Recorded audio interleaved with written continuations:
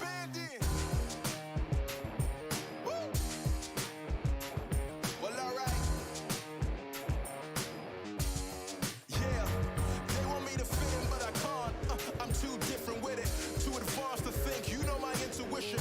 I got bars and ink, but never in a prison. Too far gone, never gonna sit and listen. This is optimism mixed with the best. You get it? What you're seeing is a beast in the flesh. I'm vetted up. I don't need to try to speak for the rest. Always keep it abrupt. They wanna keep it a mess, you know. This is what you get when you're sitting as a vet. But everybody know that you're a threat. With the rest, let's go. We won't fit in your box. We don't quit, we won't stop. Ride us all to the top. We won't fit in your, we won't fit in your, we won't fit in your box. No, we don't quit, we won't stop. No, ride us all to the top. Whoa. We won't fit in your box. No.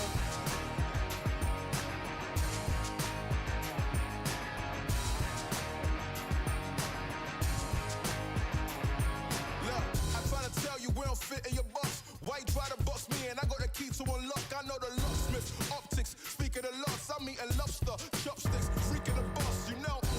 I'll never fit in where I go at. Ooh, boss talk like I'm Boaz. Ooh, why fit in when you know you can stand out still? They remember you more when you hand out deals. Let's go.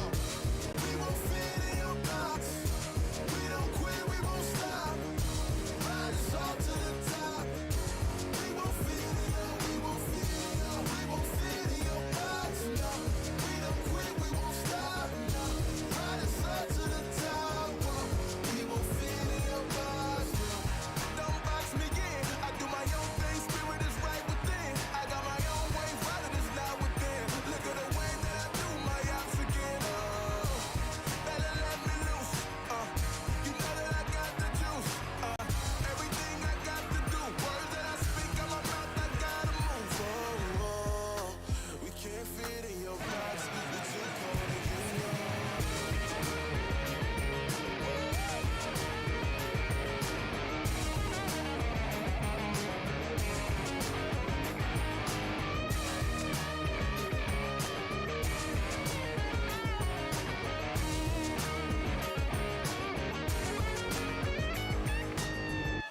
We won't fit in your box. We don't quit, we won't stop. Ride us all to the top. We won't fit in your, we won't fit in your, we won't fit in your box. No, we don't quit, we won't stop. No, ride us all to the top. Whoa. We won't fit in your box. No. Thank you, Ben, for coming out tonight. My name is Sanhok. Let's go.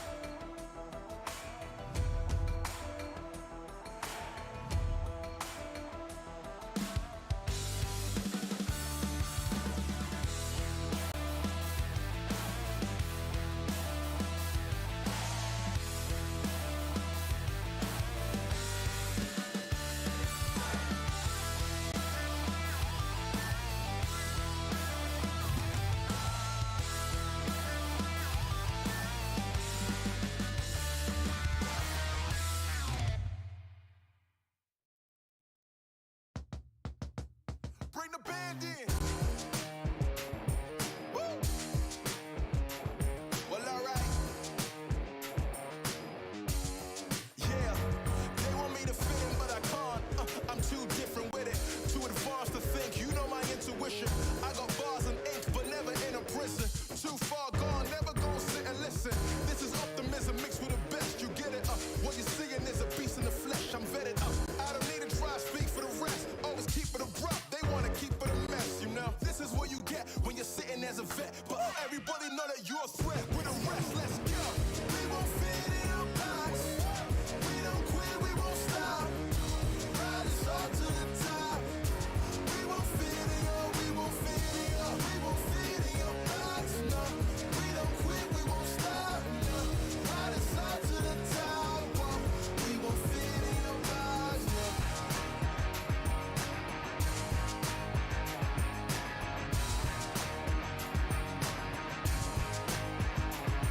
Look, I try to tell you we don't fit in your box. Why you try to box me in? I got the key to unlock. I know the locksmith, optics, speak of the lots. I'm eating lobster, chopsticks, freaking the boss. You know, I'll never fit in where I go at.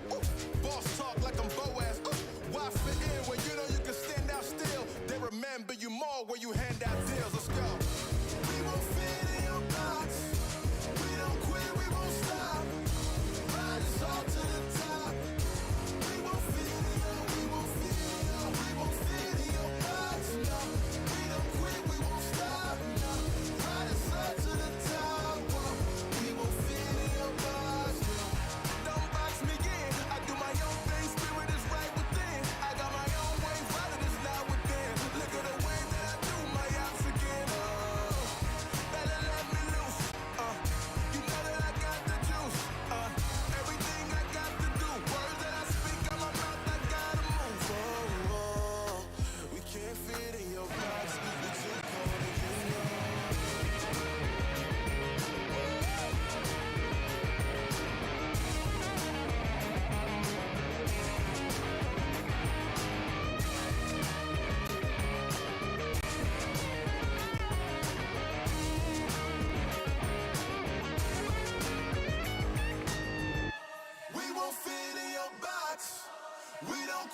won't stop. Ride us all to the top. We won't fit it up, we won't fit it up, we won't fit it up, lights, no. We don't quit, we won't stop, no. Ride us all to the top, whoa. We won't fit it up, lights, no. Thank you, Ben, for coming out tonight. My name is Son of Augustine. Let's go.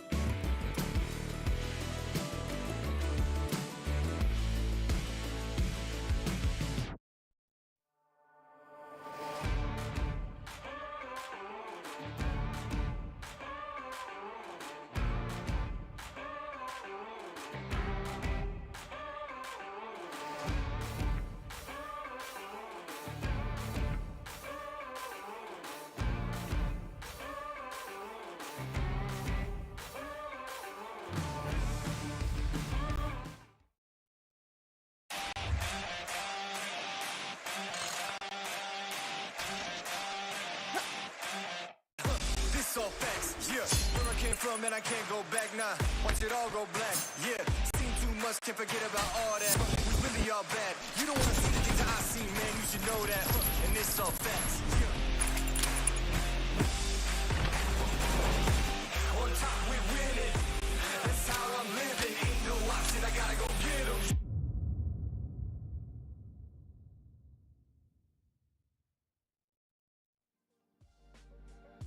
Hello everyone and welcome back. It's the last day of the MEA Championship. Today we crown our 4 teams that are going to be moving forward into the PMGC. It is going to be an absolutely phenomenal day, jam-packed with a whole bunch of action. Of course, we don't know exactly what is going to be happening, but that is part of the excitement. Of course, you are joined with myself and Proxy. We're going to be taking you through all the proceedings. Big day. Super excited to see what these teams are going to be doing. Absolutely. We've already seen so many teams stepping up just yesterday in a amazing manner. So already our predictions have gone out the window and we are on the edge of our seats to see who is going to be the teams to step it up in an absolutely monstrous way today. Well, speaking about monsters, of course, we get to give a big shout out going out to Monster Energy, our official energy drink partners for the PUBG Mobile Pro Leagues and the Championship. So mad love, big respect going out to them, and of course a big thank you as well. Now in the meanwhile, right, speaking about monsters and all the energy, we've seen a few teams really look to crack a few cans wide open. I mean, phenomenal performances coming through from Quest that we've been seeing. Brute Force stepping up a little bit yesterday, you know, just in the nick of time, trying to reclaim a little bit of that ground. But again, right, such a difficult day. Teams having a very tough run, and of course, speaking about the tough runs, let's take a look at it here. It is going to be Quest Esports ending day number 3 right at the top of the leaderboard. Unsurprising with the reign of Al-Hajj that we saw, especially towards the end of the last few matches yesterday, crowning our MVP for that day. And I don't think that they're going to stop anytime soon. We also did mention Brute Force had a much quieter day. We even took a look at the overall comparison of Brute Force from day number 3 versus day number 1. They were so dominating coming through in day number 1 that it was quite a stark comparison to their matches yesterday. But they managed to pick up another winner chicken dinner. So our top 3 alongside RUKH Esports all have those 3 winner chicken dinners, and they are looking to hopefully keep it that way. Over towards that second page, we saw surprising comebacks coming through from the likes of Slime Machine, Twisted Mind, even the World of Battle and the Clear Vision also gave us a few surprising performances. I would like to say the same for everyone pretty much on the same page. We had a highlighting moment and an opportunity to take a look at them once again. Yeah, I mean, there's such a lot of pressure riding on the shoulders, essentially for all 16 participating teams here. As we know, a few plays could make quite a bit of a difference, right? As we yet again look at the whole situation between 4th down towards about that 8th position. Only again 1 point that is separating the teams, and of course over on towards the second page from about 10th place all the way down, again single-digit differences. So anything can change up as we are going to be pushing through our matches, looking to see who are going to be the teams to step up and get themselves those plays. But speaking about the opportunities, right?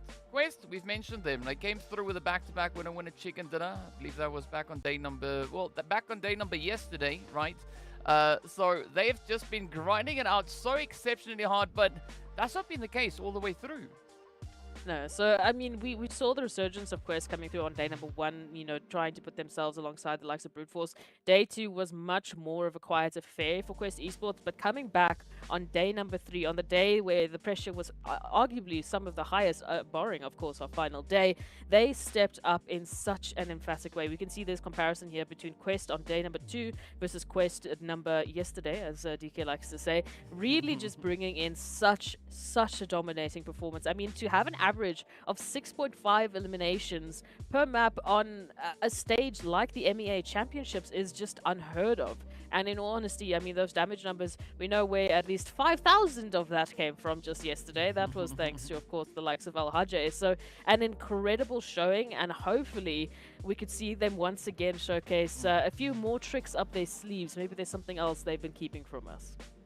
I mean, that's quite a tremendous performance that we've seen, right? If we convert those averages into actual points, day 2 we did see Quest walking away with 35 points. Yesterday, day 3, they doubled that, right? They got themselves just about 70 points in one single day. So an absolutely phenomenal play, a really strong performance coming through on their end.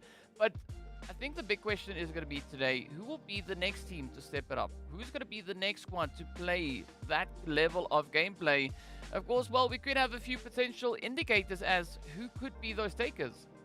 Of course, we keep talking about this, engagement between Quest Esports and Brute Force because it was head-to-head yesterday. We started off the day with Brute Force leading the pack, and then Quest just came in with an absolute vengeance. So the two teams that are definitely going to be on our minds just because of yesterday's proceedings is, of course, the likes of Quest and, of course, Brute Force going head-to-head, seeing exactly how they are planning to hopefully take that top slot. I mean, two very different approaches, as we can see. Quest Esports being that team that are a lot more aggressive, picking up, I believe it was 101 eliminations at the end of yesterday, and then of course Brute Force just edging forward with a bit more of those placements points. So a very, very contrasting play style, but both have been so successful for the respective teams.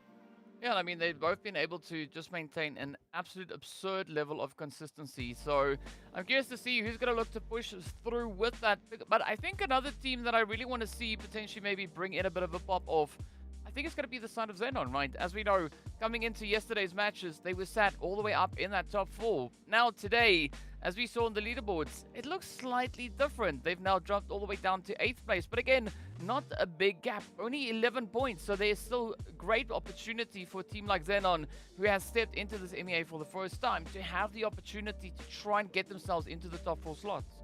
We've seen the team of XENON specifically having very close encounters, getting very, very close to overly edging those winning placements. But it's always just that final moment, that final bit of timing, especially yesterday. We had 2 instances where they were literally caught with nades in their hands as they were taken out by either the likes of RUKH or NASR or who have you, just finding their location. So hopefully today they can lock it down and get a little bit more of a consistent performance. Because if they can keep that consistency going, we already know they have the confidence, they have the skill sets, so it really could translate into a winning formula for them. We also have to go and focus on RUKH and NASR, who are who end up our top 4 standing. So those are the teams currently who are going to be looking for those PMGC slots, but 6 more matches to go. Oh yes, indeed, 6 more matches to go, and I mean, there's so much that we could talk about here, right? We've been seeing individual players step up, forming like absolute legends. We've been seeing teams just blowing the scene up, coming out of nowhere, bringing in a very, very aggressive push. But now, with regards to the individuals, right? Who were the ones that really stood out for you? I mean, we know RUKH being RUKH, right? There's no surprise to see RUKH. But, I mean, Ado also. No, absolutely. Ado, especially in the first 2 days, being the back-to-back MVP for the likes of Brute Force, really solidifying their lead and ultimately giving us that standing ground. But what we saw yesterday, where Quest Esports just absolutely went mental trying to get themselves catching up to the likes of Brute Force. And of course, we know RUKH was a key principle in that. I mean, averaging about 3 eliminations, and as you mentioned, 6 eliminations worth of damage per map is really going to result in a very aggressive push coming through from Quest Esports. Whether or not both of these teams will be continuing their respective playstyles, as we mentioned, the aggression versus the focus on rotation and placement points coming through from either of them, they will be hopefully locking it down with a great balance. And this is sort of the 2 teams that are going to be leading the pack, the 2 question marks on everyone's mind. Who is going to be the champion of the MEA Championships Fall Split 2023?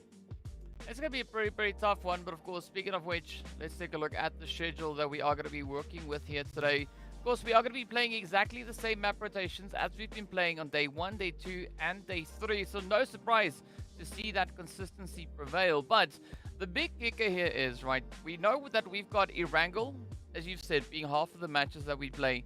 But then on the other hand, we've got Miramar and Sanhok making up the balance. So it's actually been interesting to see the kind of strategy that we see starting to develop between teams that are really dominant when it comes to the map of Erangel. But of course then, what's to be made of Miramar and Sanhok, right? Erangel, strong map, but what happens on the rest?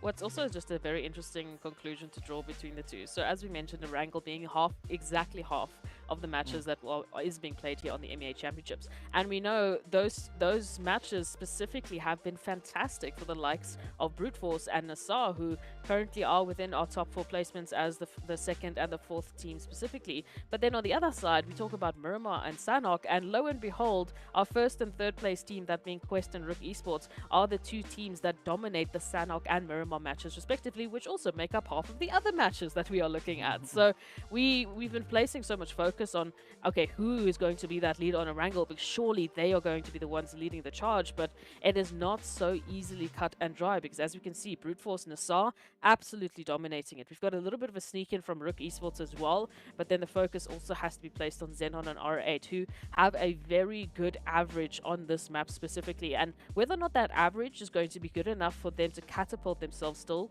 into the top 4 placements is yet to be seen.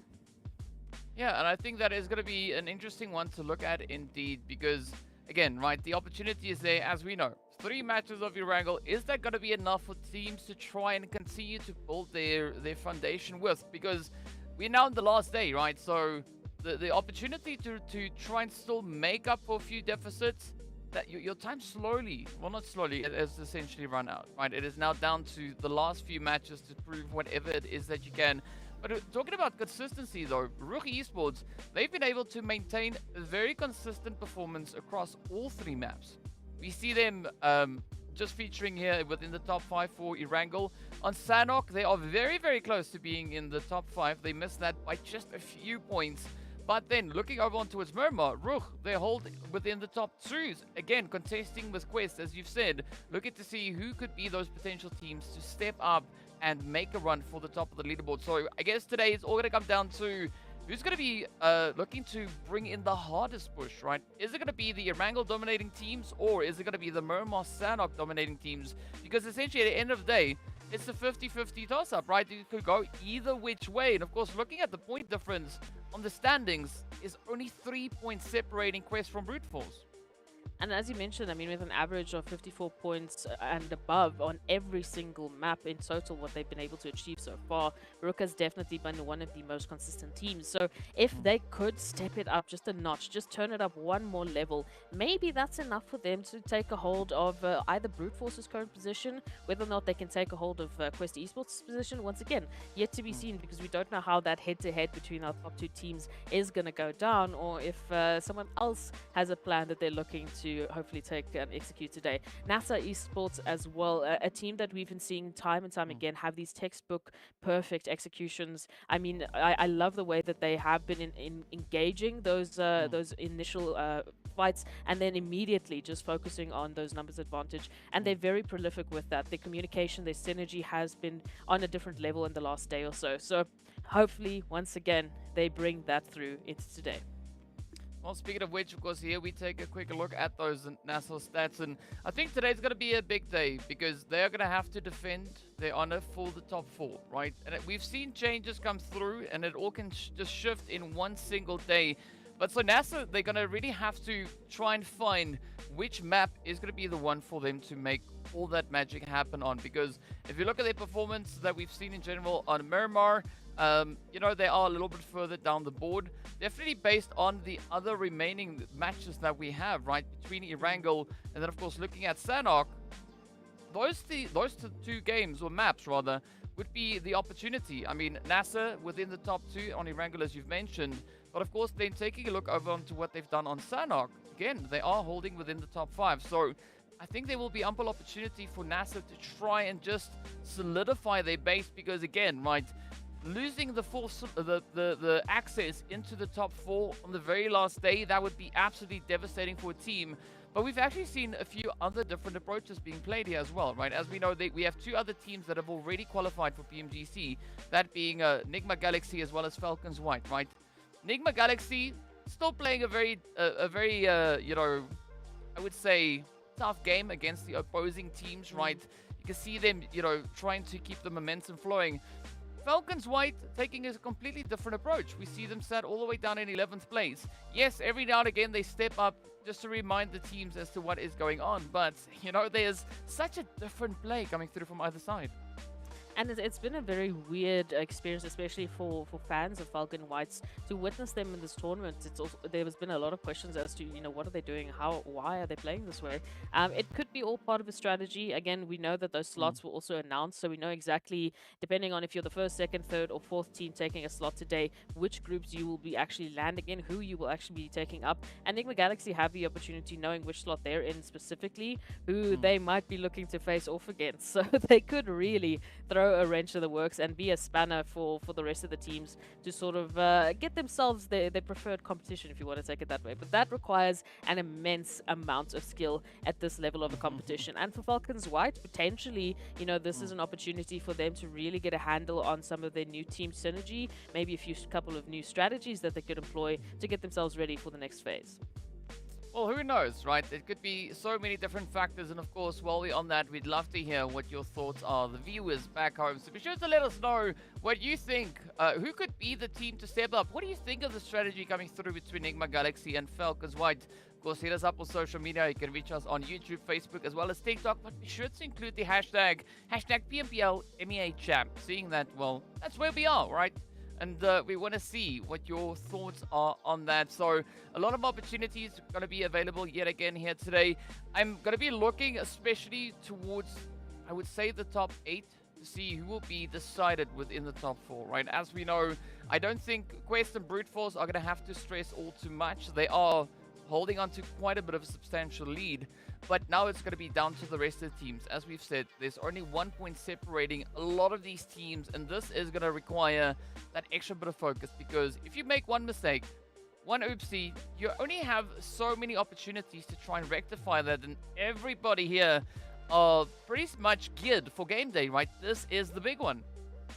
It is the final opportunity for these teams to get themselves into PMGC, and that, as we know, has been the goal for so many teams, especially coming from the Middle East and African regions. They are ready to showcase their prowess. They are ready to showcase what they can do on a world stage. So this, as you know, is just going to be the stepping stone to getting to them to that point. And if they are strong enough to make it happen, then they absolutely deserve it. And hopefully we will be all there ready to cheer them on into the finals. But before we even get too far ahead of ourselves, we have to crown the champion. And only the champion will be that team to really get all of the momentum, all of that share of the prize pool as well, as we know, because it's not just the PMGC slots. No, of course, for all of their hard work, they get a little dose of extra ka-ching in the pocket, as well as an extra dose for our MVP, who has yet to be decided. I mean, is it going to be Ada? Is it going to be Al-Hajj? Is there going to be another player to surprise us today? I mean, 5,000 damage just yesterday dropped by Al-Hajj, which sets the tone in a very stark manner. Yeah, it's going to be a little bit of a showdown to see who will be crowned our MVP. And I cannot wait to see what, our performers are going to be looking to bring on through. Because essentially, at the end of the day, that's what they are. They are performers. They perform on an immense level. A level that we ourselves would be struggling with quite a bit. I am 100% convinced of that. But as we know, it is just about that time for us to step over into our first match of the day. And have you got any thoughts as to who you think could potentially be taking the crown here? Be sure to let us know on social media. Hit us up on the chat. And, well, it is just about time to see where the flight path and that zone is going to be taking us. Now, before we get there, any thoughts of what you think we could be having, aside from dry land? It would be very nice if we could have dry land, but for me, it's going to be very dependent on this initial zone. We've seen an absolutely chaotic level of zone placement in these last couple of days. The teams really have had it so incredibly tough. But moving into this one, already I'm seeing the military base island and I'm starting to shiver in my boots, whether or not that zone will be heading anywhere close to that once again. So please, if you're in the chat right now, give Sanhok, give Erangel your energy here. Sanhok will come a little bit later. To not give us a water zone. I mean, all we can do here is just hope and keep our fingers crossed. Maybe it is going to come back to its senses here. I think if this opportunity, a zone maybe centering up towards school, towards RUKH, I think that could be quite an exciting one, potentially even over on towards the Gatka side here, as the teams like to really be presented with a little bit of a risky play, right? Again, not the craziest push that is going to be applied by that zone, But let's see where it is going to be taking us. So far, everything seems normal. The players making their way down. We got Twisted Minds again going for the usual drop location. Vulture Gaming Squad also going to be looking to get themselves situated down up in towards that Sosnovka military base. But the zone about to be revealed. Oh, gotta wait and see exactly where we'll be heading. If you expected, components there coming through from Twisted Minds Virtual Gaming over towards the Military Base Island, thankfully it looks like the viewers did give Erangel enough energy. So instead of the south, we will be going directly to the opposite side, all the way to the north. So unfortunately, there's still going to be water involved. Really, what this means, especially for the viewers that might not be aware of why we are so intrude against water, because we are very annoyed with it. It cuts the available space away from our teams. It really just applies that extra bit of pressure, because all of a sudden, in terms of the available spacing you have, that gets cut in some cases in a dramatically halfway percentage. So it makes it so much more difficult for these teams to get comfortable and to get themselves into their best standings. I think for this, looking at this zone, I think this is an acceptable zone, right? Again, not the most ideal, but it's acceptable. We just have a small portion of that being water, and it's pretty close to RUKH school. So, yeah, it's going to be an interesting rotation, especially now for RUKH Esports, to see if they can get themselves repositioned all the way back up in towards Savoni. And I'm actually quite surprised that no one's going to be looking to risk it, right? Just taking it cool, calm, and collected. It's the first match. Let's get this one done. Let's get it over and see where we move to from here. So, a very respectable start. Absolutely. So let's take a look and see how these rotations will be going. If we'll be having anyone else joining the likes of RUKH Esports towards that northern side. We've seen XENON at least once or twice before head towards Stolbo and Kamishki, but it's been a very, I would say, situational rotation before. It's not exactly a place that they are often frequent. Rami just showcasing a little bit of that ramping prowess somehow, some way, still keeping their car all four wheels on the ground. It was close. It was close. So I'm quite impressed with that one. And RUKH Esports as well, DK. I feel like we haven't given them enough love as it is. I mean, they are on our top 3 team at this moment in time. So as things currently stand, they have found themselves at PMGC slot. But of course, there's 6 more matches for them to defend that title. Well, let's see how much of a defense they are going to be looking to bring on through here. Now, so I think that what I'm trying to figure out here is what the rotational play is going to be to come through. I mean, we've got such a concentration of teams sat towards that southern side, right? We got Vision, Sly, NASR, we got Clear Vision, RTG, FALCONS, Virtual Gaming, Twisted, all of them quite some distance away from the zone. But I want to see who's going to be the first team looking to step it up and take that rotation potentially that extra little bit further, right? Trying to get themselves situated in a preemptive way. They've now had several days to analyze the opposition, analyze rotations, and try to potentially predict as to who is going to be going where based on what these zones are doing. Well, no surprise, of course, to see RUKH going to their usual spot because, as we know, everyone has their preferred drop locations. But what I want to see here is how the teams are going to be looking to potentially utilize that information to their advantage, right? Get themselves positioned in such a way that, let's say, NASR are trying to, apply a little bit of pressure onto Sly Machine. How are they going to look to get themselves situated so that they can essentially do just that? That is a question on a lot of our minds yesterday. I mean, for Slime Machine in particular, yesterday, really what seemed to be the win condition for them was the terrain. I mean, having all of those ebbs and flow, all of the ridge lines where they could really, duck from cover to cover to cover as they were taking their sneakily way into those final few moments. So potentially for them, having a more terrain dense environment is going to be what they need to have that win condition once again, and we could be seeing a rise of that team specifically. But that's just one team's win condition. That's just one team scenario in which they find themselves to be the most proficient.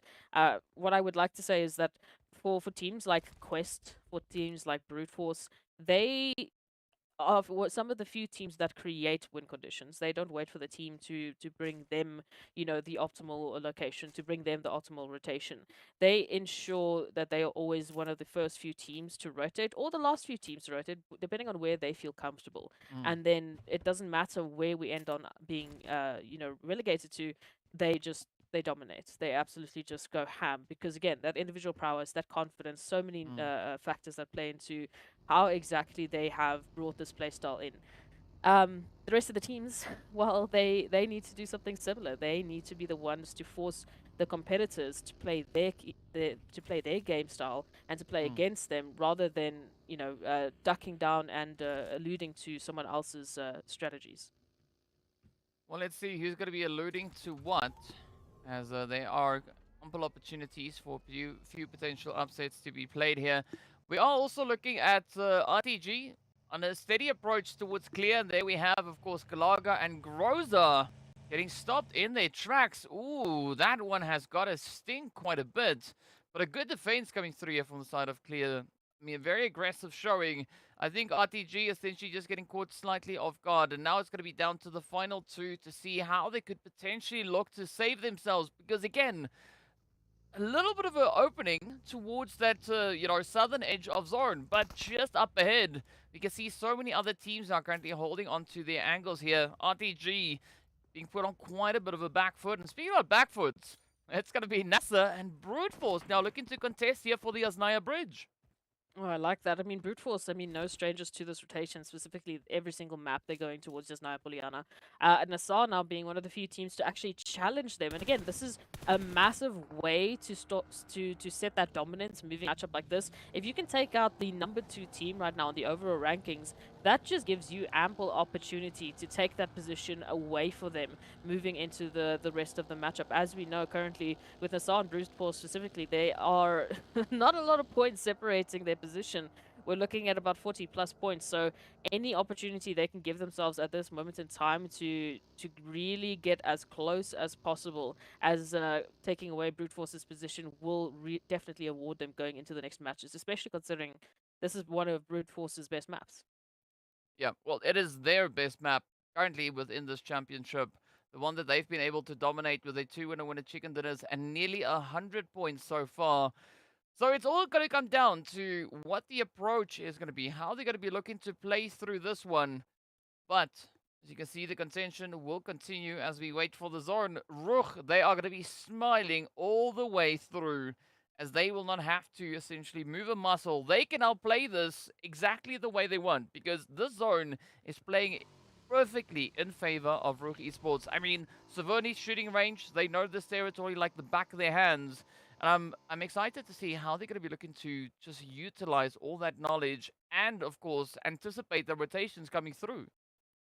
Absolutely. So, rotations, that is going to be the name of the game here. NIGMA Galaxy, as we already pointed out, a team that's also been quite prolific. I mean, they already have their PMGC slot. They don't really have to worry all that much. They have the best car layouts, as we can see.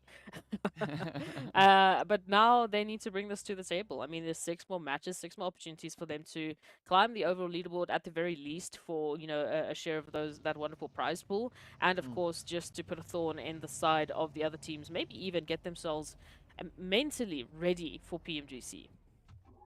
Yeah, I think that is going to be a big potential focus coming through for NIGMA Galaxy and FALCONS here today, because as we know, stepping into the PMGC stage, you are playing against the best in the world, right? That is just the standard. That is just what it is. So it's a completely different level of gameplay that they will have to try and compete against. So I think having a bit of an opportunity here to try and potentially simulate some kind of a play, some kind of a situation, I think that could be a good utilization of the time that they have, while at the same time still being an absolute menace like we've seen them be, right? So you gotta have that balance in there as well. Speaking about menace, Neo's gonna come through in the feed there as they do find the opening play up on towards Tapok. And now for Vision, this is an interesting spray. It's opting for a 3-1 play.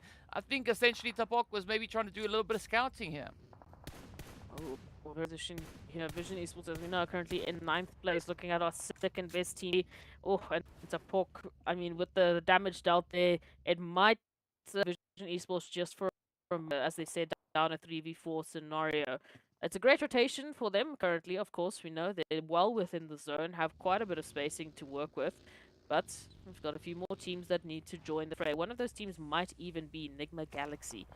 So up to them whether or not they want to continue this engagement just to give some space where needed. I see the vehicle rotations have already started, so it looks like they would rather opt to just keep space, keep safe, and hopefully provide some longevity moving into the rest of this matchup.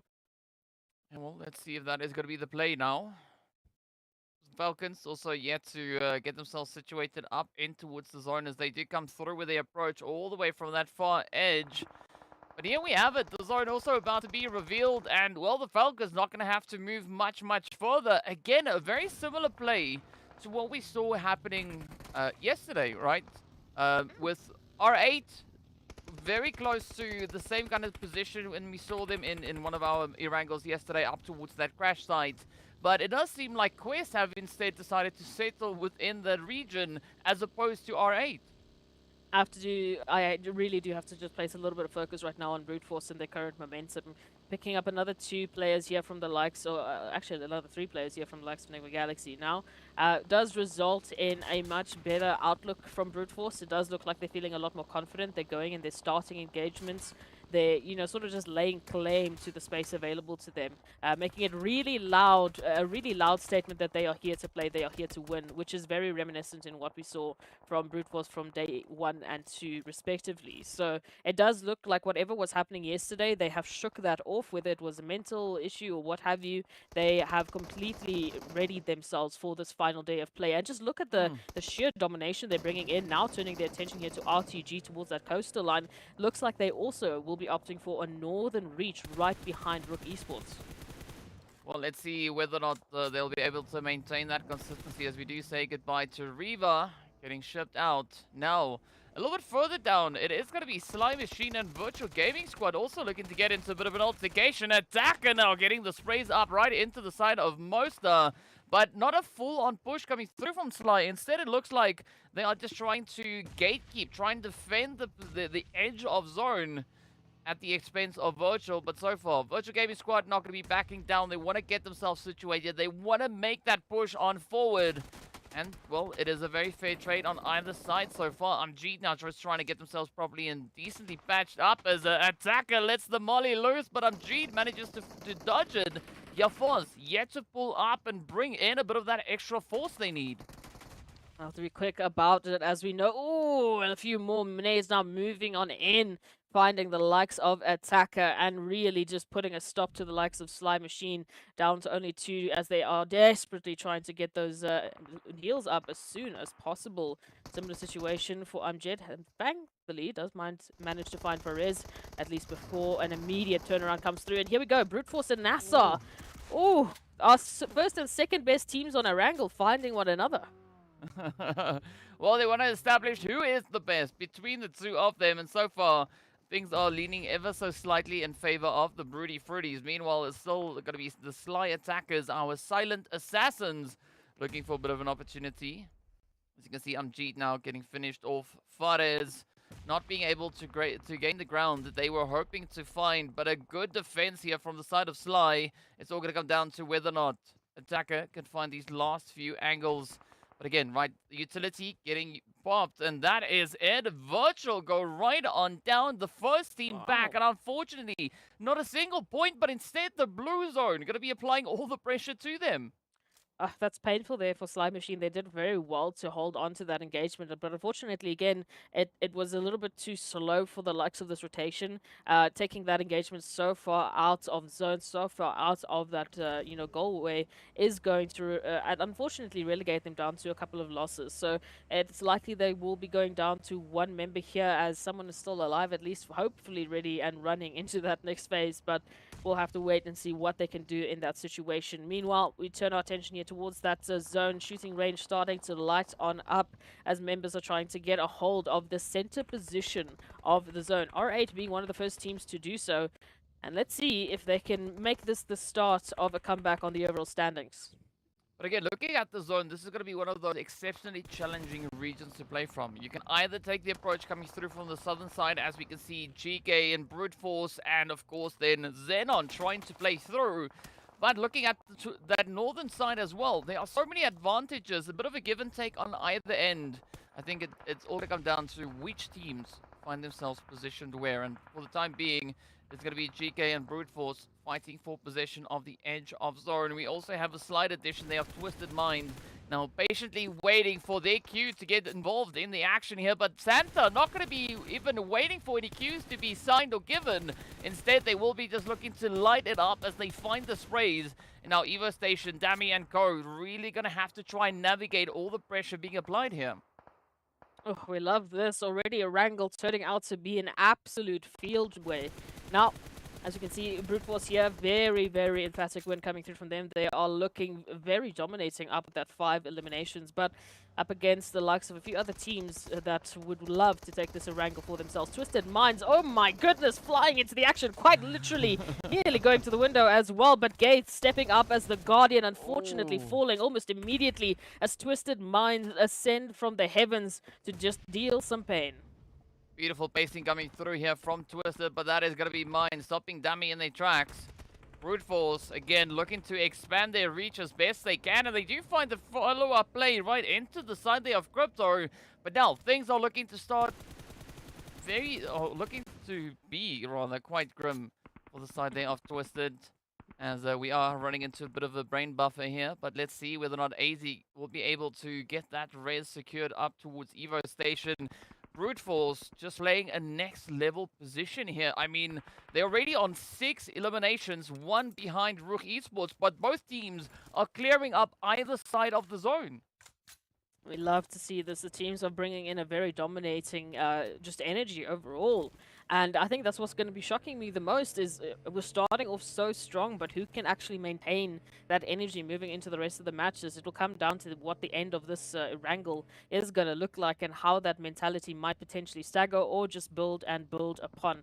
Quest Esports now picking up a wonderful little bit of an opener over towards GEEKAY Esports, and of course we know that's over towards that western side of the zone, which is very close to center. So as the rest of GEEKAY will rotate on up to the north, it now starts to apply that pressure coming through here from the southwestern side, of course. Brute Force, Twisted Minds, even XENON, who can jump in at a moment's notice.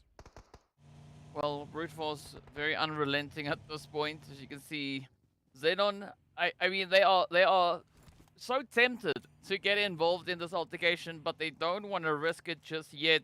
They know that if they play it really smoothly, there is a great opportunity for them to get themselves much, much closer to that top 4 slot. So you can see the slight bit of a hesitation coming in. And speaking about that, again, just a beautiful look at Twisted, as you said, flying up in towards the zone. AZ Evo Station, getting pincered on the edge of zone. I don't really see a way for Twisted out of this play. They might be able to evade Brute Force, but that is going to put them right in the sight there of XENON, ready to welcome them through. Ooh, and of course, vehicle explosion is going to end it, so they won't even make it to the XENON side. Unlucky, unlucky, but hey, this is the name of the game. Brute Force still managing to stay in this. Mind will be back on their feet, and now they have a plethora of loot to actually take a look at and get themselves back into better standings. Resources not looking too bad. The energy is looking good. Brute Force might be up for another win here. 8 eliminations in the pocket now as they turn their attention towards XENON and, of course, the zone. Right up ahead of them, there is going to be at least a little bit of a blockade in the form of Marshall, but they're up against a 1v2 and spots it out almost immediately. Oh, come on. Come on. 1 down, a few more to go. Now, this is not necessarily going to be putting too much of a hamper on the performance coming through here, or damper rather, on the performance here from XENON. But we do say goodbye to NIGMA Galaxy as Lord got taken out towards the northern side. FALCONS, RUKH really trying to lock down at least the northern approach. And now it's going to be XENON, Brute Force, and Quest having to settle their differences as all 3 teams do come through with a southern push. And again, such a difficult edge play to try and make here. Very difficult indeed. Mind at least has obviously moved on in, just tried to scout out a little bit of that information. Quest still playing a very spread out approach. That 2-2 split could be their deficit. However, they're placing 2 of their members now here to focus on towards the southern side. That, of course, being RUKH and Easy. As we know, RUKH with a fantastic showing yesterday.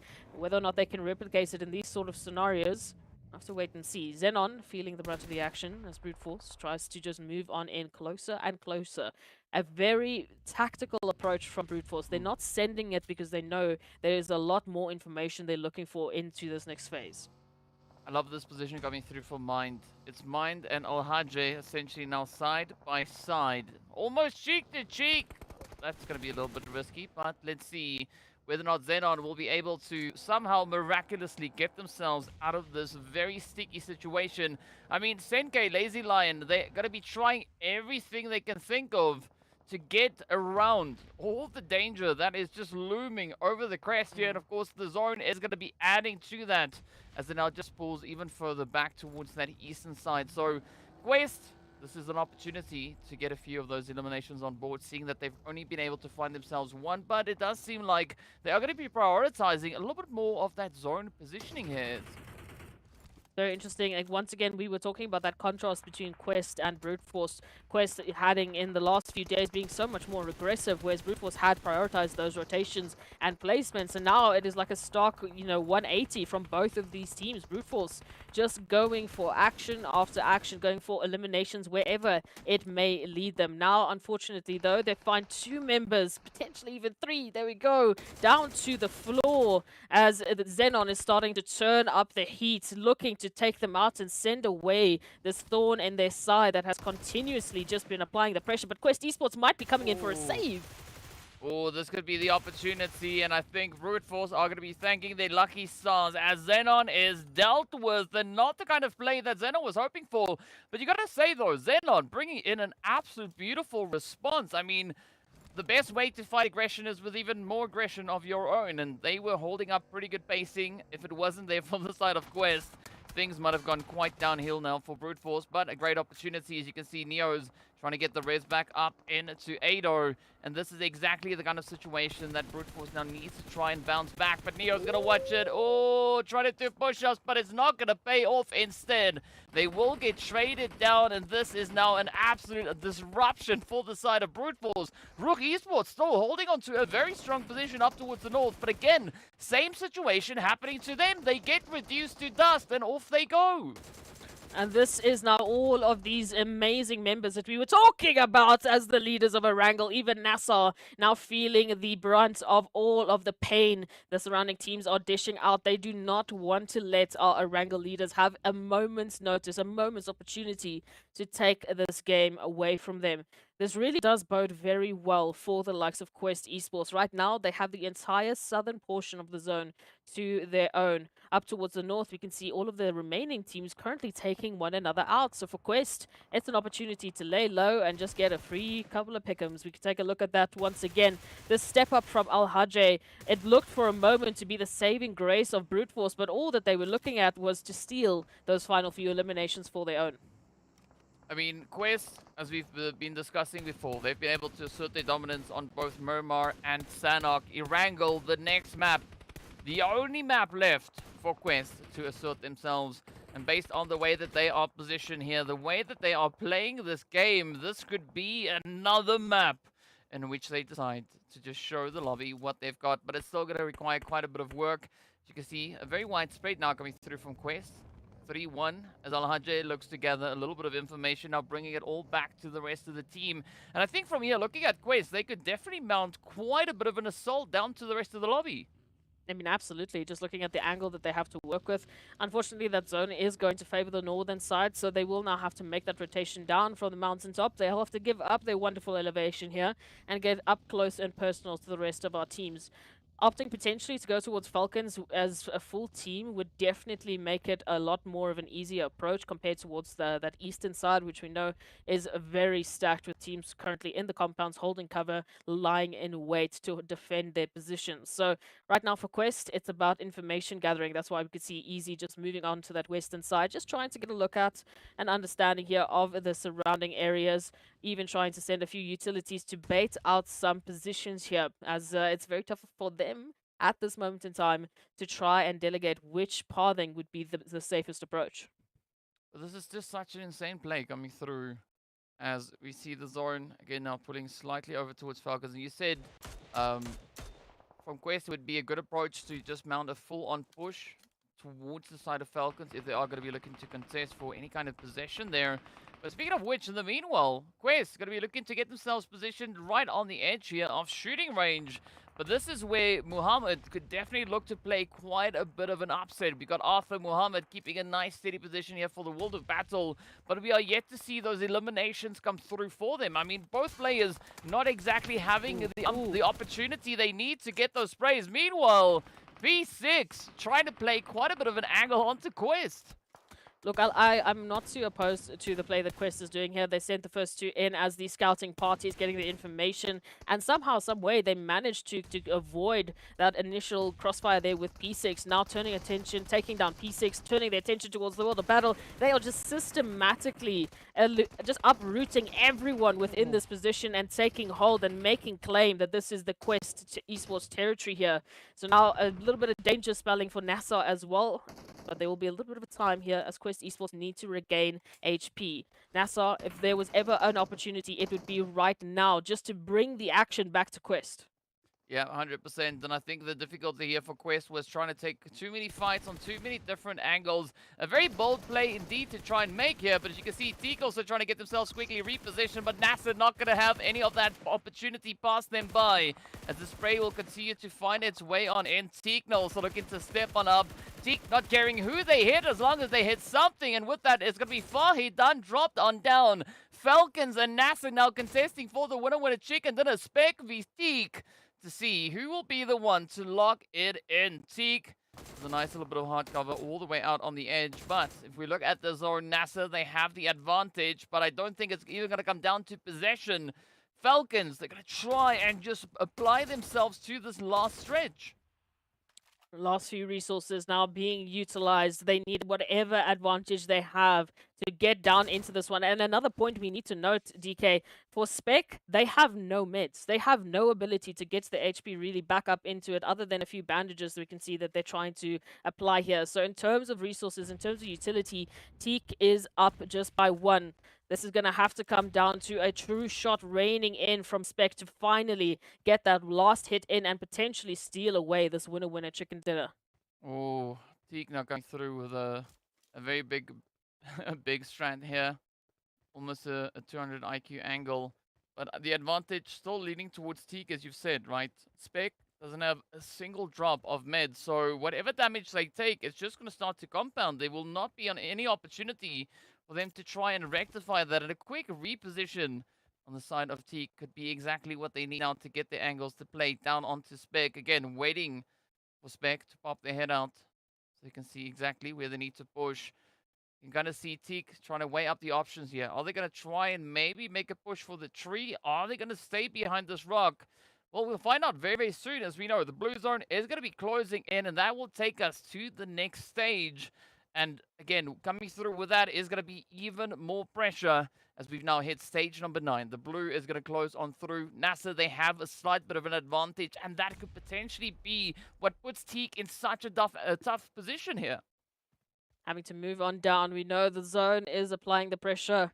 Time is of the essence, and as it starts to restrict, it starts to get all of these players up and at it. But here it is, the final push out in the open. Teak goes down. They need to get that final hit onto Spec if they want to make it happen, and they do. All the way down the line they go, and they have found the connection they needed. Teak, absolutely phenomenal work.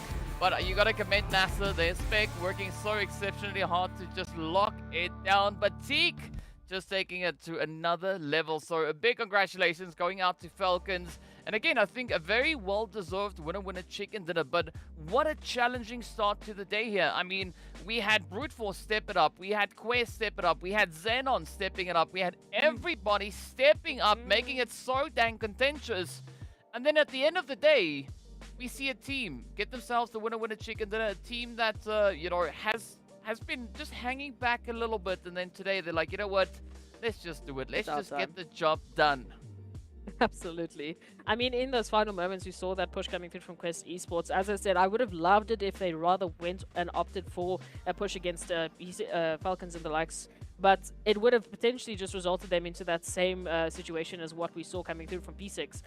Not everyone can make that situation into a clutch, mind you. Again, thankfully, they had the resources. They had the ability to actually hit those final few shots. You can see that longest elimination reigning true for very good reasons. But a very fantastic start to Erangel. we're starting to see a really good story building here for the teams. Like we said, Brute Force, Quest, it's been, you know, the 1v1, but we have to take a look at that match ranking, of course, just to remind ourselves what a close match this was. I mean, just look at that, our top 5. Ooh, domination. I mean, it's pretty crazy, right? So, and just to think, if you thought day 1 was crazy, day 2 was even tougher, right? Day 3 even more so. Day 4 proving to be quite a step up in the pacing here, but the team's not going to be shying away from any eventuality here. Unfortunately, as we saw for NIGMA Galaxy, not exactly having the opportunity to garner a few additional points. But again, so much aggression. I mean, you got to commend Slime Machine for what they were trying to do here as well, right? Holding on for as long as they possibly can. It paid off, but then it went a little bit downhill once they were able to escape that initial blue zone damage.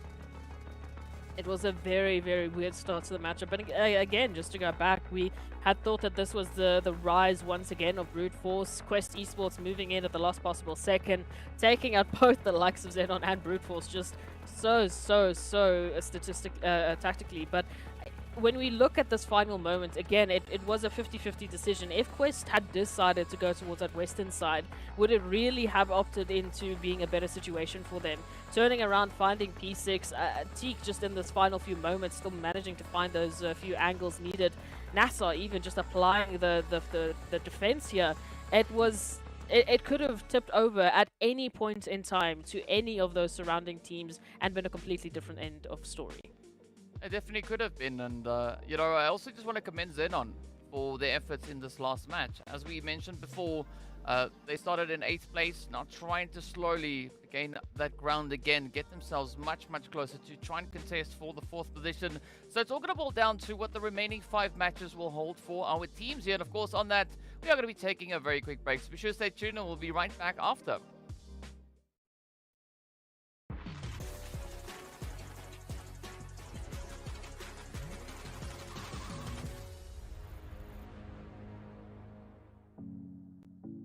بالبدايه نقول لك الف مبروك على حصولكم على لقب ابطال PMPL افريقيا. وغير هيك حابين ناخذ رايك، كيف شعوركم بعد ما حصلتوا اللقب وتاهلتوا للPMGC؟ اكيد هو شعور كان واو صراحه، يعني خاصه بعد ما تاكدنا من موضوع الPMGC، ففرحه البطل PMPL فكانت مو طبيعيه، يعني سوينا حفله اصلا في الجروب. هلا انتم تصدرتوا مرحله المجموعات او خلينا نقول الليج ستيج للاسبوع الاول والاسبوع الثاني، لكن حسناكم عانيتوا بالاسبوع الثالث، فهل بامكانك تحكي لنا شو صار بالضبط مع الفريق؟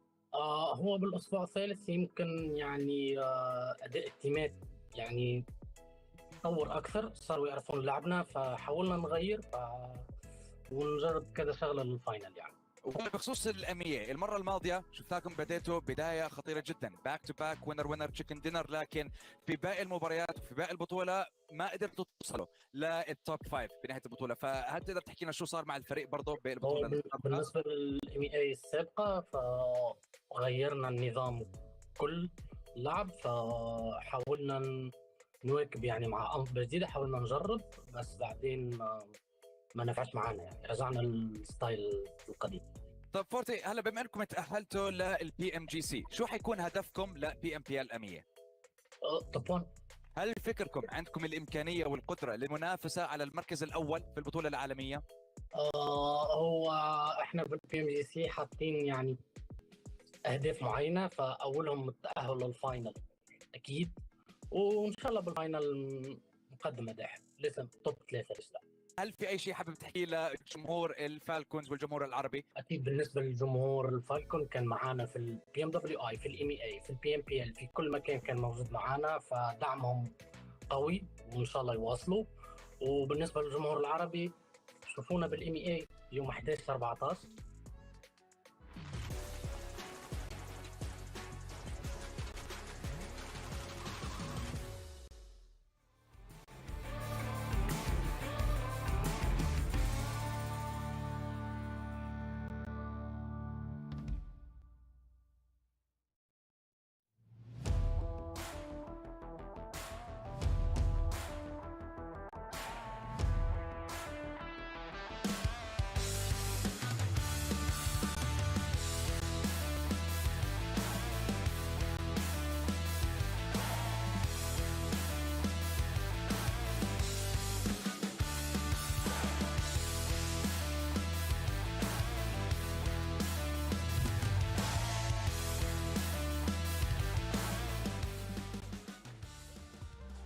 What's up, guys? Welcome back. Of course, the first match already done and dusted. We are going to get ready and approaching our second match. But gotta say, though, is FALCONS, they just played such a beautiful game in this first match. Absolutely. We can take a little bit of a closer look at exactly how that went down. I mean, a great jump there from Teak in those last few moments to actually clutch that one out, picking up those 3 eliminations. But even moving on into this final moment, we can see P6, Puncher, and Axa just applying the damage and taking a lot of damage in the process as well, especially from the likes of P6. But a beautiful, beautiful showing. They really were supporting their teammates once again, moving into these final few moments. And Teak just taking it on the mantle and saying they'll step up for the likes of FALCONS White. Oh, beautiful, beautiful play coming through on their end. And I mean, this is no surprise really to see FALCONS perform this way, right? We've seen this kind of performance come through in the PMPL, especially going through the finals as well. But we've not yet had a lot of that opportunity being present within this championship. So it's good to see the FALCONS, again, just reminding everybody, it's like, we're here. Watch out. We can still play a little bit of an upset. Absolutely. So let's also just take a look once again at how Brute Force and Quest actually managed to pick up some great points into that last matchup. We drew that comparison between Brute Force and Quest as in terms of, the playstyle in which they have been taking in the last few days. Brute Force has been that team that was focusing a little bit more on rotations. They had a bit of a higher balance towards that, whereas Quest was just the aggressive team. And at the beginning of that Erangel, we thought that they had done, suddenly a 180 moving into those final few moments, but Quest just drew just such a beautiful, beautiful conclusion for their own. Just swooping in, picking up the likes of XENON, picking up the likes of Brute Force, continuing down and really applying the pressure towards FALCONS, NASR, and even a little bit of action towards Vision has just solidified them as that team that can be thrown in any scenario. This is what we were talking about. Can be thrown in any scenario, and they go crazy, in all honesty. They are so good at literally just doing 360s when needed to and hitting those amazing shots. Yeah, I mean, it's going to be really tough to argue that, but, Quest, well, we are going to be stepping into Miramar, a match on which we've seen some phenomenal results come through from them.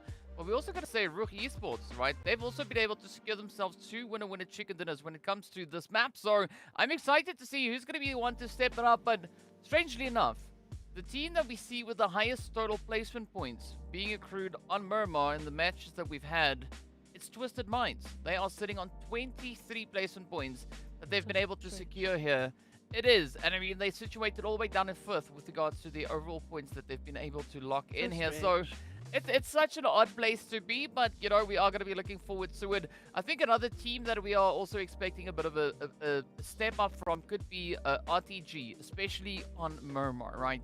They've been performing quite well. They've come through with about 30 eliminations, but they are yet to find a winner chicken dinner on Miramar. So I'm curious to see whether or not this could potentially be the match in which we see that happen. With a 33% chance of winning a Miramar matchup, RUKH Esports are going to be that team to beat moving into these last few matches.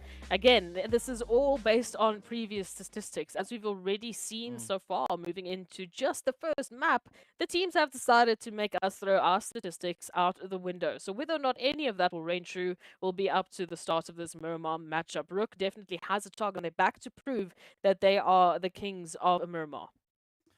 Well, let's see. Are they going to be the kings of Miramar yet again? Or will they maintain that title, rather? I think that is going to be the more appropriate question.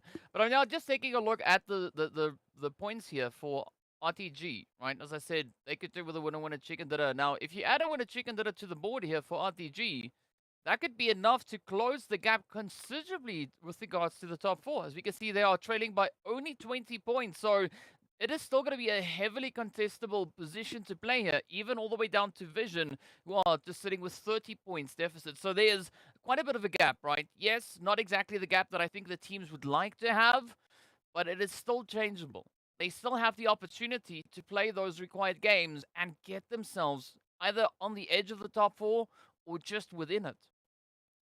Imagine if they could make that happen here on the last possible day. So we take a look at it. All eyes are on RUKH as well to see what they're going to be bringing to the table. Already picking up 14 headshots. My goodness gracious, just calm down. They're 44 knockouts as well. Who can possibly actually manage to beat RUKH today? That is my question. Al Hajj. If we get a twin of if we can just clone Al Hajj, put him in another team, then we've got some competition. That's what it's looking like. Or just give Al Hajj 2 devices to play off of. One with the left hand, one with the right hand, and that's it. 1v1. Yeah. Imagine. But of course, that zone heading towards that western side, so a little bit of a different shake-up for once. We have finally a bit of a different zone to take a look at. A great opportunity as well towards El Pozo and Monte Nuevo, and a place that we haven't really been able to put a lot of focus on because we've just been heading over towards Puerto Pareso time and time again. So I would love to see if teams are going to be making use of this newfound terrain and hopefully showcasing a winning formula here. Well, let's see. Ooh. R8 now just making their way up on towards the San Martin Hills. And again, a very interesting spread coming through here. I mean, R8 taking quite a bit of a trip to get themselves looted up. I mean, it's pretty odd to say Escaton not having anything on their end, but, well, it is going to be Clear Vision just pulling up right alongside them, looking to bring in a bit of an upset, and this could be exactly that play now. But here we have it. Oh, come on. Clear Vision. R8 not going to be making too much noise, but it is instead RUKH coming with a beautiful quick trade.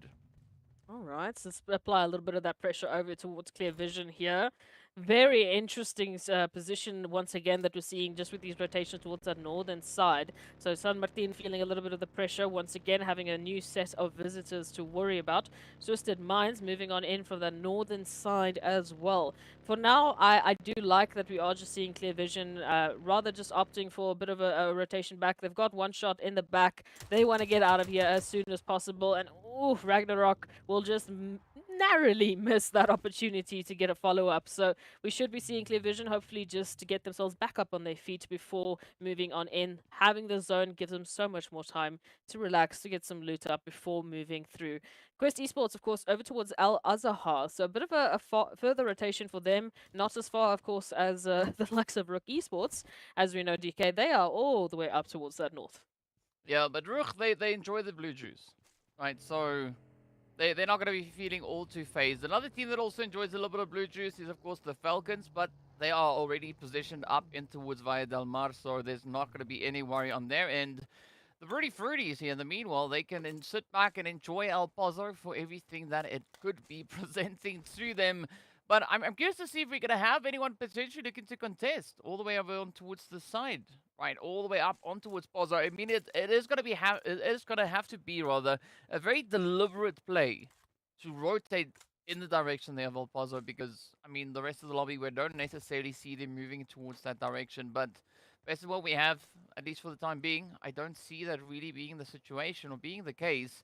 In the meanwhile, Quest, they're going to be going about their usual business. Al Azahar quickly just topping up the fuel tanks, as one does. It is the desert. You never know where you're going to find your next bit of fuel, so you're going to have to play it quite sparingly. But now, Quest, they start their trip, they start their journey, looking to push on forward, and already we do see Al Hajj pulling in pretty close towards Hacienda del Patron. Okay, so a bit of an interesting scouting position coming through here just to get a bit more information towards Twisted Minds. We'll have to wait and see what information they'll be garnering from that. Al Hajj has looked so very confident in these last couple of matches. So if they are feeling it, if they are in form, it could potentially spell some disaster for our surrounding teams.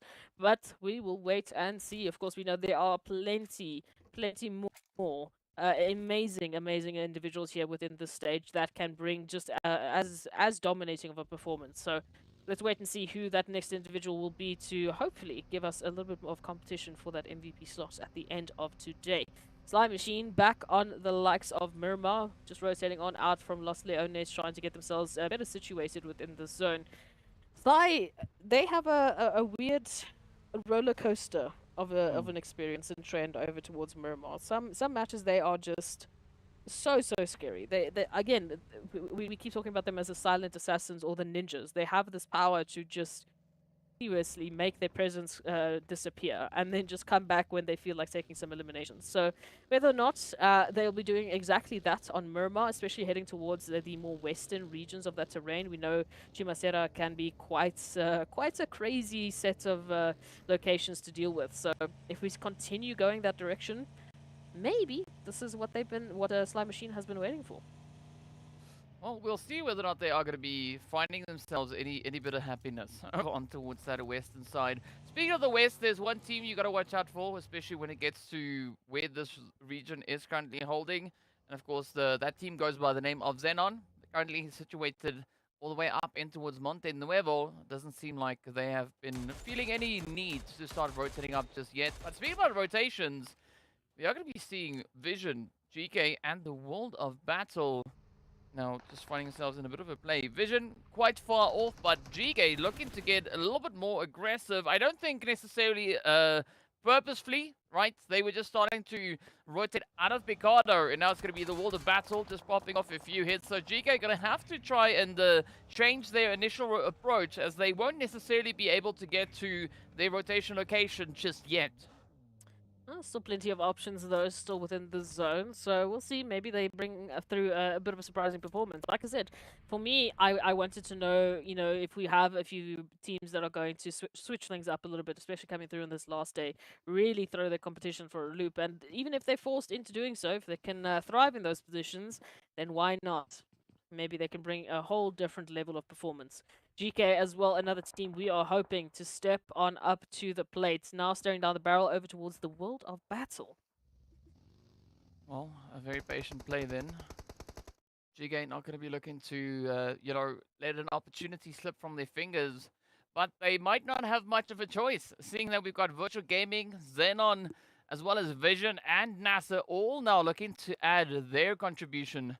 A little bit of carnage up in towards that center zone. Speaking of which, we do have a shift. Oh, see now this zone shift, this is the one that I was worried about, because for XENON, this is their shift, right? They know exactly how to play that shift when it does exactly what it did here. But of course, well, we've got the FALCONS in there as well, so they're gonna have a little bit of competition to see who's gonna be the one to lock it down. In the meanwhile, we are going to be looking all the way back to that far northeastern side of zone. Quest, Twisted, both teams still trying to settle a little bit of a dispute, but at the same time, they need to get their butts back into zone. This rotation, like you said, I mean, XENON and FALCONS we've seen in previous MEA championships, they had an unfortunate amount of these shifts. I mean, time in and time out, map after map, we were just going to Chumacera, DK. It's like PTSD all over again. Thank you very much for that reminder. That does mean, though, that they have a little bit more comfortability towards those portions of Miramar. But specifically for FALCONS, as a team that literally just tunnel vision themselves into that position, has been dropping their still consistently in this Miramar. I'd be very interested to see what an altercation like XENON versus FALCONS is going to look like on that western reach. But an interesting thing that we are seeing coming through with regards to FALCONS is they've now seen what XENON do in a zone like this, and we can see them preemptively looking to get themselves situated in anticipation of that XENON play. But in the meanwhile, we're going to have to wait a little bit for that, as we do have Vision and NIGMA getting into a little bit of an altercation around towards this eastern side here. But again, right, a very difficult region to try and play through. Lots of hills and valleys and flying cars all over the place. But it's going to be the World of Battle to potentially welcome Vision down the hill. As, well, again, they're not in the clearest position in this scrim. Yeah, about to feel a little bit of that heat as RUKH continues to just strafe atop the hill.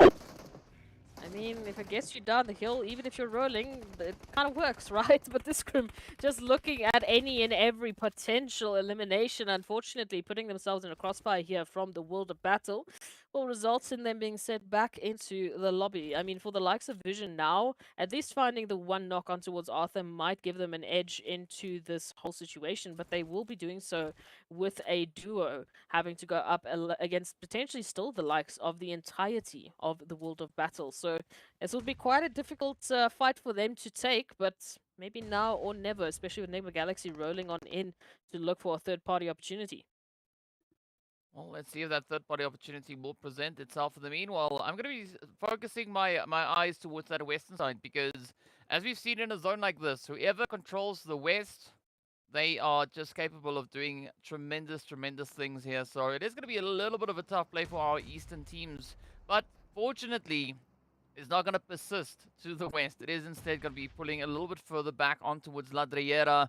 But here we go, right? GEEKAY feeling the pressure, feeling the heat. RTG and Twisted out in the blue. But they might have a bit of an unfortunate visit come through from Quest, who we see also rotating up right behind them. So whichever way they look to play this, they're going to have to try and wrap it up. And Twist definitely going to have to be the team to pick up those much-needed points if they are going to be looking to climb those rankings. But RTG, phenomenal opportunity here to add even more to the tally. As we've mentioned, they need only 20 points to catch up. And so far, adding the additional points, this could be taking them one step closer. Oh my goodness, what even is happening over towards this Miramar matchup? RTG looking like they have a completely different side to themselves. Hopefully, we should be seeing a much better approach. Already 4 eliminations up, and they still have all 4 of their members, so a good rotation might just be what they need. Slime Machine, on the other hand, as we were wondering whether or not Chumacero was exactly what they were looking for, looks like they've run into a bit of trouble. Already 1 member down, staring down the barrel here with NIGMA Galaxy as a target right above them. Ooh, 13 now going in for a bit of a res, but Freak with a perfect angle to the nade might get a double here. Let's see. Close. Where's that nade? I mean, that's the difficulty of this terrain, right? Yeah.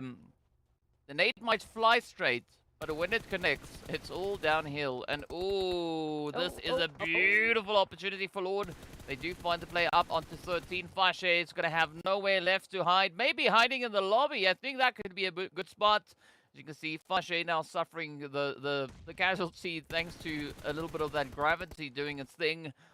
But now, will we see NIGMA follow through and get the rest of Sly? I mean, strategically, it would make sense, but positionally speaking, I mean, I think NIGMA would have a much better time getting themselves rather situated in zone and then contesting from there. Well, at the moment, they are running a 1-3 split, so they've got RUKH that has at least solidified a rotation for them into the zone as it stands, and ironically, we do have the last member of Slime Machine heading right to where RUKH is currently holding on, so this would be a very unfortunate rotation. But we'll see. That call is going to be made. We can see NIGMA Galaxy back into the cars. RUKH can hear that they're pushing towards his position. I mean, just looking at this coincidence, it is ridiculous. And I mean, as we were talking about, RUKH should have been the scout just getting the position, the rotation, but here they will be the final potential nail in the coffin of Slime Machine. Well, I mean, I'm not quite sure if that is the kind of coffin that you want to be in, right? Because it could still be quite stealthy. I think it's going to be a difficult one to get your hands on. But in the meanwhile, I mean, NIGMA, they're not going to relent just yet. They are going to be looking to find any place, but this could also potentially lead them right onto the doorstep here of FALCONS, so we can see controlling the plateau. And this is a beautiful standing point, right? A beautiful angle to hold. And they can bring in quite a bit of a response all the way from up there. But in the meanwhile, also, we got to take a look at Quest, who've now just managed to find their way up into Wood Zone, but still have a long, long way to go. A very, very long way to go. So it's not necessarily going to all to plan for everyone right now, but we'll wait and see what these final few moments could bring on Miramar. Potentially, once again, another turnaround. We saw Quest do exactly this over towards Erangel. Moving into those final few moments, only 1 elimination up, and then suddenly they just dropped 11 because, you know, they just make it look so easy at this point in time. But we'll see. Quest Esports sticking a nice little bit of a rotation into zone, being greeted there by the likes of RTG, who, as we know, has been a lot more aggressive over towards Miramar. Hopefully, they can actually convert that into a good placement as well. NASR, Quest, this is a bit of an altercation that we weren't really looking for. I mean, hello. Okay, that's a nice ramp. One way to stop yourself, DK, just use a building. This is not exactly an altercation that we were looking forward to, but it could prove to be very interesting. This is, you know, second versus fourth place, I think, versus first place as we started off the day. So let's see what it brings. Yeah, it is still first versus fourth, but I think the extra bit of pressure that is going to come through here is the addition of RTG. I mean, they're not on their initial doorstep, but they are still close enough to be quite a bit of a pest. And speaking about which, though, we are going to be hopping back on towards the edge of zone. It's going to be clear vision, and GEEKAY Ragnar with beautiful work onto Vankid. I mean, that consistency is just there, not letting any of those hits go to waste. We're not quite sure if Focus is going to have any better luck than their teammates. As you can see, the vehicle now starting to smoke up. Ragnar dealing the blows yet again. And this could be all downhill for Clear Vision. GEEKAY, I love the spacing, this change-up coming through from them. As you can see, Vito now, yep, having to accompany the rest of the team as they will make their way quite hastily back into the lobby. Ooh, unfortunate situations, but we'll see. The world of battle now potentially up on the chopping block. They have literally survived onslaught after onslaught from teams taking rotations into their locations, staying alive, making sure they survive up to this point. But now, is RTG going to be the final hurdle that they can't conquer, or will this be the start? Arthur dropping to the floor, trying to get a bit of an opportunity here with the rest of their team. A 2-1 split for the world of battle. They have an opportunity to corner and sandwich the likes of RTG. However, they are looking very, very worried about the surroundings. Blue Zone moving in as well. Their time is running out. Well, I can tell you, RTG, they are gonna contest this kicking and screaming, right? They don't want to go back. They refuse to go back, so they're going to be trying to defend as best they can. But the world of battle, they don't see any other way out of this. The Blue Zone is going to be nipping at their heels, so Arthur needs to find a way on forward. Oh, but up comes the responses. Rio looking to see what they can find here. Now, this is where it still could all turn on its head, as you can see the expanses from RTG. I mean, Galaga reading the situation beautifully, looking to get a bit of a flank situated, and now the world of battle in a very tough position, down to only Krona. Oof. Very, very tough position. Again, it might have been with a little bit of that hesitation, worrying about rotations from other teams, and that delayed them pushing into a potential, a great crossfire that could have seen a very different result. But it's all right. RTG, as we know, they have been on a very different aggressive level this matchup, so maybe it was all just to go with fate. But we'll see. GK Esports now taking that rotation from that northern side as well, just behind the likes of Virtual Gaming. Hopefully they will be able to get themselves into safety and have a good, fair fight, but it already is going to start you out to the outskirts. Virtual Gaming step on in, finding one of GK as they are looking for a conversion to the rest. The danger now lies in the position of brute force moving towards the noise, right? Again, they are like moths to the flame. They just get drawn to the action. As you can see already, Neo's now focusing a little bit of that effort down on towards Yafoz. And this is the opportunity for Virtual Gaming to maybe turn this into a little bit of a bait and switch. As Amjid is up top. Gotta watch those angles though. GK. You can see them also now rather coming to the realization is like, maybe, just maybe, we need to get ourselves a little bit closer towards zone because, you know, being this far out and with the blue zone approaching, there's not going to be an easy play to be had here. World of Battle also going to be meeting their end as they will get backed up alongside Volt there from Vision. And now it's down to Saif, but of course the big bad blue zone will continue to do its thing onto RTG. RTG taking a lot more time than I would have liked to get those final few eliminations. So even though they've picked up 9 eliminations, now they rotate up into the zone as potentially a team to drop here in 12th. It would be heartbreaking if that were to be the case, but maybe they are just going to be aiming for a lot more aggression into today's matches. Mosta stepping it on up here from that northern reach up against either Brute Force or GK or both at this rate in time as they find themselves in a sandwich. Oh, nice. Good play here from Mosta. Sending Santa back to the North Pole, and there goes Gaith as well. GK out in 11th, at least walking away with those 4 eliminations. But this is where the hard work now really starts to come through towards this northern edge, right? Virtual Gaming Squad, Brute Force, and of course a side order of Quest. This is going to be a pretty tough one to stomach. But speaking of which, though, we've got NASR and Saif also holding right alongside Quest. Let's see how this is going to pan on out. Quest Esports has been a little bit quiet up until this moment in time, looking for those eliminations.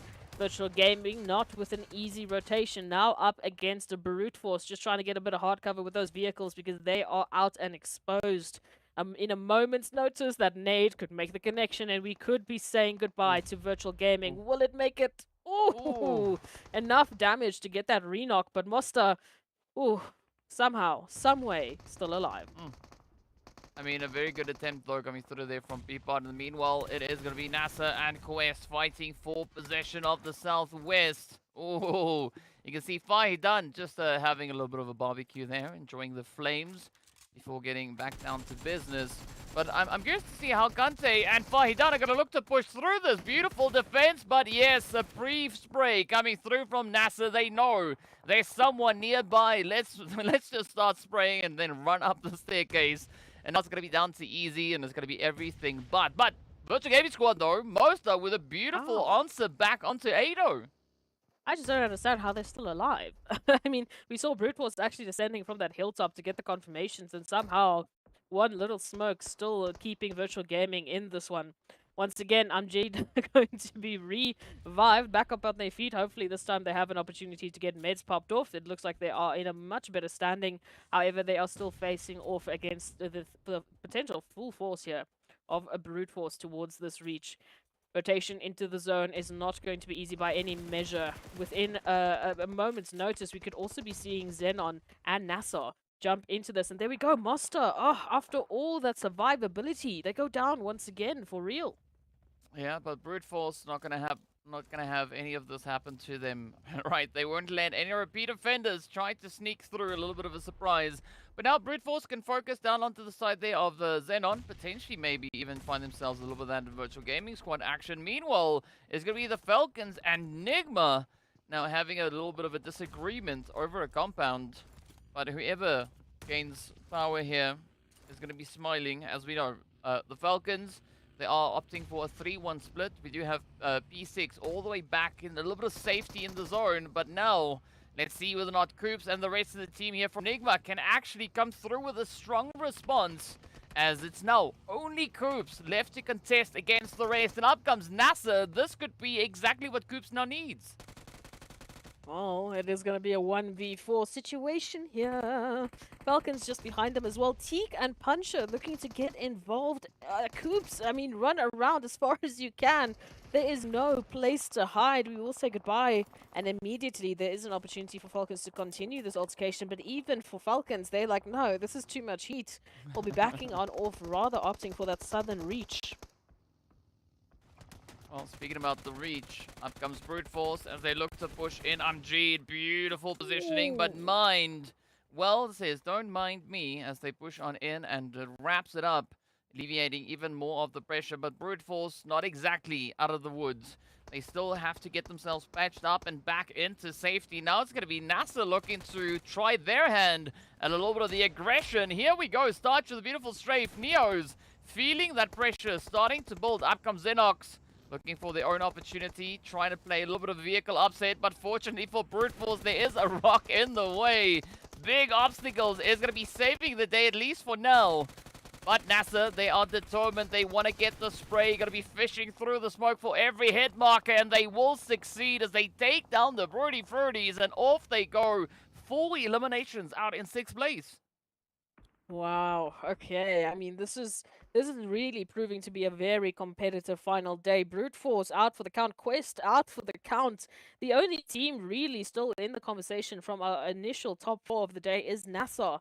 And then as we know, moving in now from that eastern reach, they still have to rotate into the safety of the zone. FALCONS up here towards the top, holding strong, looking for a potential here. A great reach across for them as well. A very similar position, ironically, to where we saw Quest on that previous Erangel. But this time, it is in favor of FALCONS with the zone. Yeah, I mean, R8, they might have the numbers, but they are going to have a pretty tough run. And, I mean, historically speaking, Miramar has not exactly been their best map within this championship. So, I don't quite know whether or not R8 are going to be able to really claw their way back, even though they have all 4 players up. I mean, we're also waiting to see even more eliminations come their way, but in the meanwhile, there's going to be NASR and FALCONS fighting yet again. FALCONS, beautiful hard cover as they do find the play on towards Starch. NASR now down to a 2-piece. We can see the rest of the team trying to rather close it up. Xenox, J7, and Spec, well, that adds up to 3. Either which way. Let's see if they can bounce back and maybe mount some kind of a defense against the FALCONS. Oh, moving on in. NASR winning this. Ooh, winning this would be pretty impressive, but P6 has to avoid a few of those nades. Meanwhile, they have found that initial knock. J7 now on the ground. Potential follow-up here with that nade. Oh, perfect bounce. Just missing targets. As we see R8 taking this wonderful opportunity now, DK, actually to close the gap, moving in just behind Falcons. Again, as a full group, they could completely shut down the approach here from Falcons. Yeah, they're 100% good. It is going to be requiring quite a bit of, dare I say, teamwork, right, to come through here. Unintentional teamwork between NASR and R8 if they want to get that jump in. But, I mean, I like that approach coming through from XENON as well, right? They just chilling back up towards the northern side of Zara, and they're like, you know what, it's fine. You guys fight. We'll just sit here, wait for you to finish up, and then pick up whoever else is left. So there could still be quite a bit of an opportunity here for XENON to sneak in a bit of a winner chicken dinner. Of course, they are one of the teams yet to do exactly that. Falcons, no surprise. They are going to be looking to be an absolute menace here.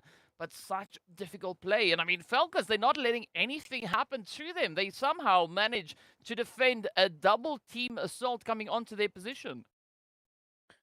Wow, wow, wow. Holding on just by a moment's notice here. Falcons still will continue their reign of terror. NASR, in the meantime, have used that opportunity to back on off now with a 2-piece up.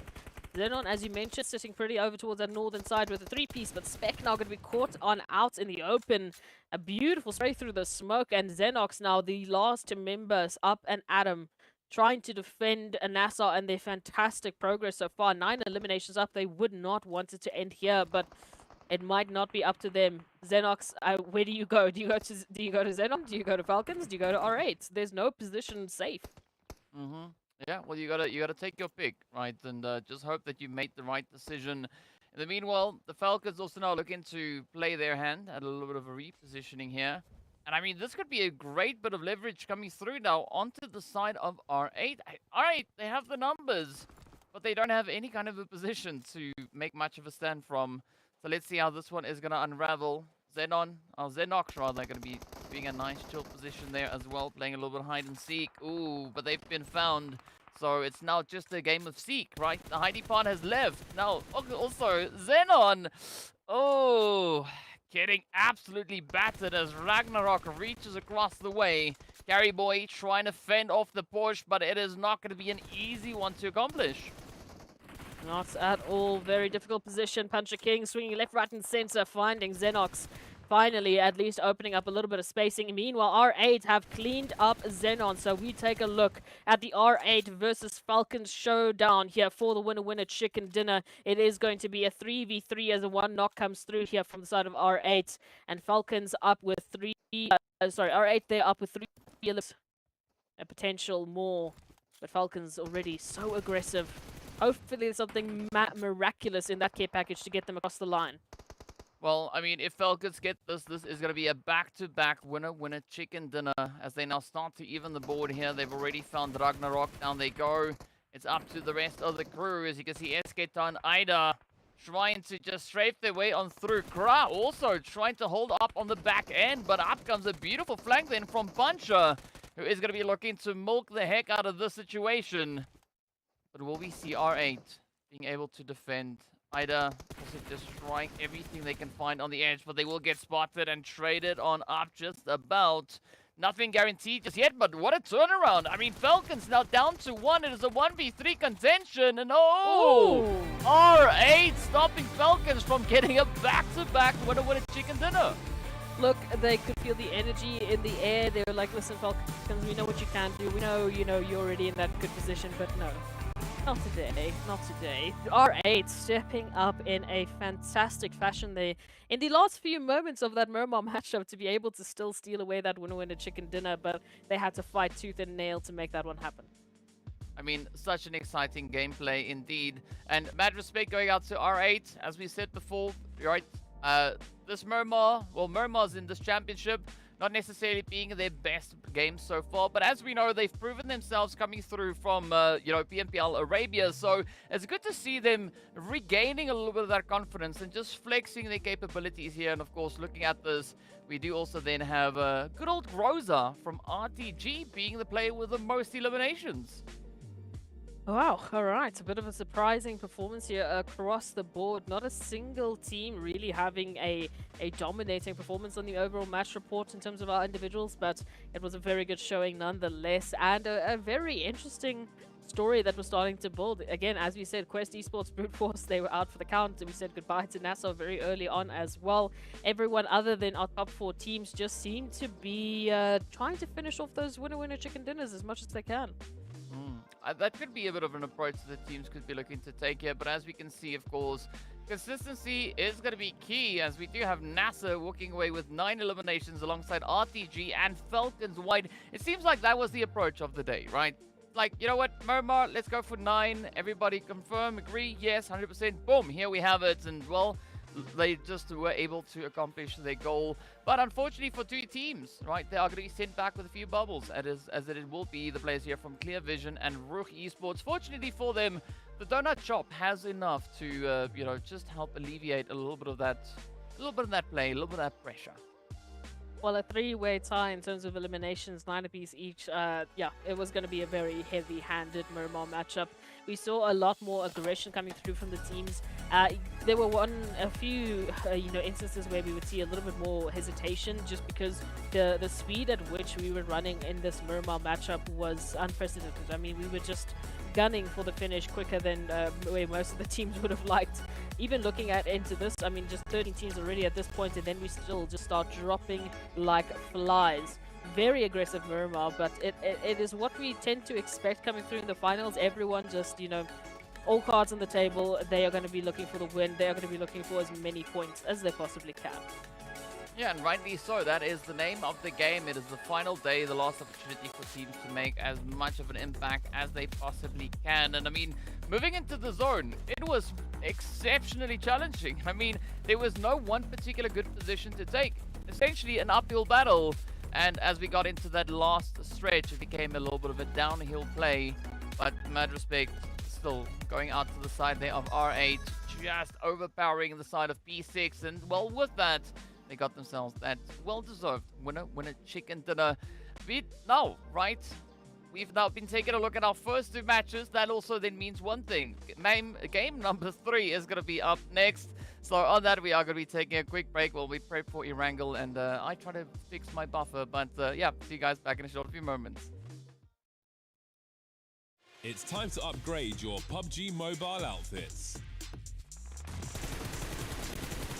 Join free daily cups for solo, duo or squads. Win Faceit points. Exchange for PUBG Mobile UC. To customize your accounts, join Faceit today and earn rewards. Try for free at faceit.com/PUBG Mobile.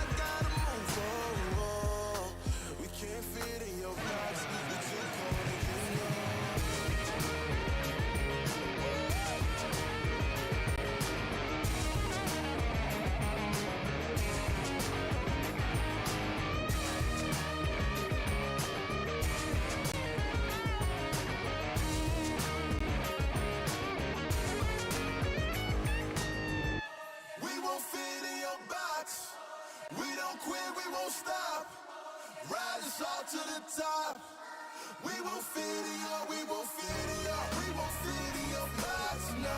We don't quit, we won't stop, no. Ride us all to the top, whoa. We won't fit in your box, no. Thank you, Ben, for coming out tonight. My name is Son of Augustine. Let's go.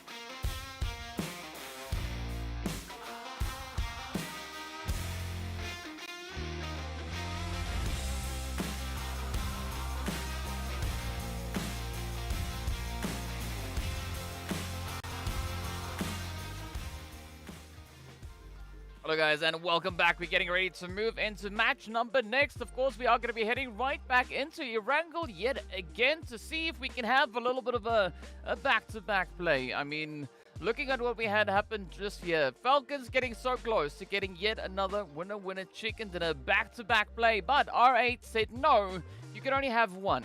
That's it, right? The first match, that's fine, but you will not get it just yet. So it's all going to boil down to what the teams are going to be bringing into the next match. But before we get there, of course, we are going to be taking a look at a few stats in the meanwhile. Absolutely. So let's jump on into a nice little bit of a breakdown. Again, that matchup was quite a heavy-handed Miramar. We had three-way ties in terms of eliminations between a wild set of teams that we weren't expecting. For NASR, having to give it up to them as well, just for the overall improvement that we've seen coming through from these matches, ending up in a very close finish to those top slots, but ultimately just those final few moments being exposed and unfortunately being caught between a rock and a hard place there, it did make it very difficult for them. But hopefully we will see a lot more from them coming back into these next couple of matches, as they were one of our teams to get 9 eliminations that round. It was a really good showing from them. Yeah, and I mean, NASR, they've been playing a very consistent game across the first 2 matches. They already sit on 24 points for the day, 10 of which has come through from placement, and the 14 eliminations they've been able to secure so far. So yeah, NASR looking really good. No, it's a very impressive showing so far. But of course, another team that really caught us off guard there was FALCONS. I mean, managing to defend their current position there towards that high ground area. We thought for a second there, no, surely R8 was going to come through and steal it from them. Well, they did, but not in the fashion that we were expecting. Ultimately, once again, a near perfect back-to-back finish coming through from FALCONS. If it was not for the likes of R8, we would have seen a very different situation. So we have to give it up to them. They've definitely stepped it up, and we asked the question at the beginning of the day, where is FALCONS? They haven't been playing to the usual pacing that we are also accustomed to, especially when it comes to these players. I mean, they all speak for themselves. You see these names, you know what you're up against. They have an incredible amount of experience split between them, so it's great to see that they're starting to show it off a little bit. Yeah, and I mean, that play just put them essentially on par with XENON with regards to the overall standings. And you know, XENON now finding themselves in even more of a challenging position because things are becoming more and more challenging. They now need about 22 points to try and close the gap. So there's quite a bit of a barrier that has been, you know, established. It's like an exclusive club to get into the top 4. It is going to take quite a bit of hard work. But as we know, the teams just on the outskirts having quite a bit of capability. And we want to see whether or not they are going to be looking to flex that moving into this Erangel. Absolutely. So our second last Erangel for the MEA Championships just around the corner. And again, it goes to, well, we have these amazing stats that tell us, you know, Brute Force and NASR should be doing fantastically moving on into this matchup. Yet, it's not at all what we've been seeing today. Brute Force into that first Erangel definitely had a great amount of eliminations, but they didn't get far in terms of placements due to getting caught out in a crossfire there between Brute Force and XENON. So it was a very incredible, difficult situation for them. And it goes against completely what we were expecting. So moving into this Erangel, DK, I know this is a difficult question to ask, but who, if you were just to take a wild pick for you into this Erangel matchup, who's going to be your focus? Ooh, alright, so Erangel number 2 for the day. I'm going to go with XENON. I'm going to go with XENON or potentially Quest. One of those 2 teams, I think either of them could be looking to bring a bit of an upset here. But, well, speaking about upsets, let's take a look at our overall rankings. Quest, Brute Force, no change with regards to their positioning on the rankings here. But we do see NASR now just trading places with the side there of RUKH Esports, right? NASR now up in the top 3 with their 2 winner chicken dinners. But you can see there is quite a bit of a gap between 2nd and 3rd place, as well as between 4th and 5th. Absolutely. It's no surprise that we are seeing NASR stepping up into a different field day here. RUKH Esports, even though they've been so consistent, especially just yesterday, having a bit of a tougher time, only picking up 10 points so far in today's matches. Yes, we've only had 2 matches, so take that with a pinch of salt. But NASR and FALCONS just have been so good. We can see FALCONS moving up over towards that 8th position, right up ahead of XENON, as you mentioned earlier on. So for XENON, considering that just yesterday they were in the top 4, it really has been a very difficult set of matches for them since starting day number 3. And hopefully moving into, you know, nearly the halfway marker, as you said, the second last Erangel of the day. This could be the wake-up call for them. You know, doing the math, looking at where they're currently finding themselves, watching that potential PMGC slot running away from them. I really do want them to step it up. We've seen so many times how close they have been, and it's just the final few matches where they need to lock it down and ensure they're doing everything that they possibly can. It's gonna take pretty high levels of focus to be able to maintain that for the remainder of the day. I mean, they've already played so many other matches, not including this championship. They've also played, you know, their respective PMPLs, which has already taken quite a bit out of them. But, well, we're almost there, almost done. So it's just going to take that extra last few pushes to come through. But I'm not just taking a look at the whole situation that we have between 5th and 9th place, right? There's 3 points difference. 3 points for 5 slots. That is insane, right? Whatever happens in this next match is going to be changing up the entirety of that. And I mean, so there's still a lot of hope for a team like XENON, like FALCONS, like NIGMA, RTG, Virtual Gaming Squad to get themselves into even more of a contentious spot, or just try and essentially create a bit of a gap, a bit of a buffer, so that they can then just mount an absolute aggressive assault moving into the final stretch of the day. But again, moving into Erangel, it's going to be a tough one, because we've seen so many teams, as we've already discussed, right, stepping up, coming through with these surprises out of the blue almost, just you know, going like, oh wait, I'm still here as well. You know, you might not have seen much from me for the entirety of the championship on this respective map, but let's just quickly remind you as to what it is that we are capable of. So I'm really going to be looking to see who's going to be the one to step it up now, because as we know, right, this is one hella contentious position to be in. There's so much that can change here, and again, there is no clear indication as to who will be our top 4 teams. No, that's what we love to see, and this is what we asked for on day number 1. We didn't want to have a clear winner. We didn't want to have a dominating presence from only one single team actually moving us into the final moments, because again, it's 4 slots available for PMGC. We need to have that expectation that the region as a whole, Middle East and Africa regions as a whole, have stepped up their plate considerably, that they've stepped up their efforts, and that they've done whatever they can to get to a whole different level. If you have 4 opportunities, 4 teams that can get themselves into the global stage, they need to be ready in every sense of the word. So fighting it out to the last possible second is exactly what we would expect, exactly what I love to see, because it showcases a very healthy competitive level, and hopefully that means that the 4 teams will be sending to the global championship at a whole different level than what we've seen in previous years, maybe even bringing through a very different set of results. Yeah, well, who knows? All right, there's only going to be one way to find it. And of course, for those of you that are wondering why we are still here talking, it's only because we had a rehost, right? So we'll get back into the action very soon. You know, we just got to make sure that everything is absolutely perfect, right? If there's a little bit of dust, a little bit too much dust that is blowing across the screen, we can't have that, right? We need to make sure the conditions are perfect for these teams to show us exactly what they can bring on through. But again, quite excited to see what this second to last Erangel of the entire championship is going to be bringing through. I mean, it's pretty scary to think that essentially the 2023 season has now all boiled down to what is going to be happening in these next few games, right? This is essentially the conclusion of the 2023 season, at least for the MEA region, right? And speaking of which, of course, as you can see, it is almost about time. So, what do you want to see with regards to flight path? If you had, if you could choose anything. You know what? The western side, the west side of Erangel. I don't care how we get there, but let's just try and mostly focus on the western portion of Miramar. We don't give a lot of love over towards those western regions. We've had so many south and north and even eastern zones that it would just be nice to see a different part of Erangel for once. Well, let's see if that is going to be the case. I mean, I'll keep I don't know how committed I want to be to this. Am I going to keep my fingers crossed, my toes crossed? I'll keep one hand crossed. I'll just keep one hand crossed. DK, so I know.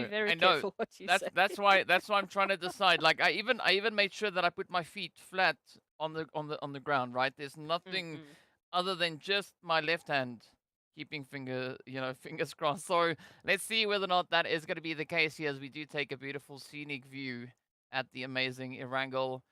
I mean, again, it's just like sometimes you forget that this is just a mobile game, only a mobile game, right? It And is that so there's just going to insane. be so much violence here in a moment's Yes, notice. I mean, if All this the tree, violence. if that tree could tell, if that tree could speak, just imagine the stories it could tell. It looks like such a great vacation spot, like this Yeah. okay, not this place. This is a very bad example of vacation spot. But before we got here, it looked like such a wonderful place to go and take a bit of a relaxing time. Maybe get some nuclear infection along the way. I don't know. I wouldn't really want to be here. I mean, you got free vehicles, right? You don't have to go to a rental company. You can just walk up to a vehicle, hop in it, and what worries do you have? Nothing. You can go have fun in the container yard, play a little bit of tic-tac-toe, look at someone running there alongside the building for some reason. I don't know if that was intended, but they do have a teammate at least, so that is a good thing to see. Of course, we know those are not the players. Maybe that's the cleanup crew, right? That's how the map gets so clean after every match. We've got a cleanup crew that goes in and cleans up. My goodness, can you imagine the amount of effort it would take to clean up Erangel after every match? Oh my god, no.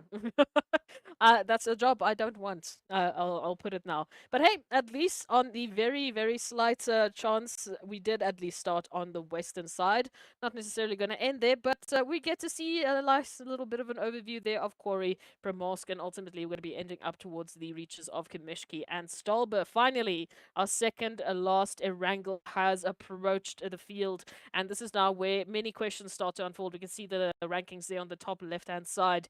And it's looking really good for the likes of Quest Esports, currently leading the pack. But again, not by a margin. I mean, there is still a massive opportunity for anyone to really step up the plate. Al-Hajj, as we've also mentioned, we want to have another answer as to who could potentially be the player that would take that MVP, that would dare take that MVP away from the likes of Al-Hajj. Well, who knows? Who knows? I mean, Ado, let's be honest, Ado's been playing really, really well. So, you can't really fault anything on Ado's side. I mean, they've been able to pack quite a bit of damage in there. Al-Hajj is just a whole separate species. But I think if there is going to be someone that could stand a bit of a fighting chance, it should be Ado to maybe contest for that, at least based on what we've been seeing so far. Speaking about which, of course, we are going to be hopping all the way up in towards the northeast. So, not exactly west. I mean, it is west if you turn the map on its, upside down. I guess then it's still maybe over on towards the western side. But the teams are going to be happy about this, right? Because, again, they don't have to make up any, extreme rotations to get themselves decently and properly situated. They can go through the looting phase and then, start to make their calls from there. Well, there's still like one or two places within this zone that would be nice to visit for the first time here within the MEA Champ. Already seeing a bit of a change up coming through from Twisted as well, heading more towards the east. I'll tell you who, though, is extremely happy with this zone, and that would be Brute Force. I mean, moving into this matchup, Yasnaya Poliana so close to being smack bam center of the zone. They are going to have a field day in their optimal position here. Just getting their loot up and then hoping and waiting and ready for the rest of the surrounding teams to make their rotations in before they get a potential couple of eliminations. As for some of the other teams, the Falcons feel the same way that I do. I just want to go to the west-hand side, but here we are once again for like the 50th time this week going to the east. Easy. We'll be saying goodbye, as well as a quick rundown comes through from NIGMA Galaxy. But ultimately, we're still going to the east. Why? I mean, the east at least can contain a beast. I don't know, I'm just trying to rhyme. But we'll see. We'll see. We got to take what we dealt, and it is just the whole case here. Speaking of which, though, speaking of things being dealt, we did see NIGMA doing a little bit of a thing here, as they are going to be rushing forward, looking to just play the upsets as best they can, and a very quick bit of aggression being found right there. I mean, was that Al-Hajj? No, Al-Hajj at least managing to escape from what I could see there, but a very surprising play. Was It it? was Al Hajj. Yeah, it was Oh. before it was easy, and then they immediately went to Al Hajj. So it just looks like NIGMA No. Galaxy is hunting down the entirety of Quest Esports one by one by one. Man. No Well, MVP for you today. I guess that's probably the way that you get Ado to contest Al Hajj for MVP is you go out and you take out Al Hajj. It's probably the only way at this rate, really. So yeah, I don't know what NIGMA decided. I don't know if someone paid NIGMA off and they were like, please, you have one job. Find Al Hajj, one of the Quest players. Just find him and take him out. Otherwise, at this rate, no one is going to have a chance. So, hey, it just means we might have a little bit of competition for that MVP at the end of the day, which is always a great bit of fun. Unfortunate, though, for Quest that they will be starting off so soon with only 2 members. I think they also themselves were caught off guard there for quite a bit of time. But hey, over to the east. I'm just going to keep blaming the east zone as to why all of this is happening. But hey, over towards the Nursery Base Island, Virtual Gaming actually now finding themselves, of course, being very alone. As we mentioned, Twisted Minds instead opting for an eastern approach. They are currently split now between Kameshki, a little bit further down we've got Crypto, and then all the way towards, unfortunately, just the outskirts of Prison into Impala. We have the likes of the rest of Twisted Minds. So a very strange approach compared to the previous days that we've seen from them. What do you think is the strategy that they're going for here? Just holding on to the outskirt regions, getting as much loot as possible as they possibly can? I mean, that could be one approach to try and take here, but again, I would say it's all dependent on what their objective is, right? And the unfortunate part is we don't know what the objective is, and that's always where the difficulty comes in. All we can do is come through with a potential guesstimation, our best analysis as to what we think the team should be doing right here. So it's tough. It is tough to say, but maybe, who knows? Maybe a little bit of that edge play could be a good strategy to take forward here. So you are taking forward. You can see XENON also now looking to make up quite a bit of ground. And I think this is a good rotation. They're not going to be waiting for the blue zone to close in entirely. Instead, they are going to be looking to be a little bit more preemptive and get themselves situated while there are still quite a few available opportunities and positions and compounds to take occupation of. Interesting rotation now moving in. From the western side, also very curious to see where they'd actually end up dropping. Also, for GEEKAY Esports, focusing there towards RUKH might prove some sort of dividends. We've got the World of Battle just trying to get exact center here between Yasna and RUKH, holding onto that position. SK Town finding a bit of an opportunity here. Ooh, yeah, there we go. Final hit comes in, and this scrim unfortunately will be dropping off. Ooh, this is not the kind of angle just yet, but there we go. Kra! Oh, getting met with a little bit of a tra coming through here from Tapok. You gotta love it, but let's see how they are gonna be looking to navigate the treacherous grounds they find themselves on. Vision with a good response here. Unfortunately, Tapok not gonna be able to follow through and avenge their teammates, but up comes the rest of R8, so there are ample opportunities. He has R8 now. Looks to make a very hasty retreat, and Vision gonna be looking to just fend them off. Look at that, Tapok's like, yes, get out of here. What? Whoa! Wow. Hold on! How did they get that right? Do we have like a record-breaking stat for the highest jump ever made in a vehicle within this matchup? Because I think they just broke the record. That's gotta be it. I mean, if they were able to land it on a cool spot, that would be bonus points. But yeah, amazing jump. Oh, that is cool parking. There we go. I'll give them 7 out of 10 for that. It's efficient, not exactly. Right? It's not exactly the least amount of space. Yeah, it's not on top. It's right alongside. So, yeah. I mean, if they'd be able to land it inside, like where Focus is going now, I think that would have been a beautiful shot. Let's see the landing. Did they nail it? No. Oh. No. So... They did hit the edge of the building though. Yeah. Look, it was. For me, it's more the case that they did it together.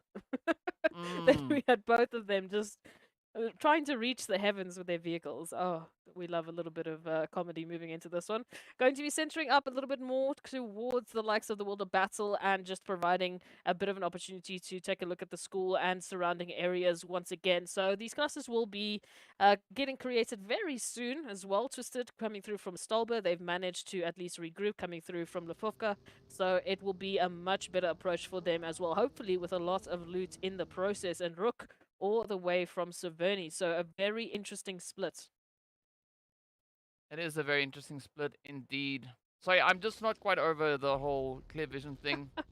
I actually figured out what it was, right? So teamwork makes the dream work, and it you know, goes hand in hand with what you see in Peter Pan. Because if you believe, then you can fly, and that's exactly what we saw come through from them. But now it is going to be the World of Battle looking to potentially crash a few plays.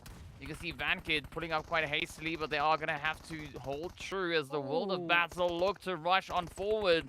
It is going to be Hazem and Muhammad now getting dealt quite a bit of a difficult hand here, but Chrono not going to be backing off. And Muhammad now still up on the roof, could still cause quite a bit of an issue here now for Clear Vision, as they have been brought down to only a two-piece.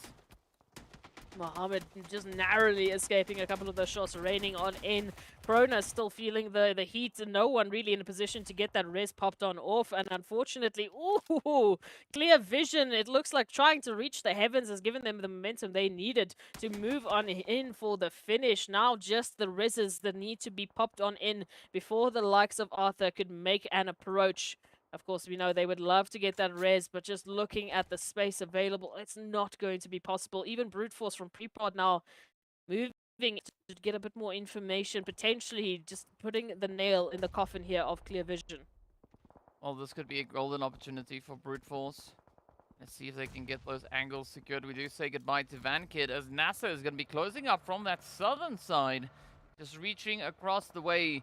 But I like this from Brute Force, right? Prepod just trying to bring in their own contribution to just keep Clear Vision, essentially pinch it down, not allowing them to move further. And in doing so, Brute Force have a little bit more of breathing room, right? They can now sit and assess the whole situation and decide how they want to play this out. Oh, wait and see. The World of Battle going to be keeping a keen eye on that surrounding area. Arthur in a very tough position here. As we know, for the World of Battle, moving in from that second page, they would have wanted today to be everything, to be an opportunity for them to climb that overall ranking. As it's been tough. It's been a real challenge moving into these last couple of matches throughout the day. I mean, going into this matchup, they unfortunately are at the bottom of the overall standings, and now Arthur as a solo. I don't know what they can pull out of the hat, but hopefully it will be miraculous. Meanwhile, we take a look at this. Actually going to be giving a little bit of love to the outskirts of Rozok and Yasnaya Poliana. So, I mean, that's a little different. You know, we sometimes come here. I don't know. I'm so tired of the East, man. We've seen it so much this week. It is what it is. You just gotta have to deal with it, right? Soak it up, buttercup. But let's see where this is going to blow towards, as Slime Machine come with their approach, trying to push on forward. We do have RTG just up ahead of them. So our Silent Assassins could maybe look to find a bit of an angle. But again, not the easiest position to play off of, because essentially all they have here is hill cover. They do have a beautiful ridge along that road and a slight little bit of a compound, which is just barely within the zone. So it is going to be a somewhat difficult position to play, but to add difficulty to it now is going to be the position of NASR. So Slime Machine not having any luck. This is a very, very, very tough angle here now. Slime Machine, as we know, Miramar has been their stomping grounds, but moving into this matchup, it could be a very tough challenge, at least with a little bit of hard cover. NASR will have a bit of a tougher time to get a few of those hits in and get those confirmations on out. Rotation, though, has to be on the foreground here. As we know, Slime Machine just on the outskirts, having to move in so much closer to get themselves into a safe position, at least for now. It's the only real issues up ahead of them could be the likes of Virtual Gaming, who are taking a bit of a slow rotation. However, for Sly, I'm not too sure what pathing really is going to be the safest. It seems so open yet so dangerous at the same time. Well, you gotta risk it if you want the biscuit, right? That is what it is gonna be at the end of the day. And now, a very interesting change with regards to the pacing of the teams. I mean, we normally see quite a bit of that edge play being quite prevalent, but this time around, the teams, well, they try to tend away from the zone rather instead going for position a little bit more towards that centered region. And Falcons being no strangers to that, as they are just making their way through the edge, instead opting for very widespread, let's be honest about it. But I want to see how they are going to be looking to utilize that spread, because I don't quite know what to make of it. Oh, gonna be an interesting position here now as we take a look at it. Virtual Gaming. Now, from this position over towards school, a nice rotation for them. Obviously, it would look to be the case, but they are up against the likes of Quest. At least, as we know, NIGMA Galaxy went and they had a target on Quest's back and made sure that they were relegated down only to a duo. So there is a potential here that they could win this one out. They could secure these compounds, and then looking at that zone rotation, it would put them in a fantastic position within this next phase.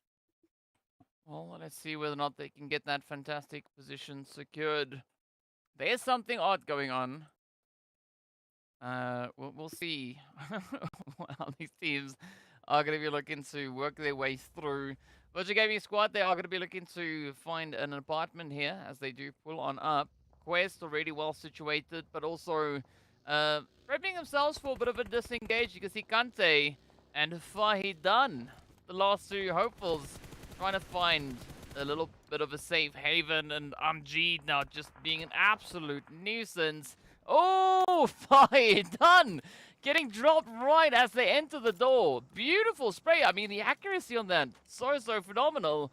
But let's see whether or not there's going to be any hope now for Quest, as this is not exactly the kind of approach that they want to try and play off of. NIGMA Galaxy also going to be creeping up on towards Virtual. Meanwhile, RTG and Twisted still going to be finding themselves exactly where we left them. Oh, exactly, indeed. It's all too scary to get moving, so not going to blame them one bit. Twisted Minds with that easternly approach now. Moving in, finding 2 eliminations. I do like this kind of energy coming through from Twisted Minds. Let's wait, let's see if there's a bit more. Falcons, as we know, have had a rise in power coming through into today's matches. They unfortunately had that back-to-back winner-winner chicken dinner stolen away from them. So it looks like they are back angry with a vengeance, DK. This one has to be theirs. They want to make it happen. Well, they are definitely going to try and accomplish that goal, as they do find themselves a little bit of Saif. Now it's going to be Tapok. Ooh, trying to play a little bit of a trigonometry, sending everything all over the place, but instead it is going to be Puncher to deny any of that to come anywhere, as Vision has now been reduced down to Vault, holding just on the edge. If this is the resurgence now coming through from Falcons, this could potentially be an absolutely phenomenal play. In the meanwhile, a little bit of an emboldened Twist are going to be looking to try their hand alongside the Broody Fruities, but it is going to be a very risky play for either team. Oh, we still take a look at this brute force. Nice little bit of an opportunity. Ooh, putting the nail in the coffin of Twisted Minds potentially here. Dammy going down almost immediately. Great spray down there coming through, but we still have to find those final few numbers. Pre-pod now, just regrouping with the rest of the team. I like this angle that Brute Force have towards Twisted Minds. It does not bode very well for the likes of Twisted. So, could get a flank around, potentially spotting out the likes of Neos and pre-pod. Then they might still have an answer to this aggression. Well, let's see if any answers will be submitted. Now is the opportunity to try and do exactly that. But, yeah, this is a very tough spot, right? Brute Force got to figure out how and which way they're going to look to play this. I mean, because they could turn their focus down on towards RTG and Twisted. But again, they also have the opportunity over on towards NASR and Clear Vision. So, a very tough decision that they have to make. But in the meanwhile, it does seem like they are going to be committing at least now initially onto the side of Twisted. Meanwhile, Clear are going to be knocking on the door, try to get a bit of an angle on towards Spec, and Spec now starting to take even more and more damage. But this is not easy by any measure, as one shot gets a bit of self-nade damage. I don't know how they're going to go down there, but ultimately Starch now rolling on in, has heard the damage, has heard the potential, immediately shooting down Puku, and one shot as well. Unfortunately, it was not enough, and now Starch might have done enough. Clear vision. Unfortunately, after trying to reach the heavens, DK, we could be seeing them go back to the lobby here. Yeah, we definitely could. And it is going to be a tough play. But let's see how this one is going to look to pan out now. I mean, NASR, right? They want to try and do everything that they possibly can to just stay alive as long as possible in this match. Because again, right, they are defending against the advances of RUKH. RUKH, we haven't seen much come through on their end so far for this match. I mean, they've not had a single elimination being picked up just yet. Oh, but for Brute Force, it is going to be looking pretty tough as they will be ended with 5 eliminations. They were 7 points behind Quest to contest for the top of the rankings. At least it doesn't seem like that is going to be the play right now. Quest also yet to step up. We've not yet seen anything from their end. It's been very quiet, and they only have 2 players left, so a big play is at hand. I mean, if NASR and RUKH choose to step up, they could actually change a bit of the positioning within the top 4.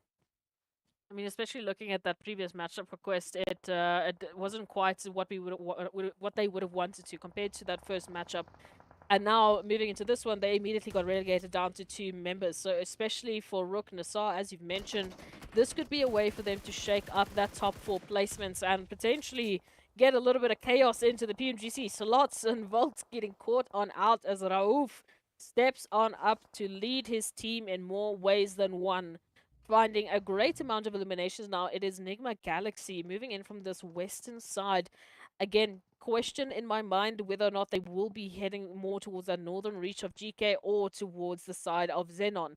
As we know, for XENON, it's been a very tough couple of matches, so whatever they can do to stop this approach will definitely be made.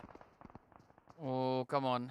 Come on, let's see whether or not any approaches will indeed get brought to an end.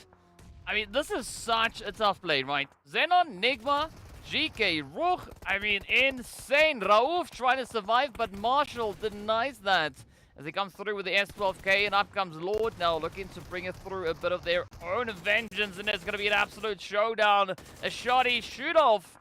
It's going to be Senke to get stopped. Now, XENON down to Carry Boy, not exactly the turnaround that they were hoping for, but it is going to be the turnaround that they will have to work with. GEEKAY still going to be holding on to all 4 their players here, and oh, XENON gets ended. Oh my, oh, it's not exactly where they wanted to have this go. Even for, oh my goodness, did you just see that? Sly Machine just took out Quest Esports as well. Wow. What is happening on this Erangel? Sly Machine is now up with 9 eliminations, as is NIGMA, but they've been relegated down to 1. NASR's only up with 2 members still alive, and RUKH is down to 1. What? Top 4. This is not top 4. DK, and they are just not having a shot at the dark here. I mean, it's insane, right? I mean, even if you look at the elimination tallies there, Sly sitting on 9. NIGMA also sitting on 9. But now it's going to be Sly looking to end it for NIGMA, and if they succeed, well, they are going to be our first team in this match to hit those double-digit eliminations, and well, they do follow through. NIGMA getting packed up and shipped out as they will get sent away in 7th place, walking with their pride in hand. But here we have it now. Sly prepping for even more carnage, even more of an opportunity, and it's going to be the opportunity now for GEEKAY to prove themselves. Absolutely. This is... wow, what a strange turn of events. But Slime, if they thought that they were on a roll, unfortunately, maybe here is where it ends. GEEKAY stepping up with a full force. Already finding a beautiful nade through the window there. A little bit of a follow-up as well, just to see what else they might be able to get treated to. As you can see, not fully committing to this. Oh, but the reach in from NASR. Starch going to be finding 1. And this now does pose the question here for GEEKAY. All of a sudden, the attention is split and they're not focusing on the enemy in front of them. It's a tough play, right? Because you're going to have to try and cover all the possible angles, and there are so many approaches that you have to keep your eyes on. Your head has to be on the swivel at all times. And now for GEEKAY, things are not going to be looking too great here as, well, they've been dealt quite a few blows, but they're not exactly in too much deep water. They can still maybe float. Vankit, though, is not going to be able to float as they will instead get sent to the lobby. And that is the end of their run. 5 eliminations in 6th place. GEEKAY trying to make up for a little bit of lost time. They still have a 3-piece up. Meanwhile, Sly, they're slowly starting to disengage, heading a little bit further on towards that southern edge of zone. Yeah, very, very strange position here. Like we said, we weren't really expecting Slime Machine to step up this dramatically. I mean, I am welcoming it. The Silent Assassins are back, baby, but it is going to be a tough, tough battle. GEEKAY Esports right up ahead of them. R8 already taking a very split-up approach, trying to control the northern reaches of the zone. Of course, we still have to consider what Pusher might do in this scenario, just hiding under the bridge, like a little bit of a question mark here for everyone.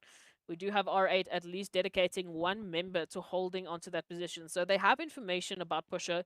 They just are choosing to wait for the right time to deal with it.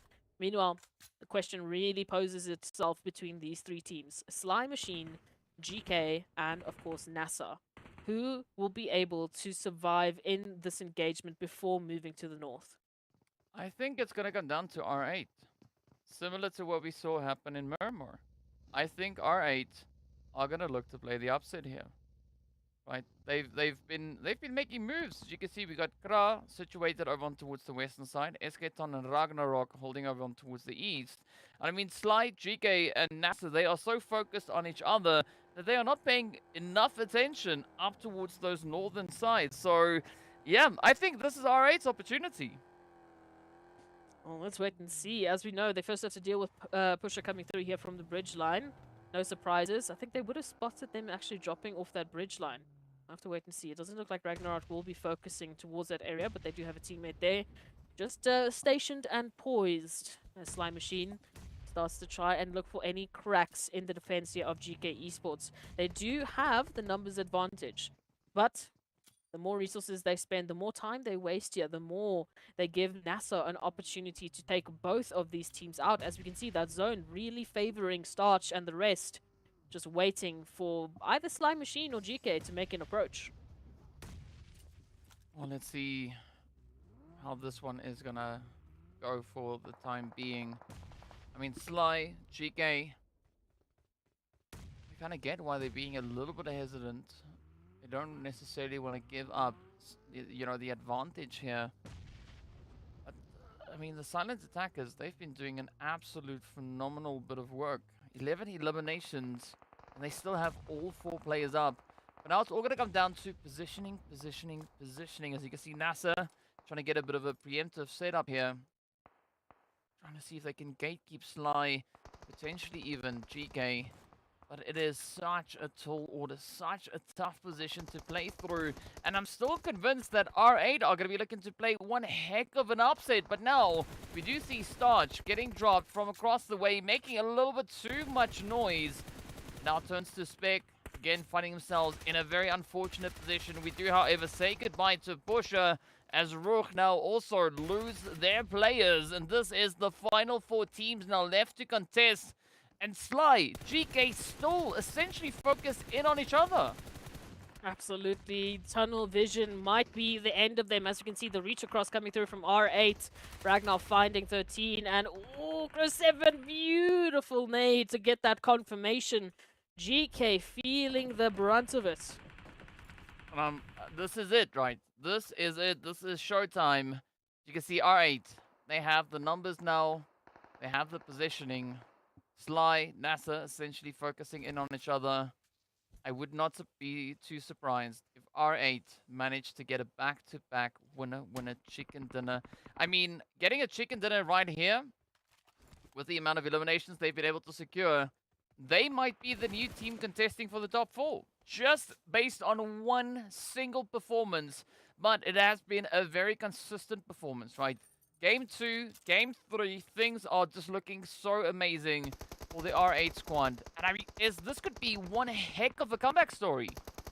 especially for Slime Machine. I mean, just moving into today's matches, they've only picked up 6 total points, and now, just off of their eliminations, they have more than doubled that. They are looking for that winner-winner chicken dinner, and they are looking to put a stop into the tracks of R8, who have done so well today, just jumping up those 5 slots into today's overall performances, but these shots rain true. Slime Machine, the damage might just be enough.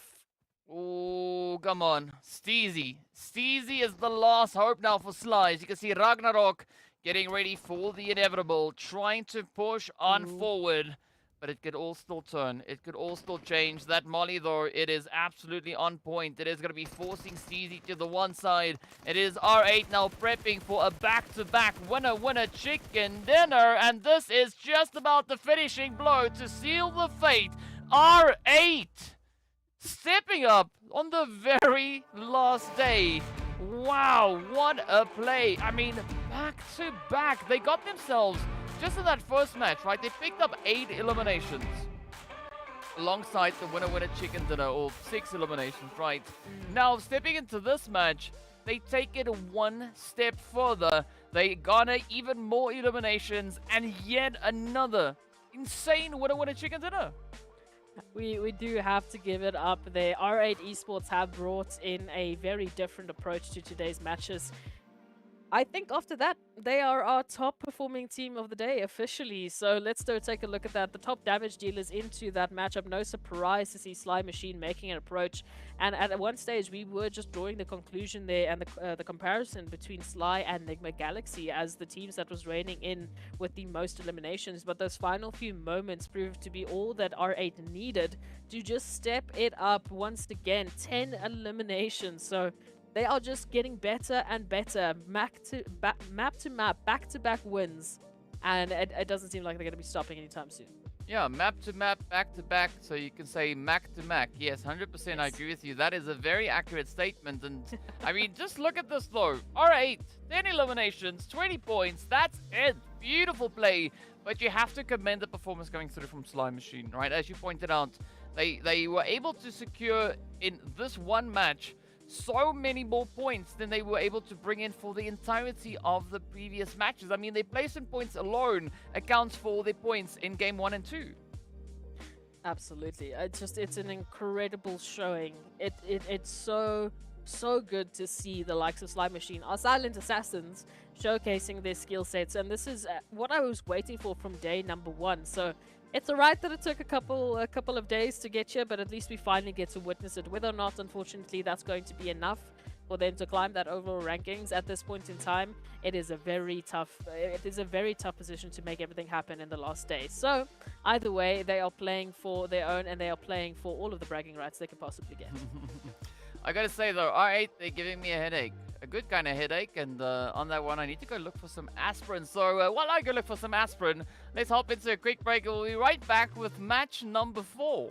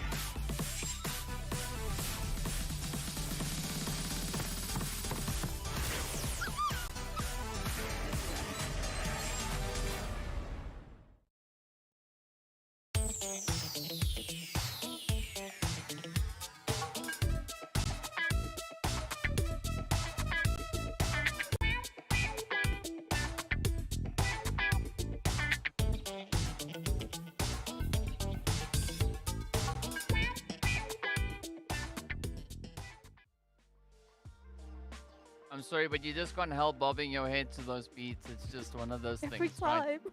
It's just one of those things. It's a vibe. It is definitely a vibe. You know what's also a vibe? The performance from R8 today. I mean, like, I don't even know what to make of it, right? It is an absolute insane play coming through from them. But of course, another team that we've also seen step it up today has been RUKH.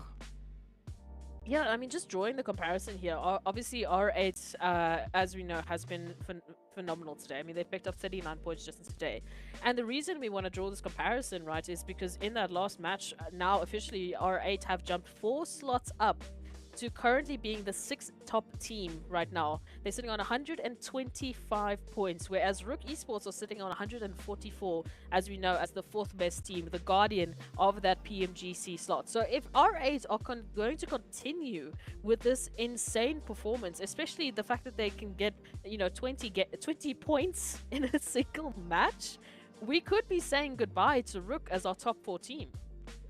I mean, it's gonna be tough, right? And it's quite scary. I mean, we'll probably take a look at points once we get into the match, but it is much closer than I think RUKH and NASR would want it to be. But speaking of which, of course, Slime Machine also, they've been playing a very interesting game. I mean, a very consistent approach as well. 25 points so far for the day. Absolutely, it's been an incredible showing, and I mean, just looking at that, we were talking a bit off camera. Going into this matchup, before that lost a while, the Erangel, Slime Machine was sitting 12th in terms of just today's performance. They were sitting as the 12th okay-ish team, you know, only with 6 points up. After that last matchup, they are currently the 4th best team of today's performance, sitting up with 25 total points. That is a ridiculous number just to suddenly drop down. So it really goes to show how well they've been doing. NIGMA Galaxy as well have moved up to 2 slots. So they also are just hot on the heels of RUKH Esports, sitting up with 126 total points. So a very close and contentious battle between, of course, NIGMA Galaxy and R8 for that potential top 4 slots. As we know, for NIGMA Galaxy, it's more just a case of sport, because they already have their PMGC slots. So for them, it's not really like they need to be gunning for the top 4, but they definitely could make it very difficult for the surrounding teams. Yeah, I have to agree. It's not like NIGMA are gunning for it, but they just can't help themselves, right? It's like, you know what? Yeah, it's just like, you know what? It's like, oh, I gotta get that hit. Let me just do it and get the hit, and you know, and then that's it. So, yeah, a very satisfactory performance coming through from NIGMA, as we know. And as you've said already, right, they already have that slot, so they are not going to be trying to get themselves in the top 4. If they happen to do it, great. If they don't, great. Either which way, they are going to PMGC, so regardless of what the outcome is, you know, it's going to be a happy day in the NIGMA camp. But moving into Sanhok, I think that is where things could get quite interesting, because, I mean, already today, we've seen quite a bit of a step up, right? R8 now, they've shown their capabilities when it comes to Miramar. They've shown their capabilities when it comes to Erangel. Are they going to be looking to flex those skills moving into the map of Sanhok as well? That's going to be the question. As we know, it is the last Sanhok of the MEA Championship, so this is the last possible opportunity for teams like Quest, who, as we know, are trying to hold on to pole position, Brute Force, who are trying to hold on to 2nd place, to really lock it in, and as well for NASR, who have been on the rise. Compared to our top 4 teams, they are the team closest in level right now in terms of today's performance to R8. So moving now into one of their best maps, that of course being Sanhok, this could really be their opportunity to maybe kick Brute Force out of their current position. It will require a very dominating match, however. As we know, the split between each other, between Brute Force and NASR, is about 28 points as a matter of fact, so it is doable. We've got 3 matches left, so maybe we could see a bit of a change up. Ooh, I can tell you it's gonna be a tough play, but not an impossible performance, right? As we've now been able to establish, anything essentially is possible within this championship, right? A team that has been playing a very reserved gameplay on the first 3 days, just deciding to pop off on day number 4, just blowing the performances out of the water. You just gotta love how tremendously insane these teams can be. I mean, that puts R8 now also on 3 winner-winner chicken dinners. So we've got 4 teams with 3 winner chicken dinners each. I mean, that's insane. But it's all going to boil down to what the teams will be looking to bring through on Sanhok. I mean, I was going to look at the Sanhok stats we just glanced at, as well as, the other stats that we have for Sanhok. But again, I've just come to the realization, like, it's good and great to have those stats, but essentially it's going to come down to what these teams want to prove once they step out into these games. Because, I mean, sure, we can say Quest, yes, they are the strongest team when it comes to Sanhok, and we'd be right in saying so because they've been able to secure 45 points. But look at what R8 has been doing, right? We know that XENON could also decide at any point that they want to top up, they just want to top up their points, just pop off and go absolutely crazy. It is going to be a little bit more challenging because they need at least 28 points to get close towards that top 4. So, yeah, there is going to be quite a bit of pressure still riding on the shoulders. But I think realistically, anywhere from 10th to 5th, any of those slots can still very much change just in this last match. Well, And this next one. Yes, and as you were talking about, in terms of the stats we have available, they're all good and well, but in that last Erangel, when we were looking at our top 6, top 7 teams, our top 4 from the overall standings weren't in the conversation at all. I mean, we had Quest relegated down to 2 members, we had Brute Force getting taken out, we had RUKH down to only 1 member hiding under a bridge, hoping for the best, and NASR just wasn't there either. So there really is no telling what we're going to be seeing jumping into a match like Sanhok, specifically due to the third parties, due to the close encounters and the potential for so much of a healthier elimination spread. We could be seeing some teams maybe even dominating and really just solidifying their slots on the overall standings. That, however, that pressure is going to be on R8. It is going to be on the team sitting anywhere, I would say, also from probably 5th down to 7th, who could potentially jump up and grab a couple of slots. But whether or not they'll grab PMGC slots is going to be decided on the start of Sanhok, is what I want to say. Yeah, I would say that I would tend to agree with that statement. But I mean, so if we follow the trend that we had going from, going through game 3 into whatever happened out on the battlefield, right? R8, they were situated all the way back in 10th place, leading into game number 3. And now there's been a drastic change with their positioning, and we'll, of course, get a look at that once we see exactly what the flight path is. We can see it there. R8, they've now climbed 4 slots all the way up into 6th position. They are 1 point behind NIGMA Galaxy. My goodness. It is so close and contentious. It gives everyone a bit of a shake in their boots, because now all of a sudden you start to ask the question, well, what's going to happen? How are these matches going to look? We only have 3 more opportunities, each on a different map entirely, that has its own stats, its own expectations, that it will be very difficult for anyone to try and predict. But hey, if you're watching and you're in the viewers in the chat, just letting us know, what you've been seeing so far. If you think you can try and predict who is going to be taking the top 4 PMGC slots, let us know in chat who your favorite teams are and who you think pretty much have this in the bag. Yeah, I mean, give your craziest prediction, because who knows, you might even be right.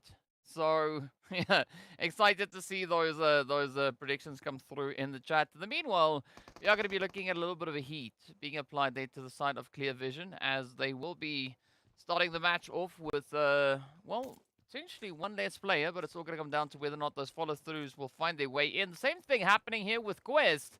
As you can see, Easy already getting dealt with. So now it all turns to Alhaji, Fahidan, and Kante to show us what they can bring. But, I mean, so far, we've been seeing a very consistent play coming through between day 1 and 3, right? Day 1, 2, 3, the consistency building. Now come day 4, it's a completely different story. Absolutely. I mean, it is going to be a very fun time to try and even figure out how impossible this has been for these teams, and yet how they are making it just look so easy. Like, yeah, let's just drop 20 points in a single match. We can pick up 13 eliminations in the MEA champs. Why not? What's stopping us? Breaking records left, right, and center. So incredible to see now how this might shake up on the overall standings, but it really has to start here. We were talking a little bit off camera. It feels like we can only really start to get a safe bet at the end of Miramar, which is, I mean, one map left. You know, like it's a bit of a cheating statement to be made, but it really has just gotten to that level, which is fantastic to see. I mean, we've been asking for this since the first MEA Championship that we ever witnessed, you know, where we had just one team rolling on through every single player, left, right, and center, day in, day out. Now, there is no telling who's going to be that dominating team. And then even if we have a dominating team, they will be joined by 3 others. Yeah, yeah. And I mean, well, so if we wait till the end of Miramar, that is obviously then going to be the end of the day. But I think a little bit sooner we could be able to see a little bit of something. Oh, sorry, I just got to interrupt myself. The Blubber Duck. Finally, the best Yay. boat in the game. Yes, the Blubber Duck. So if you don't know why I call it the Blubber Duck, just look at it. It's a Blubber Duck. It looks amazing. Anyway, back to what I was talking about. I completely forgot, but it's fine because let's just enjoy the scene. It is looking so nice. Oh, thank you for that one, Brute Force. But yes, there's so much that could still erupt, right? And it's all gonna come down to at least match number 5. I think by the end of match number 5 on Erangel, they will have a pretty good indication as who could have a very high probability of being secured within the top 4. I don't think we are going to be able to make that decision anytime before that. I mean, this match will definitely help in establishing that, but I don't think we have any clue just yet. No, we don't. We were talking a little bit off camera as well. We've seen some wild predictions in chat. Some viewers just, I don't know how you do it, but you have a tendency just to guess exactly right what tends to happen. Whereas we sit here, and even when we try, with all of the statistics at our hands, these teams go and completely just, well, they make us throw our stats books out the window because they mean nothing at the end of the day. It's very unfair. We try our hardest, DK. We try our hardest, yet we just can't. We can't do it here. At this level, these teams, they know how to surprise us day in, day out, and this MEA Championship has been no exception. But hey, looking at the zone towards that northwestern side, any potential locations that you're going to be keeping an eye out, especially maybe a potential zone shift that you would really like to see? Nothing particular with the zone. I am, however, going to be looking towards the Falcons to see what their read on the zone will be, because we currently have them situated towards that western bridge, right on the outskirts of ruins. But there's not a lot of contention currently held within that region. We do see Sly, XENON, and of course Virtual Gaming Squad positioned up into Trifecta. But the Falcons, just a slight smidge, a little bit more towards that western side. And once the Falcons start to push forward on towards the northwestern island, they are going to find themselves at the mercy of R8. Oh, and this is like we were alluding to. R8 in position when they can overthrow the top 4, maybe just narrowly getting themselves into a PMGC slot. So it could happen. If we give R8 the perfect win conditions, they might just take this day out from under all of the teams. But Sly Machine on the rise in that previous matchup, now potentially having to face off against the likes of XENON, taking a nice split approach. You can see Marshall now as the scouting party, trying to be a flank. However, their position has been caught.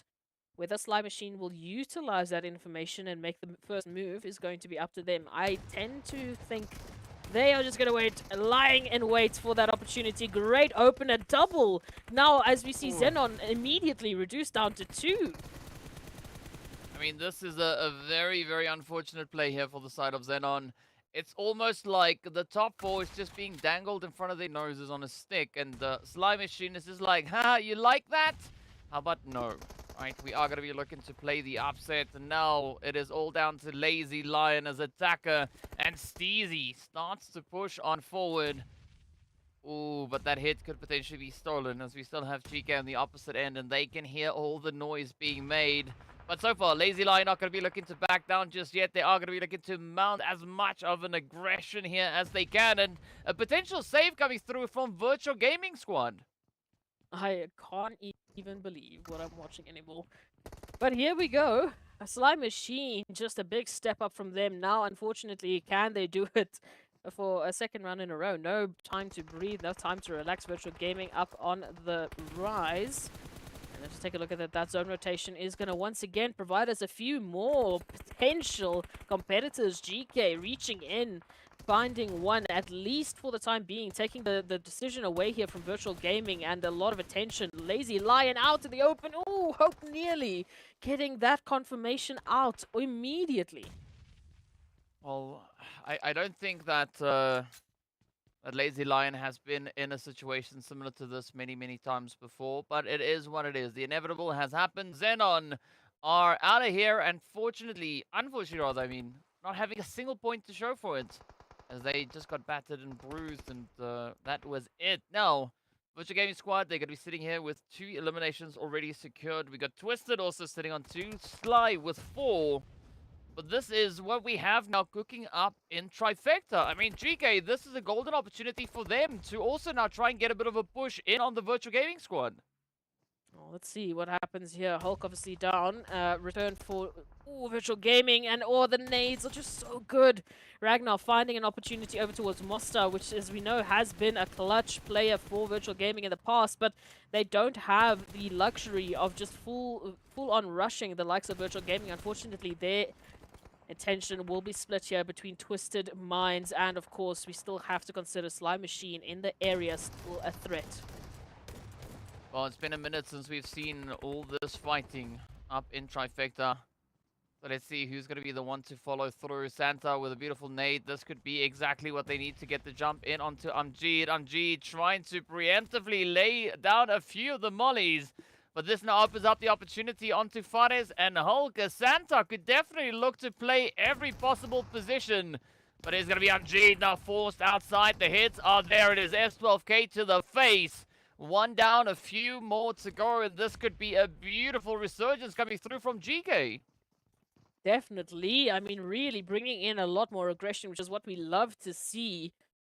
Massive step up for them. Looking for as many points as they possibly can to really climb those overall standings. Ragnar now up, trying to get a bit of a better angle into the situation. Sly Machine, in the meantime, have gone silent, as they love to do.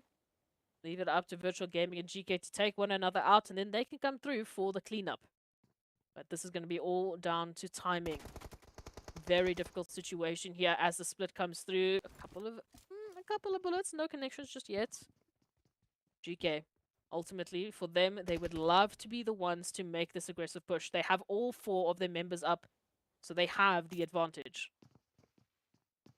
But are they going to be able to utilize that advantage? That is going to be the big question here.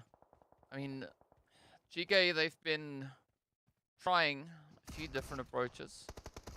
Oh, you got to watch out. You don't run in front of a door with something in your hand, but it is going to be a quick change over there for Hope as they do get the spray.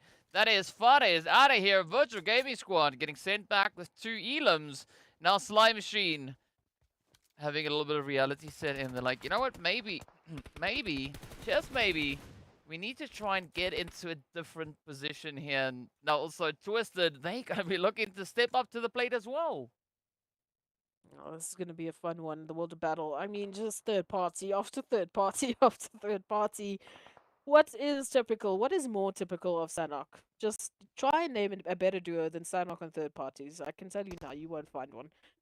As you take a look at this GEEKAY, a little bit of a return as they would love to get themselves back on up to all 3 members standing. And R8, ooh, finding brute force. Now, this is a story building here, DK. Once again, the more we get of the top 4 teams being eliminated early, the more there is a chance for everyone else, everyone we've highlighted before, like R8, like of course, the likes of NIGMA Galaxy, to actually steal away a slot. Well, let's see if they can, pull that steal off. I mean, it's going to be a very tall order. Not the easiest thing to accomplish here, not the easiest play to make. So let's see whether or not that is going to range through. In the meanwhile, R8 focusing their efforts into the side here of the Broody Fruities as Brute Force now start to climb the hill. And I think this position here alongside NASR could maybe be a little bit more of a favorable play, but they're still going to have to watch their back, right? Because NASR, the moment that they find the angle, find the opportunity, it is going to be absolute go time. Yep. We'll wait and see. All eyes on our top 4 teams right now, as it's up to them to defend their titles, up to them to defend their positions. from the incredible efforts that we've seen so far from NIGMA, from R8, even from Virtual Gaming and Road to Glory, there is definitely something brewing in the air, and it is spelling some disaster, potentially. Brute Force now up only with 2 members, cautiously going up these ridge lines, trying to find a safe haven. Although we know Sanhok, Chaos just around the corner, and all of these teams will be finding themselves on the outskirts, waiting for some safety, waiting for an opportunity to get to the eye of the storm. Falcons White already spotting out the likes of NIGMA Galaxy, making a bit of a rolling rotation in the form of Lord and Freak, but they're keeping to the coastline. Nice drift, nice drift. They're keeping themselves here. And now they push on out. They've actually managed to isolate 1 member here from Falcons White, so all of a sudden this could be a disastrous play. It could be, but as we know, Falcons, one of those teams that aren't going to be feeling too pressured if they've been reduced down to a 3-piece. But of course, it is going to be NIGMA now looking to contest, so it could swing either which way. We could also even see R8 reaching across the way, coming through with a little bit of a sneaky contribution. But there we have it. Lord gets the opener in on towards AXA. Now it is down towards Teak and Puncher to see if they can hold up at least on the front line. We got P6. I'm not sure exactly where P6 is. Oh, there we go. Just on the back end there. But now comes the play. These numbers, these colors all blending together up in the luscious jungle that we are looking at. But Rauf, ooh, sneaky play through the window. And so far, so good. But will they be able to follow through and get the plays? Like we said, this is just the start for NIGMA Galaxy. They're in such a close contention to get themselves into the top 4 slots. As you mentioned, they don't need the PMGC slot, but they would definitely love to get an extra share of the prize pool and make it also more the difficult opportunity here for the surrounding teams. Now going up against Falcons, a 2v1 as Punch King is the last member standing. That blue zone just idly coming through and applying that extra bit of damage and that extra bit of pressure. They step on out, the nade goes through. Punch King has to back on off. They can't get knocked. Ooh, Rauf though can. You can see that HV Bar taking a very quick dip. Now this could be the one to lend a bit of a helping hand, and that is exactly what they needed as Lord secures the play.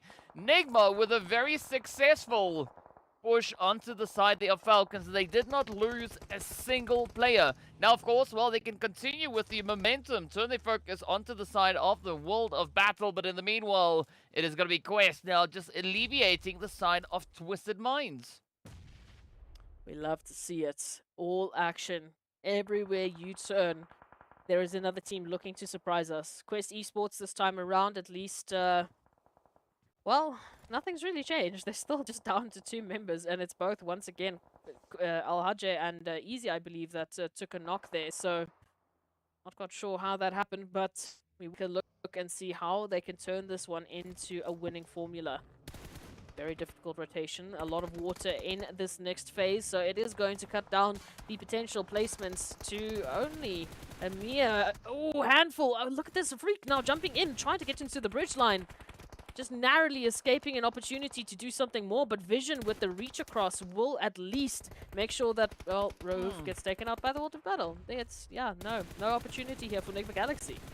Well, the team's now starting to drop like flies in pretty close succession here. But as you can see, the Brute Force squad, they've now looked to get themselves established up in towards that center zone positioning. Again, not one of the most favorable setups you could look to play.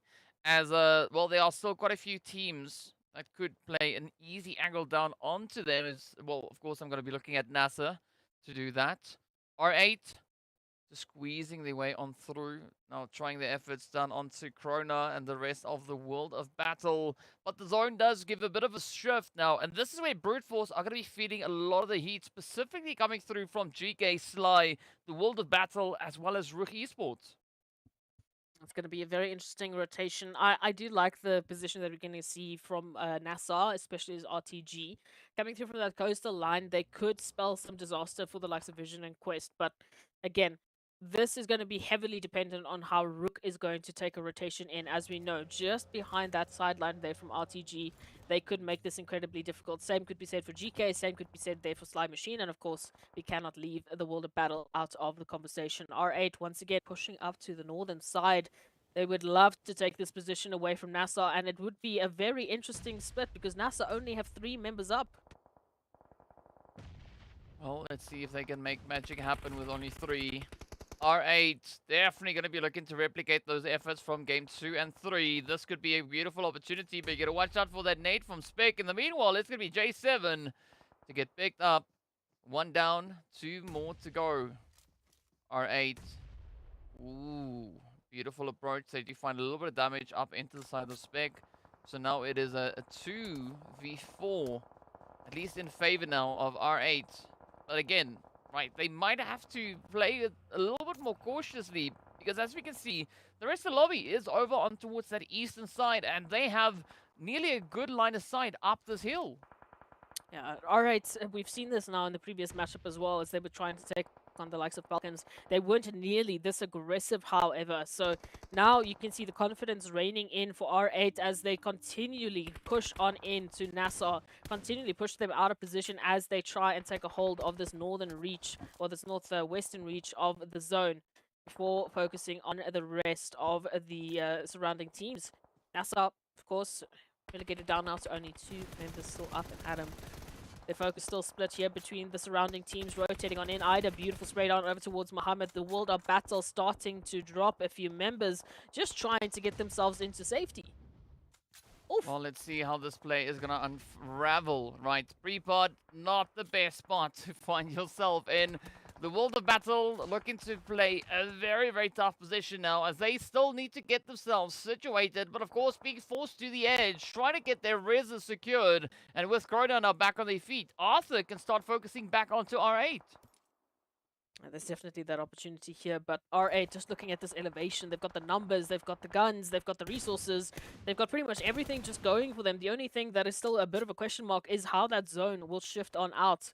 As you can see, both R8 and NASR have unfortunately been ousted from the zone, rotating a little bit, centering up towards Vision and of course Quest Esports. So they will have to get they will have to apparently drift down the hilltop now with a bit of a reverse skill as well.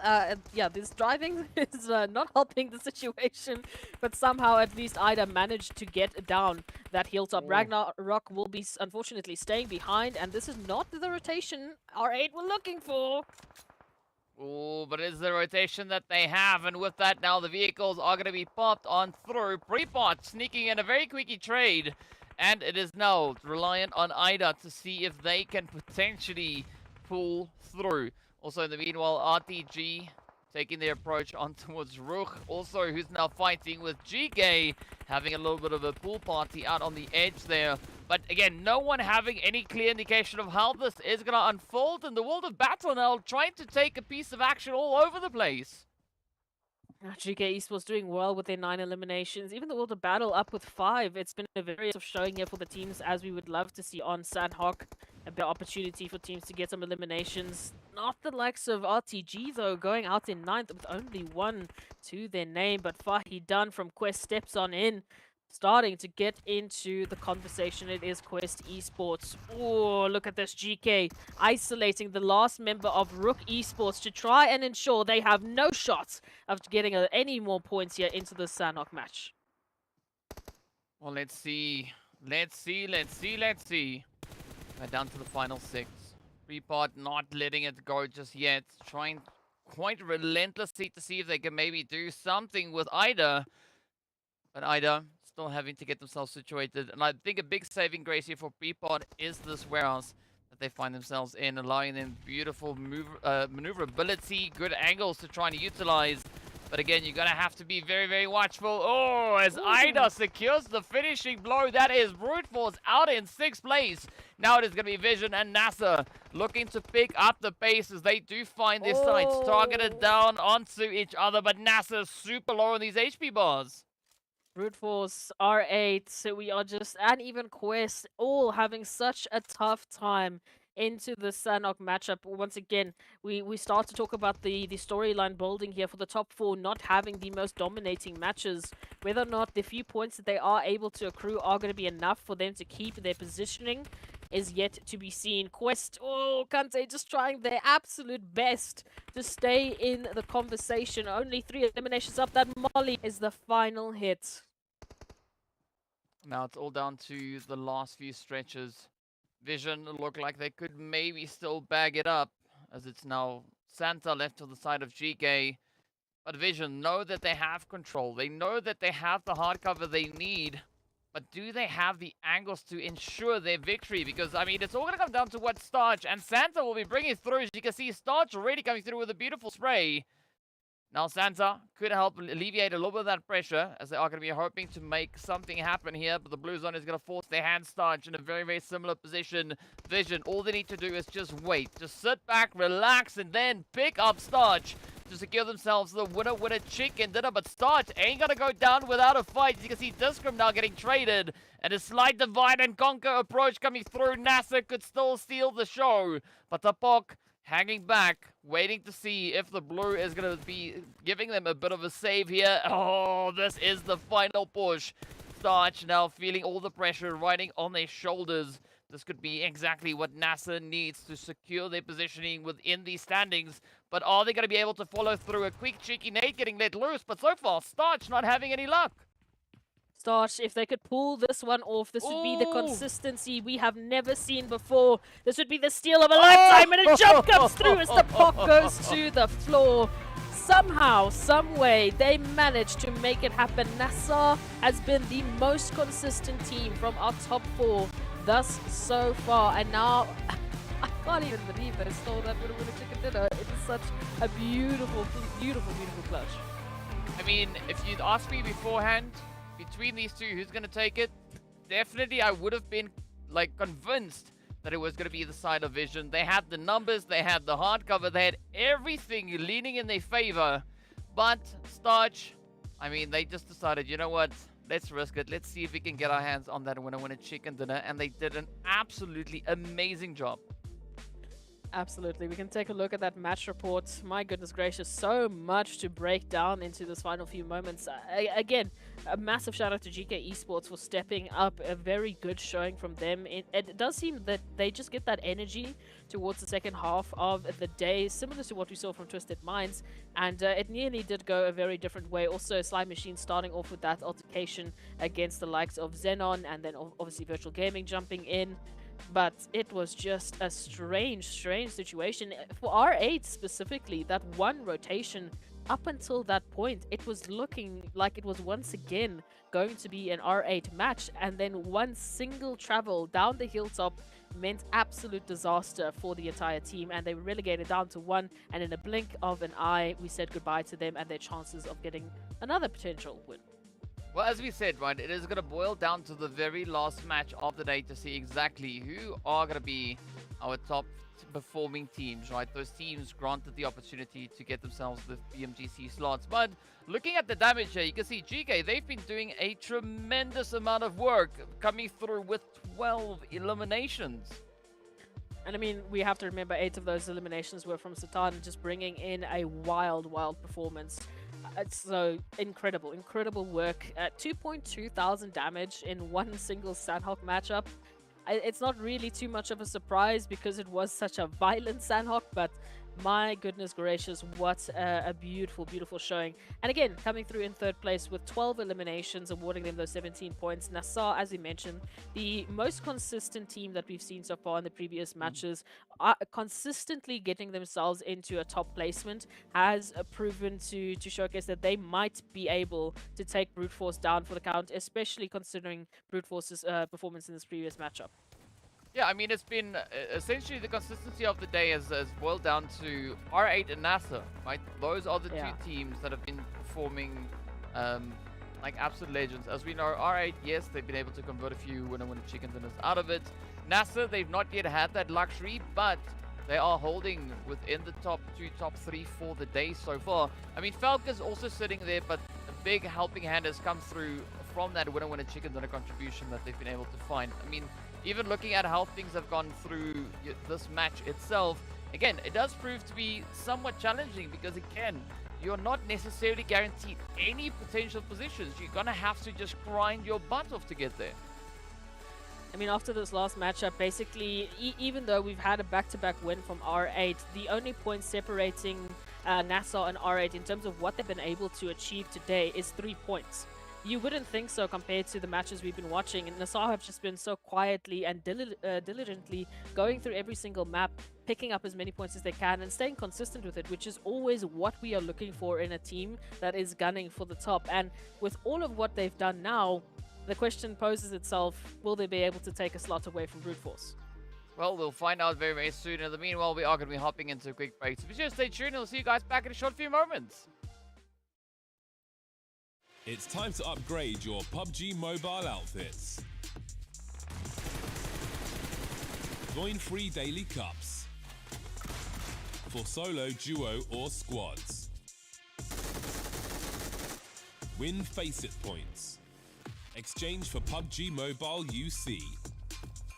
To customize your accounts, join Faceit today and earn rewards. Try for free at faceit.com/PUBG Mobile.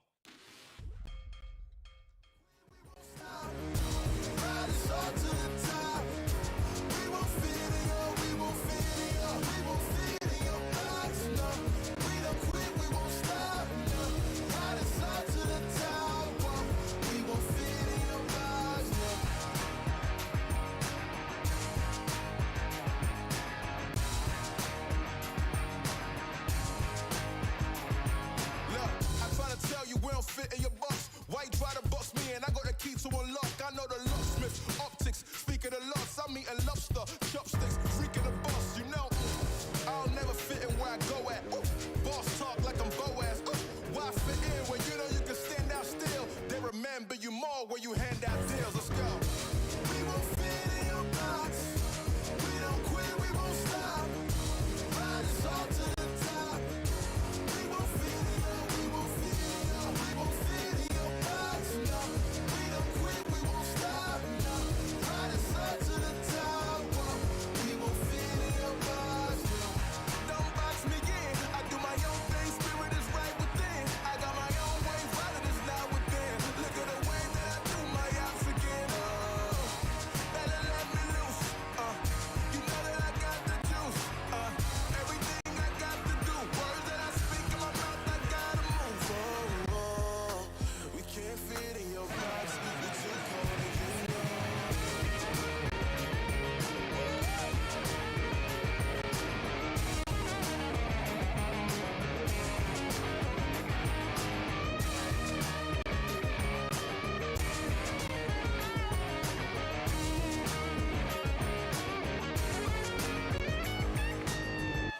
We won't fit in your box. We don't quit, we won't stop.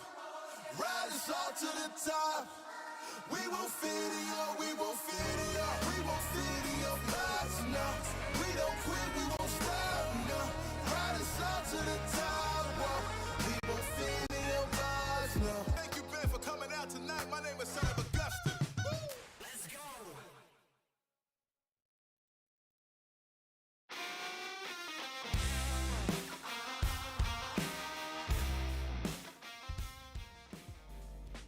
What's up, guys? Welcome back. We're getting ready to move into our next match, of course. Well, it is going to be our final Erangel that is about to make its way on through. It has now all boiled down to these next two matches to see who will be allowed into PMGC. And I can tell you the competition is hella close.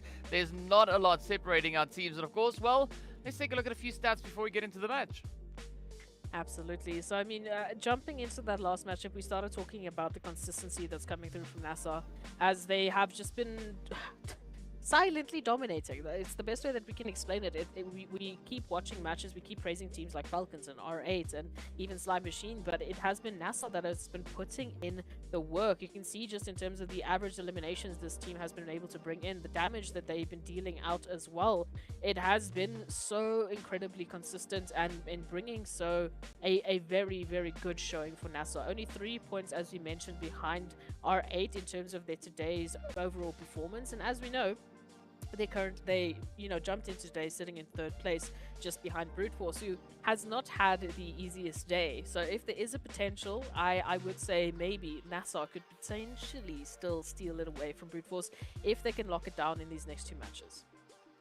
It is gonna require at least 18 points. Of course, let's take a look at the overall rankings to see exactly what the situation is here. As we know, NASR trailing by 18 points behind that of well, Brute Force. So there is a bit of an opportunity, but as we can also then see, R8, they've now moved up ahead of NIGMA, solidifying their position up in towards that 5th place. Again, 10 points away from RUKH.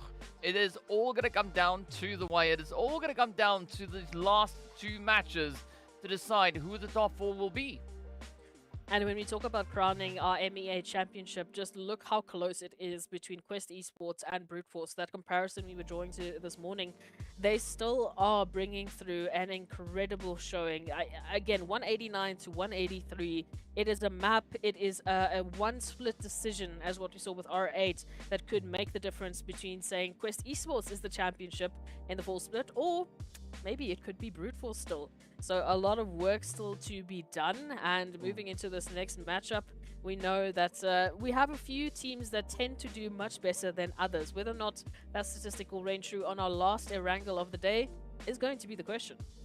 Yeah, it is going to be a pretty tough one. As you can see, Brute Force still going to be holding on to a statistical dominance here. So it's all going to come down to how they play these last few games, or at least, well, just this last match, to see if they can just lock it in. But I mean, Brute Force, NASR, R8, both teams, or all 3 of these teams, sitting with 2 winner chicken dinners each on the map of Erangel. That is insane. I mean, the top 3 with 2 chickens apiece. The top 3 with regards to stat. Yeah, in terms of Erangel performances, and it's a fun comparison because we're talking about Brute Force as one of the teams that does the best on Erangel.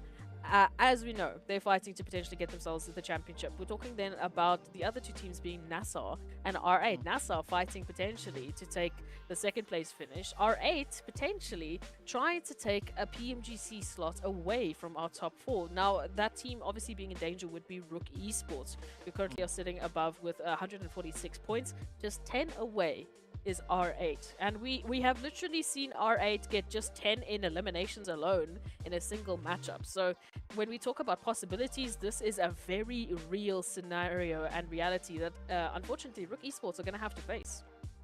They're going to have to make their peace with it. So if RUKH feel that they have an appropriate response to that, they're going to have to bring it in these 2 following games, because if they slide, if they slip just the slightest, it's done. Because 10 points, that's not a tough tally to accomplish. I mean, and as we've seen, R8, they've got a little bit of a magic sauce that they've been able to just perform absolutely phenomenally with. But another interesting thing that I've also seen, or that I've noticed, is that all 5 our top teams sit with 3 chickens apiece, right? It seems like there's one heck of a trend starting to develop there. And I'm curious to see, how that is going to look to play out, because we do have a bit of a gap now being created here. We've got, 26 points between 4th place and 7th place. So for Virtual Gaming Squad, if they are going to be looking to, potentially contest for 4th, they're going to have to play an absolute beast mode game. But you could extend that all the way down to XENON. XENON still in a potential position to try and contest for the top 4, but they're gonna have to play beautifully, because yes, sure, they are holding on to a 30-point gap between themselves and 4th. It's not gonna be easy, but whoever is able to play that consistent game in both the 2 remaining matches, that could be the ticket for them to move up if they are not yet secured within the top 4. If XENON do manage to have something happen here, it would be an incredible showing for them. And talk about a Dark Horse story, because as in terms of today's performances, they are currently sitting as the 15th team in terms of performance. So they only have accrued around 9 points in today's matches. And we're moving into 2 of our last matches, 2 maps in which they, as you mentioned, would have to pick up at least 30 plus points if they want to get themselves back into the standings where we saw them at the beginning of yesterday. That is a very tall order to put down. It's not impossible. Like we said, we have seen crazier comebacks before. This whole comeback story of R8 is something none of us, I repeat that, none of us were talking about until R8 just diligently said, no, we're going to do this. You just have to deal with it and accept the reality. So I would love to see XENON make it happen. It is possible, as you said. I mean, even GEEKAY Esports with a vision as well, they're sitting about 33 points away from getting to that position. So any of these teams can make it happen, is what we want to see. Anyone in that top 12 could still steal a slot. They could, but it's going to become increasingly more and more challenging. I mean, even just, you know, a team like R8, 10 points, not that much, but you again have no guarantee of, you know, the option to lock and secure those points. Based on the pacing that they've been bringing so far today, I mean, I believe it's going to be a possibility. But back onto the XENON topic, right? We were saying a very similar thing about R8, right? They were sitting with not a lot of points that they've been able to secure based on that first match. And then, right, they hit the NOS button. They said, you know what, thank you so much for coming. Whoop, we'll just do it, and we'll just see where we're going to end up. So they have the capability, right? Anyone within that, you know, first to 10th place has the capability to change up the top 4 easily. But as we said, it is going to take a lot of hard work and determination to accomplish. Yes, I mean 146 points, that is the cutoff here at the moment in time to get into the top 4 placements. So teams who are sitting 30 plus points away from it, they do have to understand that it's possible. I mean, like you mentioned, R8, not a team we were expecting, picked up 50 points so far for the day. NASR has been consistent, picking up 47 points so far in the day, and we've only had 4 matches. So that you can do the quick math. On average, there is still definitely a possibility moving into these last 2 matches that something crazy could occur. But it definitely would throw both you and I off of our seats onto the ground. So we would eat all of our words, and we would be very happy with that outcome. Yeah, I'm also pretty curious as to, I think you've touched on this already, Quest and Brute Force, who's going to be the one looking to settle the pole position. I mean, you just can't fault to the approach coming through from Quest. They have the most placement points, they've got the most eliminations, but Brute Force a very close second to that. So there's not a lot currently separating them. So yeah, I wanted to see whether or not there's going to be any contention for that pole position. As we know, it's also a difference of quite a bit of money, right? I believe it's what, like $4,000, $5,000 difference between first and second place. So there's quite a bit to play for, but let's take a look at the comparison here between the Brute Force from yesterday and the Brute Force from today. As we know, Quest has been on the rise, but they've had their own challenges. So going up against the likes of Brute Force, we can see for them, it's also been a bit of a different story. They've definitely stepped on up to ensure that they will hopefully pick up as many points as they possibly can. But is it going to be enough? Is going to be the question. Well, we're going to find out pretty soon. Of course, now we are going to be heading straight on down. And it does seem like this time around, we are going to be starting with an approach a little bit further up north as opposed to those previous southern approaches that we've been taking. But again, the zone can still take us in any which direction. So curious to see exactly where we are going to be popping off. But, you know, big majority of the teams here are going to be pretty relieved with this flight path. Hey, already up towards that northern side, ending over towards Lipovka. So a bit of a different reach across. We even see Twisted Minds in earlier rotation already over towards Zaki. So some few changes that we would be expecting. Brute Force, on the other hand, naturally easy access over towards Yasnai Poliana. So likely won't be seeing changes there. Virtual Gaming, quick shout out to them. RUKH Esports, of course, we know love to really sit down in Severny. And they will this time be joined by the likes of Virtual. So as we keep talking about this danger that RUKH are facing, this reality, this could either be the best opportunity or the worst possible chance they have of holding on to their current position, because now they immediately get a hot drop on the second last map. Talk about bad luck. Well, let's see. Maybe the bad luck is not going to be all too bad. Oh, never mind. Yikes. We are going to be looking at a southern zone. And this is going to be a pretty brutal final Erangel to play. The teams, they need to be preemptive here because, as you can see, there is going to be a lot of traveling that needs to be done. So I'm curious as to how this will play out, right? Are we going to be having a few teams immediately committing to the southern island and the rest of the lobby maybe just hanging back? Or could we see a slow but maybe steady bit of a, you know, migration of teams approaching that zone?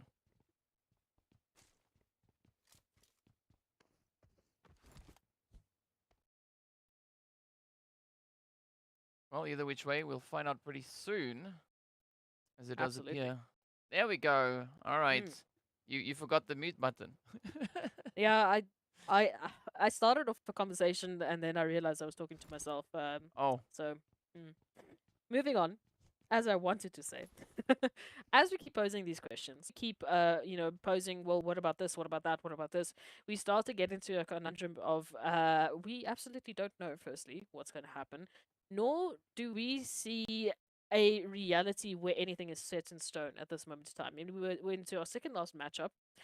We have 4 teams who have been absolutely dominating. The safest, I would say, we could potentially, hazard a guess at is that Quest Esports or Brute Force will likely be in the top 2. Even that reality just means that all that NASR have to do to completely make me eat my words is have a match where they get more than 19 points and then ensure that the next matchup they just stay consistent. And with Brute Force and Quest Esports having a tough last few matches, that still makes it a reality. So for RUKH right now, the focus I just want them to have is on where they're currently placed. What is the goal? The goal being to get themselves into PFGC. That goal right now is being threatened by the likes of virtual gaming, and they should not and cannot allow that to happen. So a great opening over towards Amjid. Now, just hold on. Keep this momentum going. yeah, because this is where RUKH can't let anything get to them, right? They're gonna have to just maintain all the focus that they can have here. But again, you gotta expect that Virtual Gaming Squad are gonna be looking to play a little bit of an upset, right? Because they can almost smell that top 4. They are just 26 points away from knocking on the door here of RUKH, and I mean, knocking they definitely are. As you can see, Virtual. This is an intentional drop, right? Not like something that maybe let's try it out. No, this was intentional. So if Virtual Gaming wants to survive this, they're going to have to really step it up and be, quite a bit of a trouble for the side of RUKH. Otherwise, RUKH, I think they're going to deal with them. Let's see how this one could potentially pan out. Once again, it's like the third, fourth match in a row. First member from, unfortunately, Quest Esports to get knocked is easy, and there's the confirmation almost immediately. They have just been hit by a constant reality. Again, I don't know if someone put a target on the likes of Quest Esports, but whoever it is, they are reaping in the benefits here. Al-Hajj down with HP as well. They have had a very tough day compared to the dominating performance we saw from them just yesterday. It has hampered the progress that we've been seeing from the likes of Quest Esports. Whether or not it will be the end or be a repeat is going to be up to the likes of R8. So I don't know how these teams keep finding each other, but they're just building onto our story. I mean, great minds think alike, right? And I think that is essentially the story that they're trying to build on and maybe take a few steps further.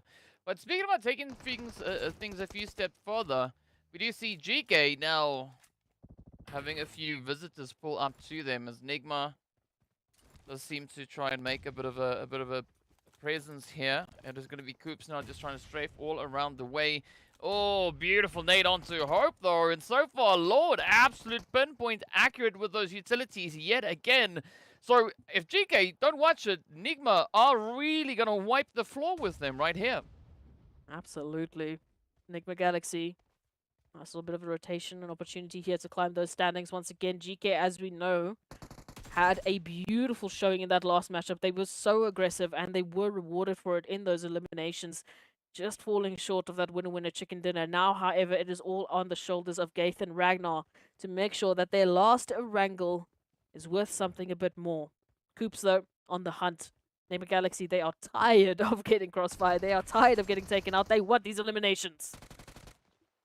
But unfortunately, they don't have much of a say in that, as we do have Ragnar getting dropped as well. Gaith, the Lone Star survivor, trying to make their way out of here. I mean, no surprise to see NIGMA do this, because as we know, and you've said it as well, right? NIGMA, they're going to try and apply themselves to get much, much closer towards that top 4. I mean, they're only 6 points behind R8, so it makes sense that NIGMA are going to be getting a lot more aggressive in this match. They have to. They absolutely have to. And I mean, moving into today's matches so far, ooh, for NIGMA, Lord has definitely been stepping up. I mean, they've picked up 8 eliminations so far. They've been dealing the damage. And the whole of NIGMA could definitely stand up to that category. Now we can see clear vision here. Because they would love this final hit onto the world of battle. Shots raining true. Ooh, Zig and Zag somehow, some way, I don't know how, but Krona still just barely alive, finding a bit of safe haven, finding a little bit of cover. While we take a look at this rotation from Falcons, the military base island, once again, a focus here. For the last match of Erangel in this MEA Championship, I feel like it's quite fitting.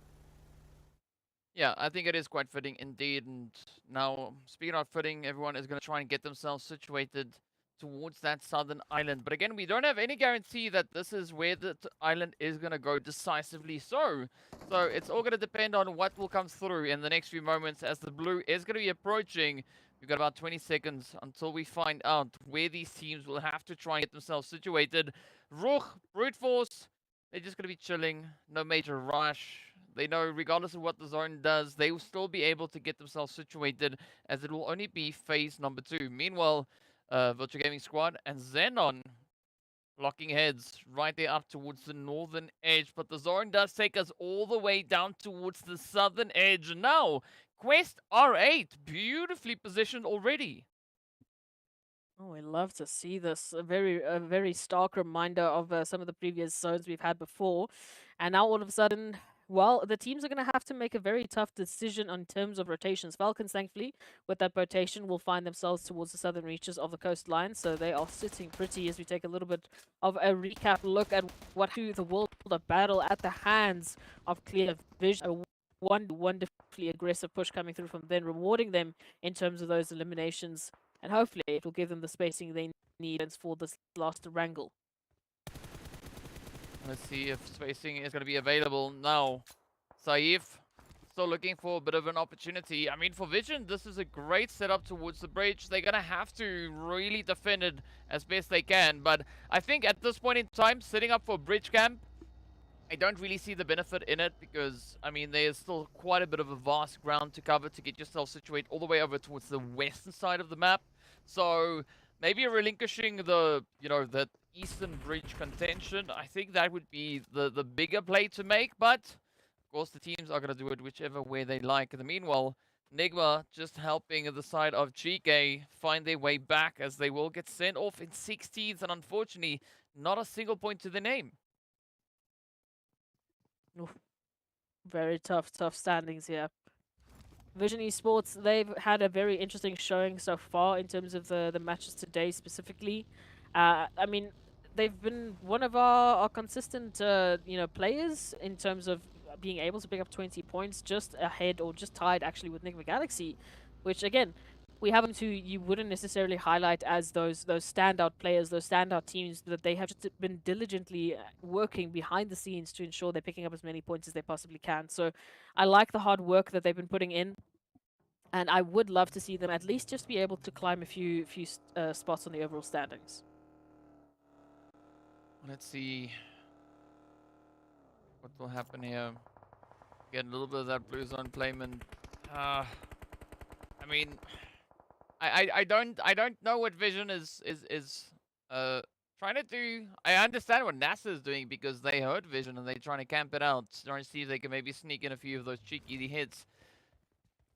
But I think NASR might be feeling comfortable resting in the fact that RUKH Esports trading by 19 points behind them, so they're not going to be all too concerned about whether or not RUKH is going to be catching them.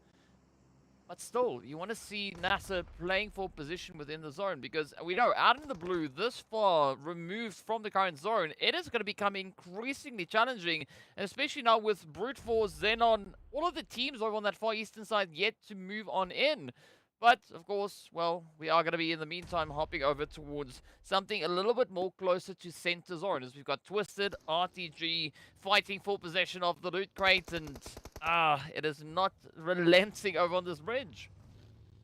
I know anytime soon we won't be seeing any sort of a break, any sort of opportunity or space to breathe for these teams. The zone is going to be constricting, and I mean, towards the position we're going to, obviously, it's not going to be an easy fight. You can take a look here as this rotation between XENON, Vision, and NASR, a very, very tight and close sprint to the zone. I mean, just looking at those HP bars, the zone just chunking away and making this all the more painful. Nice car, nice car. I approve. It's almost as good as the Blubber Ducky, but for different reasons. There's the Blubber Ducky. So, yeah, 5 points for Blubber Duck. In the meanwhile, Twisted, Dummy coming through with a beautiful hit. Quickly disposing there of Riva. But are they going to be able to follow through? Again, I mean, this entire position here is just so jam-packed. But Rio holding nice and steadily on the edge, taking quite a bit of chunk of the HP down, as Twisted managing to deal the blows they needed. A quick explosion does bring in quite a bit of a helping hand. Meanwhile, out in the drink is going to be the pool party here between RUKH and NIGMA Galaxy. Oh, this is a bit of an awkward situation. Looks like they unfortunately had to jump into the drink.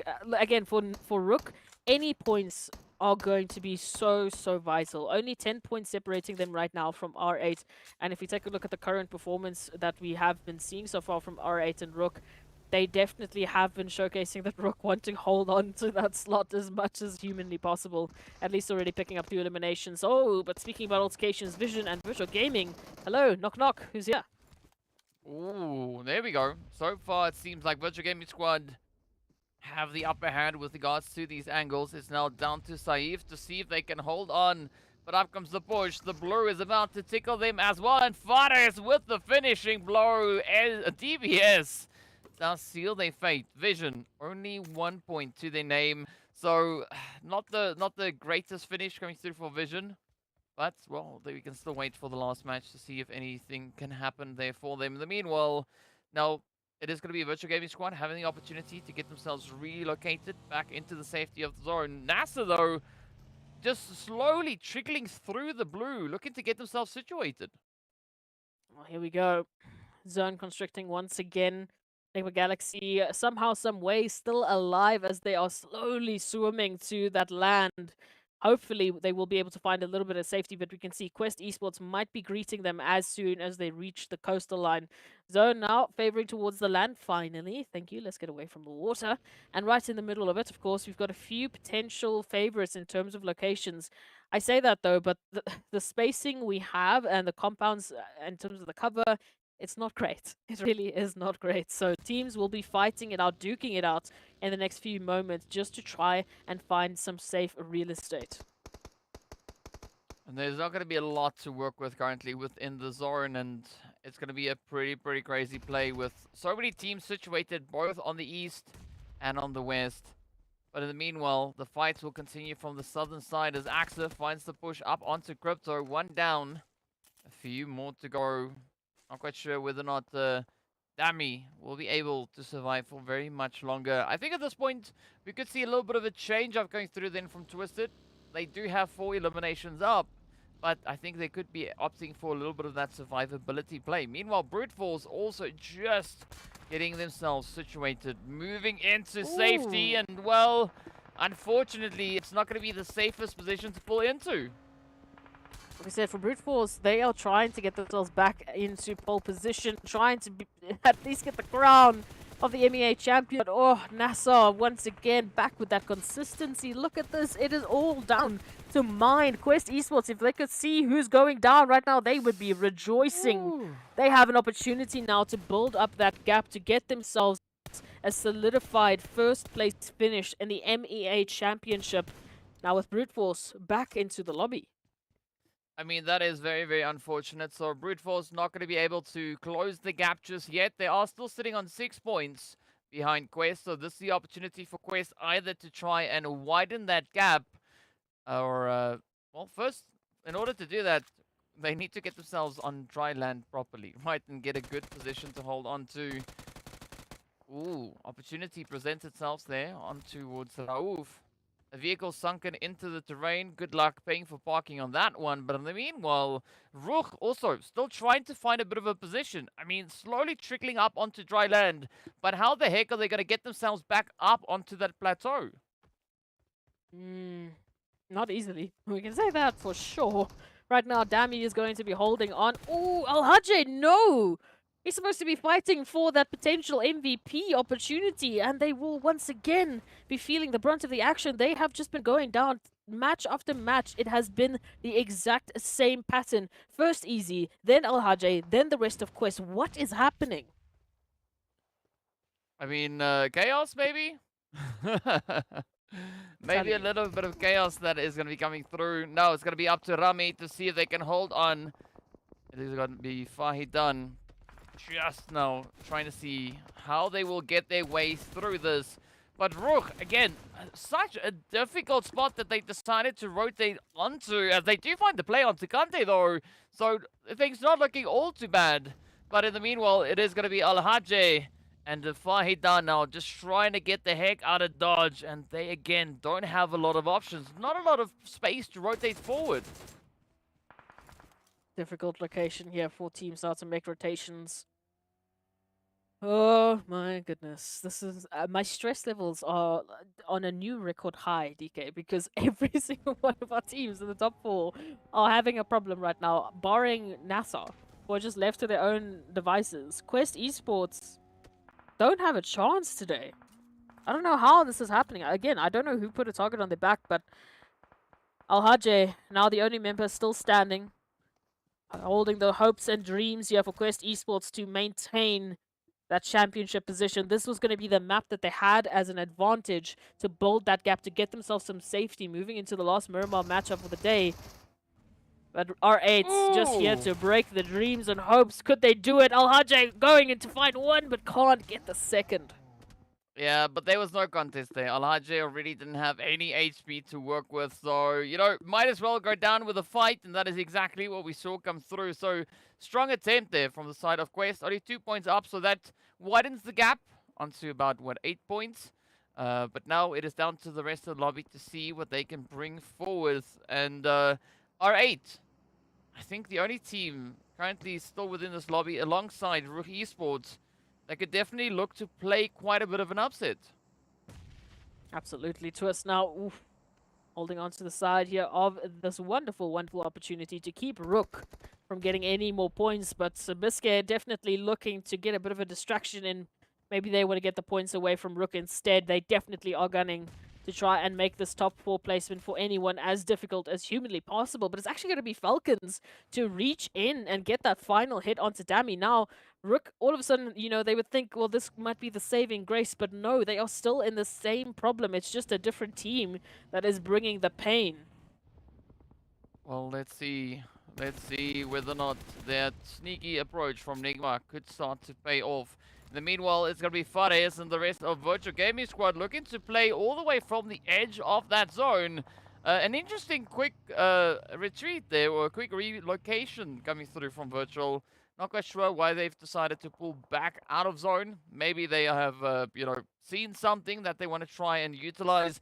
But of course, it does seem like they are going to be looking to maybe push in alongside Clear Vision, NASR, and XENON. You know, DK, we spent a lot of time talking about the top 4 teams, and barring NASR, they've all had a bit of trouble today. So I wonder if we did that thing that casters sometimes do, and if we did. But breathe. I'm very sorry. We do that often. We breathe all the time. No, it starts either with a J or with a C, and it makes it very difficult for these teams to do what they do best. And right now, that's the only thing I can shock you as to why it has not been going well for either Quest, for Brute Force, and now, of course, for RUKH. Oh, coffee and Jello. Those are the things you're talking about. I mean, I've only had coffee today, so yeah, we'll go with that one. In the meanwhile, it is going to be R8 now, looking to get a little bit aggressive here, pushing forward, but Mostar says no, and well, down they go as R8 pick up yet another elimination, but they have 2 players now that got knocked. One got finished, as we do say goodbye to Kra. And this could still provide quite a bit of an opportunity for the remainder of R8, but they're going to have to contest against the side of NASR and XENON. So this might be a little bit of a short-lived play coming through from R8 now. This is, again, this is not what you should be doing. R8 with an opportunity just 10 points away right now from RUKH, and they might be relegated down to only a single member. And if we take a look at those eliminations, only 1 elimination splitting up between RUKH and R8, which means R8 have so much more work to do if they want to get themselves a slot here. Come on, let us get back into the action here. But meanwhile, NASR might be that distraction. XENON focusing all of their efforts, but ooh, a good opening there from Starch. Oh, come on, jump shots coming in. Lazy Lion needs to watch this one. Oh, the Molly instead backfires, and that is Lazy Lion getting wrapped up. Gary Boy and Senkei have to try and pick up the last few pieces, but again, it's not going to be the easy one. Starch really showing that they are an absolute menace as they find yet another one. Senkei has been dropped. Gary Boy about to be met with a bit of utility, but it is a tennis match, and Starch gets taken down. Gary Boy carries the name of XENON forward into this lobby. He can't even script it. Oh my goodness, what is happening now? RUKH down only to Pusher, as R8 have been relegated down to only 1. So this couldn't be closer between the likes of RUKH and R8 for that top 4 finish. But in the meantime, NIGMA Galaxy, of course we know, looking to stir some chaos, looking to make it as humanly impossible to get into the top 4 finish, even turning their attention here now to P6, poor P6, just trying to run up into safety. As we can see, NIGMA Galaxy really applying that pressure. And meanwhile, just to point it out, every time we don't talk about them, they manage to get themselves into the top 6. Sly Machine, alive and well within the zone. Like we said before, right? It's the moment that you don't look at them, that's when they start to do things. So let's maybe look at the rest of the teams, at least for now. RUKH still caught in a very, very tough spot. NIGMA also not having the best setup here, but it's going to be XENON and FALCONS now fighting relentlessly. And it's going to be the FALCONS to swoop on in and send them out. Down to the final 5 teams we go, and again, such a big hurdle yet to be crossed. We gotta take a look at this one now. Massive, massive opportunity. FALCONS, of course, holding on strong, but it is Sly Machines up with a full squad into this matchup. They have not yet started a fight with anyone at all. RUKH in the same place that they have been since the beginning of this military base shift. Unfortunately, still not finding a way to get up, and HP bar's not looking good. No resources to work with. Biscay just needing that one little pixel to find the final hit into the nail, and then we could be saying goodbye to RUKH Esports.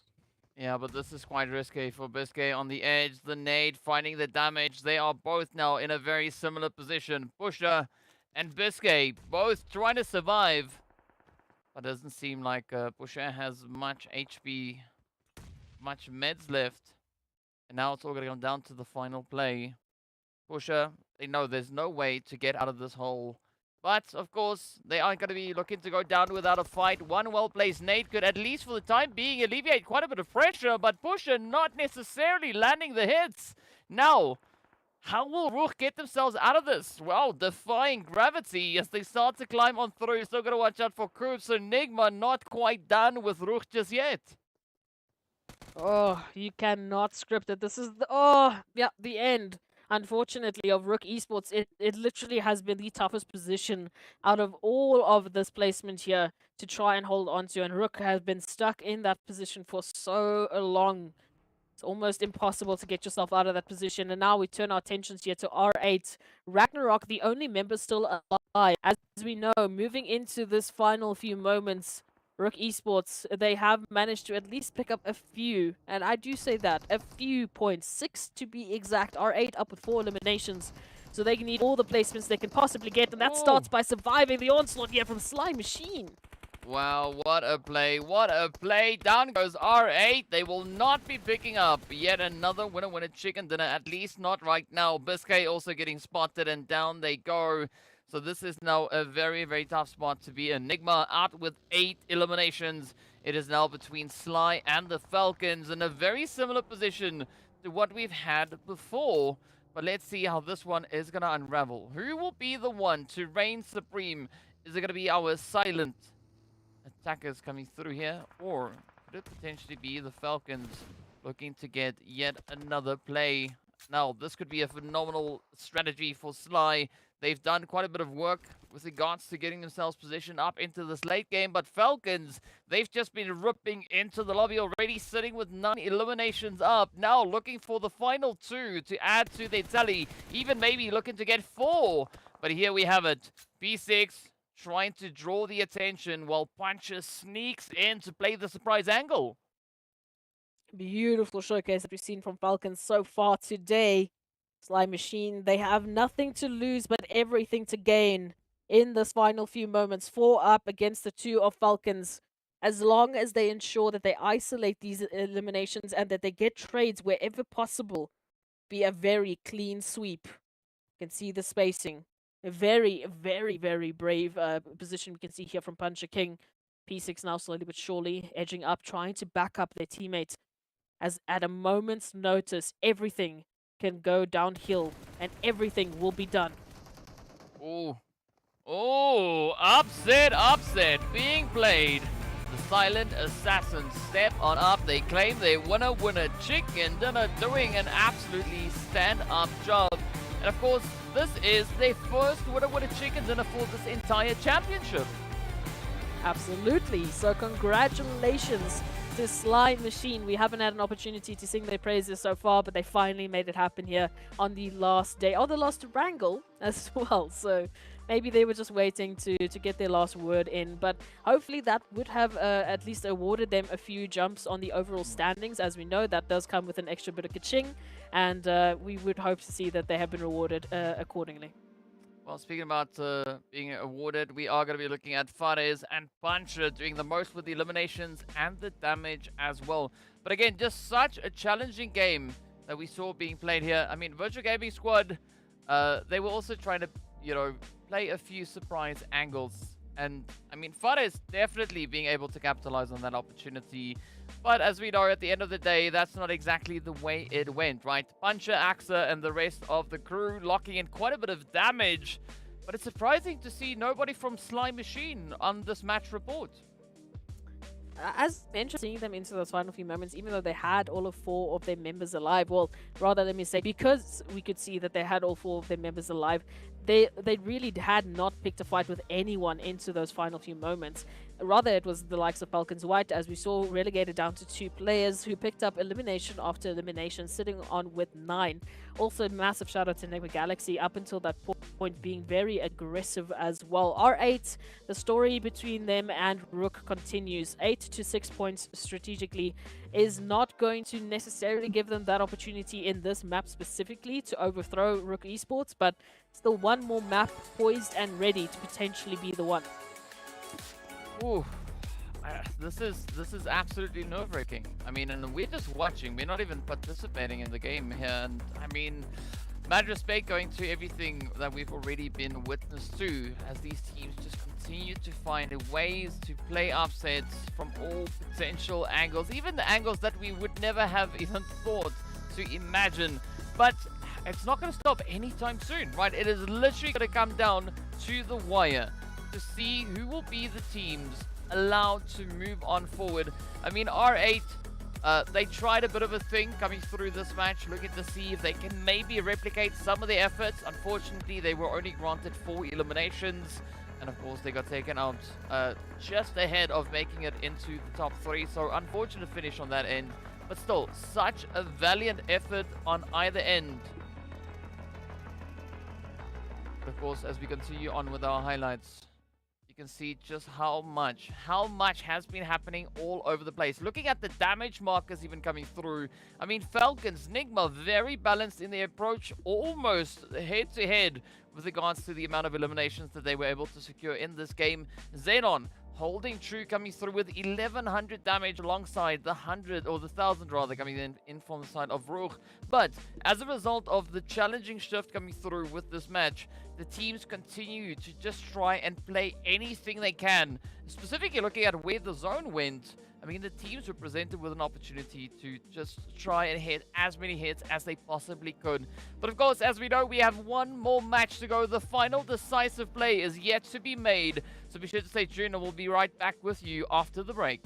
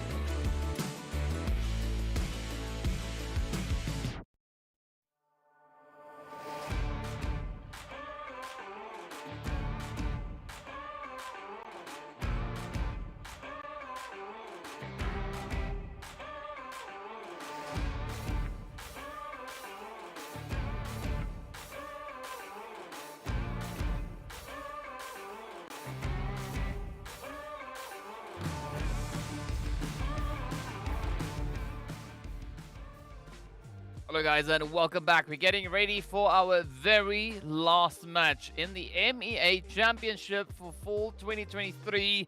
So much has happened, but of course, well, we're not done just yet, right? We need to take a look at a few comparisons in preparation for our final match of the day.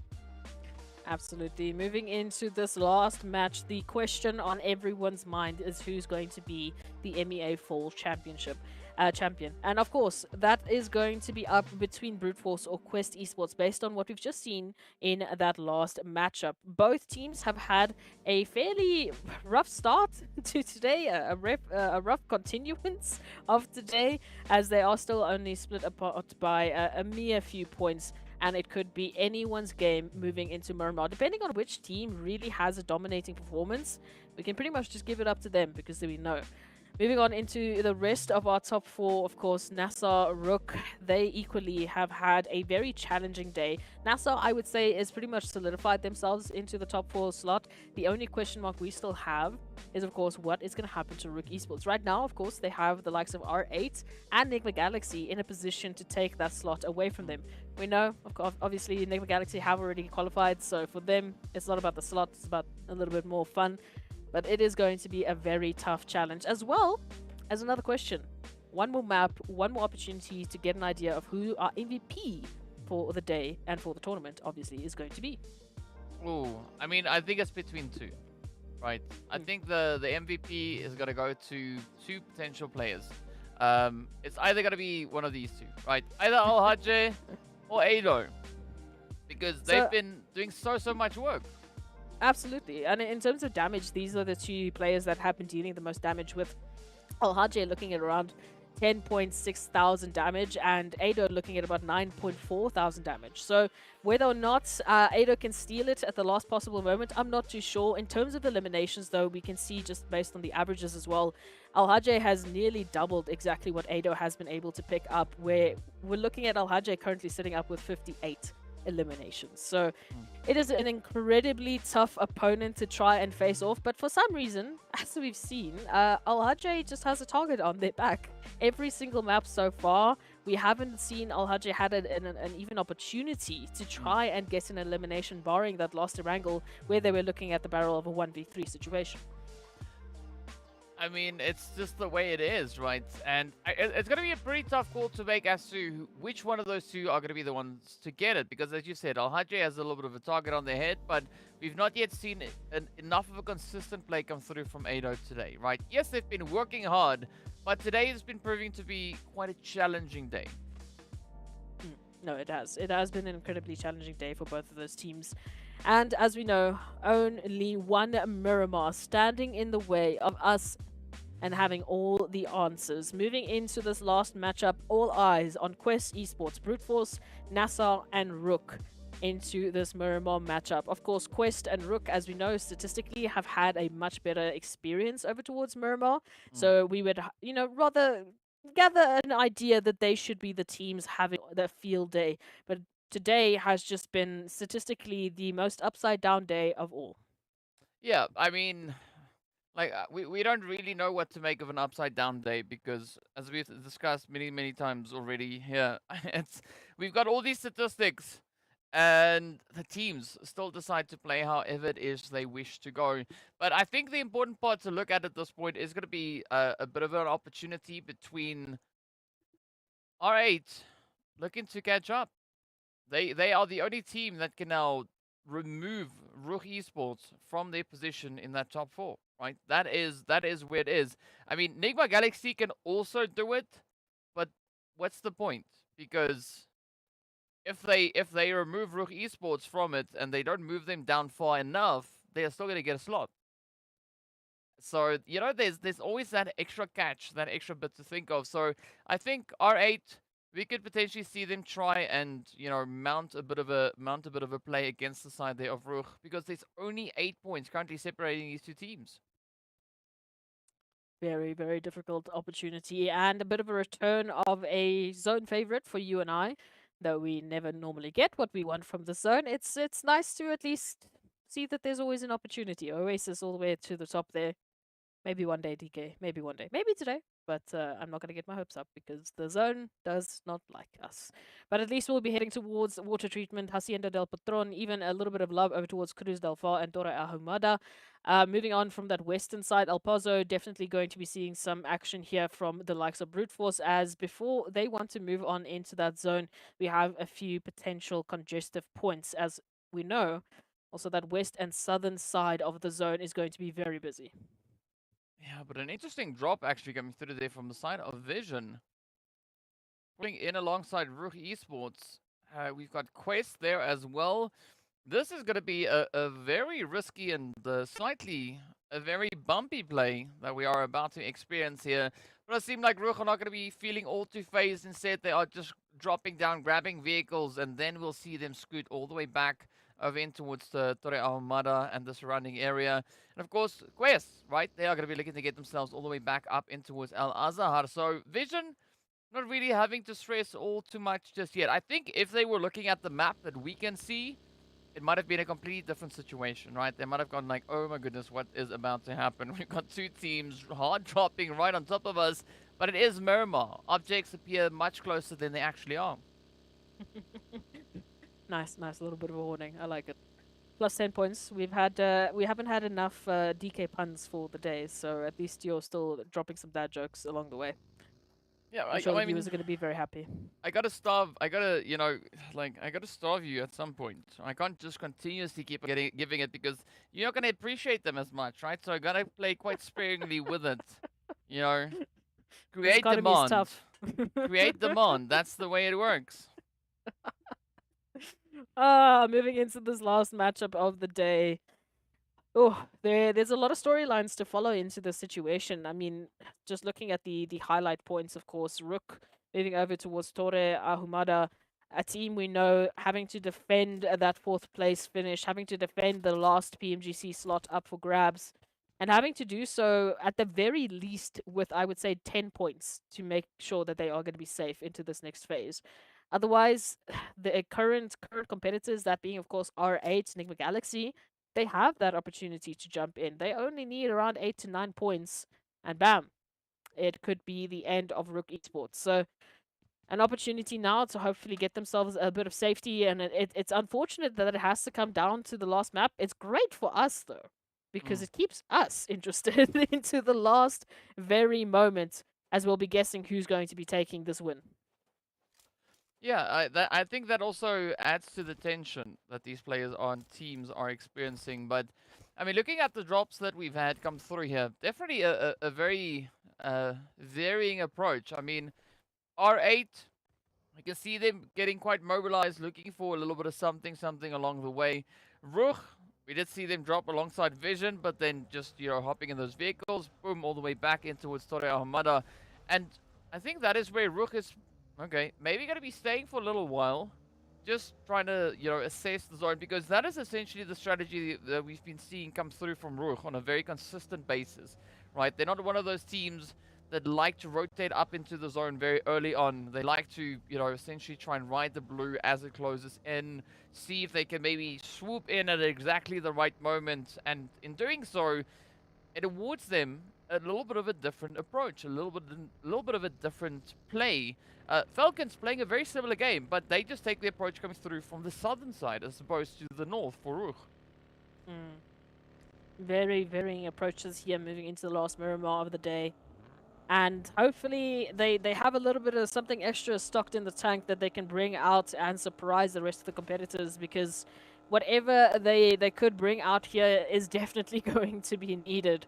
It is so close and contentious that even between Brute Force and, of course, Quest Esports, you know, we thought moving into today, especially after the first match, it was going to be a very close map after map finish, but they have just been so unlucky, dominated, whatever you want to call it, and it has not been easy for both of those teams who are currently sitting in 1st and 2nd position. And at least for the previous days, they have worked hard enough to give themselves that small safety net to secure themselves into the top 2, but we still need an answer as to who's going to be our champion, and we would like them to do so in a dominating fashion, at least on the last map. Well, it's going to be a tough play because, again, nothing is secured, and you know, all we can do is hope at this point in time that things go somewhat according to plan. Something that's definitely not going according to plan, at least for RUKH, is this intentional push going through from Vision. I mean, this is as intentional as you can get it, but let's see whether or not RUKH are going to be falling for this bait as Rami now steps up to defend, dealing two absolutely devastating blows into the side of Vision. It has now gone from a 1v4 into a 1v none. Right, that's it. Eugene and Rami just took down the entirety of Vision. Well, like I said, this is what RUKH needed. Any points that they get here, as long as it's more than R8 and NIGMA Galaxy, they will be safe. They will have an opportunity and a slot in PMGC. So a fantastic start there to pick up those 4 early eliminations. Vision, unfortunately, that will be the last we have seen from them in the MEA Championship. So we'll have to wait till the overall rankings to see where they end on up. Meanwhile, focus there over towards Brute Force as well, still out in the zone alongside Quest, who's also taking a much more easy approach within the zone, nice and relaxed, and Al-Hajj and Easy are still alive, so that is progress. Yeah, as you can see, the teams that know what's at stake with regards to their positions in the rankings, right? The defenders, they are taking a slightly different approach. I mean, R8, this might look like an aggressive rotation coming through from them, but as we've seen a lot of times, the teams don't necessarily commit to center zone, especially not in this region. But now, ooh, R8 might have to rethink their positioning because now that they are smack dab center zone yet again, I can definitely see a few teams liking to prioritize those hills that they find themselves on and potentially even up in towards water treatment. So either they're going to have to mount an absolute insane defensive positioning, or they're going to have to get quite aggressive. Absolutely. We'll wait and see. Hopefully some aggression will be on the cards here, especially for the likes of R8s. It would be such a comeback story to ensure that in a single day of play. I mean, again, if we go back at the beginning of the day, we had our top 4, we were going through all the stats, we were like, okay, look, we have a great idea how exactly these players should be holding onto their slots today. But lo and behold, R8, who at that time was sitting in 10th position, has climbed and climbed and climbed to get themselves into a potential 4th to 5th place finish, depending on how this match goes. Well, let's see whether or not they'll be able to find the result they need, as we got quite a bit still to work through. I mean, it's still early days in this phase, but as we know, anything and everything can change at the drop of the hat. It is now going to be Virtual finding the opportunity onto the side of NASR. I mean, essentially, NASR, one of those teams, you know, coming into a very similar position like this, but yesterday found themselves within the top 4. Absolutely, and they were 4th, so the work that they've done today to at least secure themselves the top 3 finish, and they're sitting pretty comfortably in that top 3 finish. At one point, we were obviously talking about them potentially taking 2nd place. Unfortunately now, though, relegated down to only 1 member, it will be a bit tough to do that, but Spec, who knows, maybe has a surprising rabbit that they can pull out of a hat, or a hat out of a rabbit, as DK wants to see one day for some reason, but they'll have to do so up against Virtual Gaming, who are hot on their heels now, looking for this final Woo! Ooh, nice nade. Nice nade. But now Spec, ooh, has to try and fend it off. And so far, they do succeed. Fares is down. Now it's up to Amjid. And there we have it. Mosa coming through with a beautiful S12K hit. Down they go. And NASR, well, doing everything they can. So, I mean, for RUKH, there's a little bit of a light at the end of the tunnel, because they have an opportunity here, right? They were trailing by 20 points coming into this match. They've already made up 4, so they only now need at least 16 more points, potentially 17, just for you know, for giggles, why not? And that could actually place them just above NASR if they do succeed in accomplishing that. The other option is, of course, for RUKH, as you've said, just to ensure that they accrue enough points to stay ahead of R8 and NIGMA. Ooh, okay. I mean, It's possible. It definitely is possible. We've seen RUKH Esports put down some very, very nasty games before, and especially towards the end of the day. Like we said, it seems like GK, RUKH, and of course Twisted Minds just at the end and the last match, they get this different kind of energy. Maybe they can bring this one up. So we'll see. 20 points, or at least less than 20 points to get to the third place finish. That would be a story, especially since they've been so in danger now, thanks to the likes of R8 and NIGMA Galaxy, but we'll wait and see. NASR are going to be kicking themselves for going out early on and leaving this up to chance, but hopefully all the work that they've done up until this point would be enough. Meanwhile, Clear Vision and XENON, a little bit of a stalemate here towards that western side. Ooh, but a great opening onto Vito. This could be the send for XENON now coming on through. Well, let's see. XENON, 29 points away. Are they going to be able to catch up? It is all going to rely on this engagement. As you can see, Focus trying to focus in that shotty and M4 spray down. But up comes Marshall with a quick strafe, a jump shot, and that is it. Clear Vision getting dropped, and it is done. Off they go, one Elam, but XENON now sitting with 4 eliminations up. Now they need 25 more points. Oh, 25 more points to bring it home. Virtual Gaming, ooh, nice little bit of a slide on by. Do you love what we're seeing here from these teams so far? They definitely have been bringing up a whole different kind of energy, even for Slime Machine. I mean, that winner chicken dinner was right out of left field in the previous matchup, but we were all there for it. I mean, we love to see these surprising moments in MEA Champs. There's always at least one team that we don't talk about, at least. And this time there's two. At least one team in the last day that just picks up a winner chicken dinner. And we're like, okay, but why couldn't you do this from day number one? It's one of those things. It is just one of those things. And I mean, some teams play with a completely different strategy. As we know, this is a marathon. This is not a race. Ooh. And so far, you know, things have been going in different directions with varying levels of success. But this is the opportunity, the chance for the teams now to try and get all the possible success that they can muster, right? For Twisted, the opportunity is there to, you know, play the best possible PUBG that they can, see how far they can finish within this event itself. Because as we know, coming into this match, they were sat on 85 total points, and definitely want to see them get pretty close to potentially maybe even breaking a century. Potential right around the corner. Amjid, nade in hand. Mohammed in the similar situation. Ooh, he's going to have to drop that one just for the moment here. The World of Battle still up with 4. But this split, it's going to be up to Mohammed to stalemate away, to get their teammates in a position where they can rotate in. Arthur thankfully making it now. This is an even-footed match. It's a 2v2. Mohammed down to a sliver of HP as Arthur tries to flank on around. Oh, and there we go. They do get the hit in. Amjid follows through. Now, where's this one going to go next? Because, I mean, surely Amjid is going to get this res up into Mosta. But will we then see Virtual Gaming Squad mount a full-on aggressive show, trying to get the jump in on the World of Battle? At least for now, it seems like that is going to be suppressed. As we do have Hazem on Overwatch, looking to just apply a little bit of the pressure while the rest of the team gets their footing. Up comes the nades. This could be the bounce to end it here for Mosta. Doesn't really reach quite just yet, but Arthur gonna instead push on forward. There we go. The hit is in. The first one, the second shot is about to land, and Amjid about to get ended. But will it happen? Yes, it does. The World of Battle take down the side of Virtual Gaming Squad.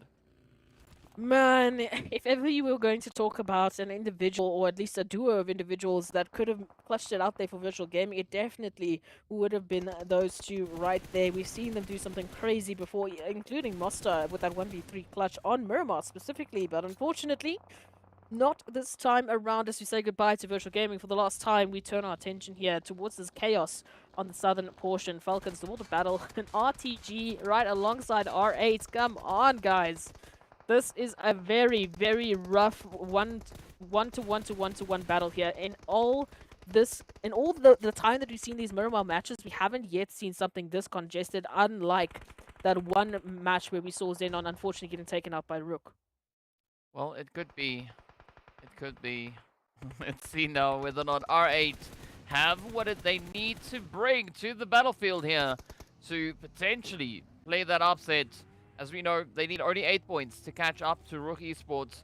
based on the gun pacing that we have here, R8, they still have quite a long way to go. We've not yet necessarily seen a whole lot of eliminations come their way. Falcons, I mean, they're 20 points away from catching up, but they don't need to catch up. As we know, they already have that invite straight into the PMGC itself.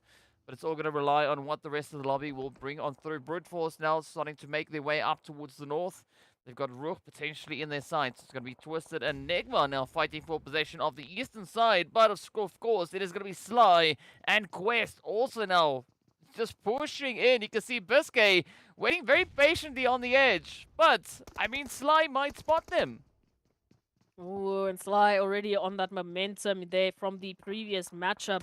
They would not mind getting a bit of a repeat, but Twisted Minds in a similar fashion. We've seen what they can do on these Miramar matches before. They have literally stolen winner-winner chicken dinners without even barely lifting a finger in terms of eliminations. But here it is, the final challenge. NIGMA Galaxy holding strong. Oh, beautiful opening nade there from Coops onto Danny. Could be the crack in the defense right now for Twisted Minds. Well, Biscay coming through with a follow-through as well. This is go time now for NIGMA. As you can see them starting to rush on forward. Coops, or Crypto rather, going to be trying to suppress any advances. But so far, it is not necessarily going the way that they would have wanted. A quick, cheeky jump shot coming in from Coops. Down goes Lord. Oh, absolute carnage. Coops could still try and save the day, but it's going to be up to Evo Station to get the contest. And Coops drops the first, and that is it. Twisted Minds go out in 11s with only 3 eliminations to their name. NIGMA Galaxy down to only 1 remaining hopeful, and it is going to be Sly Machine now looking to capitalize on a very vulnerable Coops. Got to give it up to Twisted Minds there for holding on strong in such a difficult position. And now Coops to finally showcase what they can do, but they're going to be doing so on fire and not quite in the fashion they were looking for. They want to hold on to this one. It is up against a full team, and there is a reach in from GEEKAY Esports. Ragnar will say thank you very much for that one into the tally. So unfortunately, NIGMA Galaxy, no opportunity for them to further bolster their opportunities here on the overall standings, but they have applied pressure to R8, as we know. Moving into this matchup, they were only about 1 point away, I believe it is, from R8's current position. Now picking up 4 eliminations. It's up to R8 to keep up this momentum. Not only if they want to keep their 5th place finish, but also if they want to try and take a position away from RUKH. Yeah, because, I mean, R8, they just need those 8 points. That is all they need, but they are yet to find the first few eliminations to help get the ball rolling. In the meanwhile, the rest of the lobby are going to be looking to double down. RUKH, they are very reluctant from pushing into the zones. You can see them now just hovering around towards those northern edges. Meanwhile, it is going to be Brute Force ducking down, digging deep as they start to go toe-to-toe here with the Falcons. As you can see, AXA quickly managing to get themselves properly and decently patched up, but Brute Force, they still have all 4 players in this match. Let's see where this play is going to be going next. Now, Falcons, holding steady, looking to apply all the pressure, but Ado locks it in, gets yet another elimination. We have to keep in mind, of course, also the fight for the champion. It's going to be Brute Force now trying to chase along where Quest have left themselves currently. Few points separating them in their current position. We also saw R8 starting to pick up points. As we said, they need to now not only take into account the eliminations that RUKH have already picked up, but also the eliminations that NIGMA have picked up. So at least 13 points in either elims or placements is going to be necessary, as we say unfortunately goodbye to Falcons, who have been so good. They picked up that pacing today, but it unfortunately was not enough. As R8 now, they have tasted one. They've tasted a little bit of success. Can they find anything else? I mean, it's now solely down to R8 and RUKH Esports to decide who will be allowed up into the top 4. I mean, the 2 other contenders, right? NIGMA and Falcons, both have already been dealt with. Both have already been sent away. The same can be said there for Virtual Gaming Squad. So this now opens up the opportunity for R8 to just do what is required. They're going to have to try, as you said, get themselves those extra few additional points, taking into account the amount of eliminations that we've already seen come through then from RUKH. So it puts them on, well, yeah, about 12, 13 points that they need. So they definitely need to start to find a few of those eliminations. And this is where things could get quite risky, because we see GEEKAY up on the ridge line. Yes, it is a solo, but from that position, they could still definitely cause quite a bit of a problem down here in towards water treatment. Brute force into this one. 8 points could solidify them the championship as long as Quest Esports is not allowed to continue getting anything further. A very challenging last few positions that we could see here. RUKH Esports coming through from that northern side as Quest has just crossed across the threshold here of water treatment from that southeastern side rather, alongside Slime Machine. Very interesting few positions as RUKH is trying to find some safety. Potentials around the corner. XENON also reaching in now, as we've seen, with only 2 members apiece. RUKH have a very good line of sight onto XENON's current position, but unfortunately the terrain just allows enough cover for XENON to potentially stalemate it out, to just hide enough until that next zone shift really forces them into a corner. That could be their win condition, that could keep them safe from RUKH's clutches, but we'll wait and see how that zone is going to shift. We also have Gaith right in the center, just as a solo, hoping no one notices them. Yeah, and I mean, it's a tough play because, I mean, looking at the points, right? XENON, they needed 24, or 29 points rather, to catch up to the tally that RUKH currently hold. But they are sat with only 4 eliminations and only 2 players up, so that is going to be a pretty tall order. I'm not quite convinced as to the capability of XENON pulling a move like this out of the hat, especially not with Brute Force encroaching on their position and RUKH Esports position up on the elevation, right? The high ground. This is going to be a very sticky spot for XENON to try and contest. That's what I said. We just don't see how much longer they can actually hold on to this, especially now considering Brute Force is moving into their territory. RUKH has a perfect line of sight. Again, there's a few points in this terrain that could provide enough cover for them to hide out, but that's only going to be dependent on how the zone is going to move on forward. At some point or other, they will be exposed with that rotation, and that is exactly when RUKH will be striking either towards XENON, either towards Brute Force, or potentially even to R8, who have now just moved in. And again, the R8 to RUKH battle is continuously going to keep building. They might even take each other out, but right now, we see R8 focusing their attention here towards RTG, finding at least 1 knock, looking for a bit more, as Gaith in the center is feeling a little bit nervous. Yeah, I think the best approach here for R8 would be to try and just clear up the edge, right? Don't get distracted by that center zone chaos. Instead, try and play the edge, try and move around, right? Maybe in the direction of, like they've been doing now, onto the side of RTG, maybe looking to make a bit of a play on towards Quest. But again, utilizing the terrain, because if the terrain continues to maintain this difficult angle, it's not going to look all too hopeful. In the meanwhile, we do also see the play there from RTG getting packed up and shipped out. RUKH now starting to descend the hill, and I mean, XENON feeling all the heat being applied to them. Gotta drop a little bit of respect on the name of Gaith, the helping hand in ensuring that RTG has been sent back into the lobby, even as a solo right in the middle of the chaos. But here it is, that zone continuing to praise Gaith as they are blessed with another shift, and RUKH Esports turn their attention here towards these stragglers. They still have some elevation to work with. Slime Machine applying some pressure, but as we were alluding to, XENON unfortunately being exposed with that zone shift and a bit of a helping hand with Brute Force. Ooh, Slime Machine maybe helping R8 out here as they turn their attention, apply that pressure over towards RUKH. Oh, come on. This is absolute nail-biting stuff. I mean, R8, they don't need 8 eliminations, right? They don't need 14 eliminations. All they need to do is get that total amount of points. However they get it, it doesn't matter, but they are now within placement point territory. So, ooh, the further they make it, the more the points will be, and it's now going to be Eugene looking to lay into the side here of Slime Machine as Steezy tries to defend. They get the first successful hit, but down they will go as well. Now, Slime Machine attacker to land the finishing hit into the side of RUKH Esports, and RUKH finish their run with 7. Down goes as well, and this is now absolute mayhem erupting all over the place. Your heart wants to break for RUKH Esports. I mean, and even Eugene towards those final moments, trying everything in their arsenal to ensure that RUKH Esports are still alive into these final moments. But unfortunately, it doesn't quite go the way. Sly Machine have picked up some confidence here. And unfortunately for them, it is down to Al Hajj who's coming through for the MVP. And they're going to do so on the graves of Sly Machine. Now, R8 Quest Esports, the two teams fighting for positions in the top slots, and R8, they have their work cut out for them. Before RUKH Esports went down, they obviously picked up those 7 eliminations. It might have been enough, but let's see. Well, it is going to be a pretty tough play. As we know, RUKH, they were able to add a few additional points to their tally as well. So that just increases the pressure now available here for the side of R8.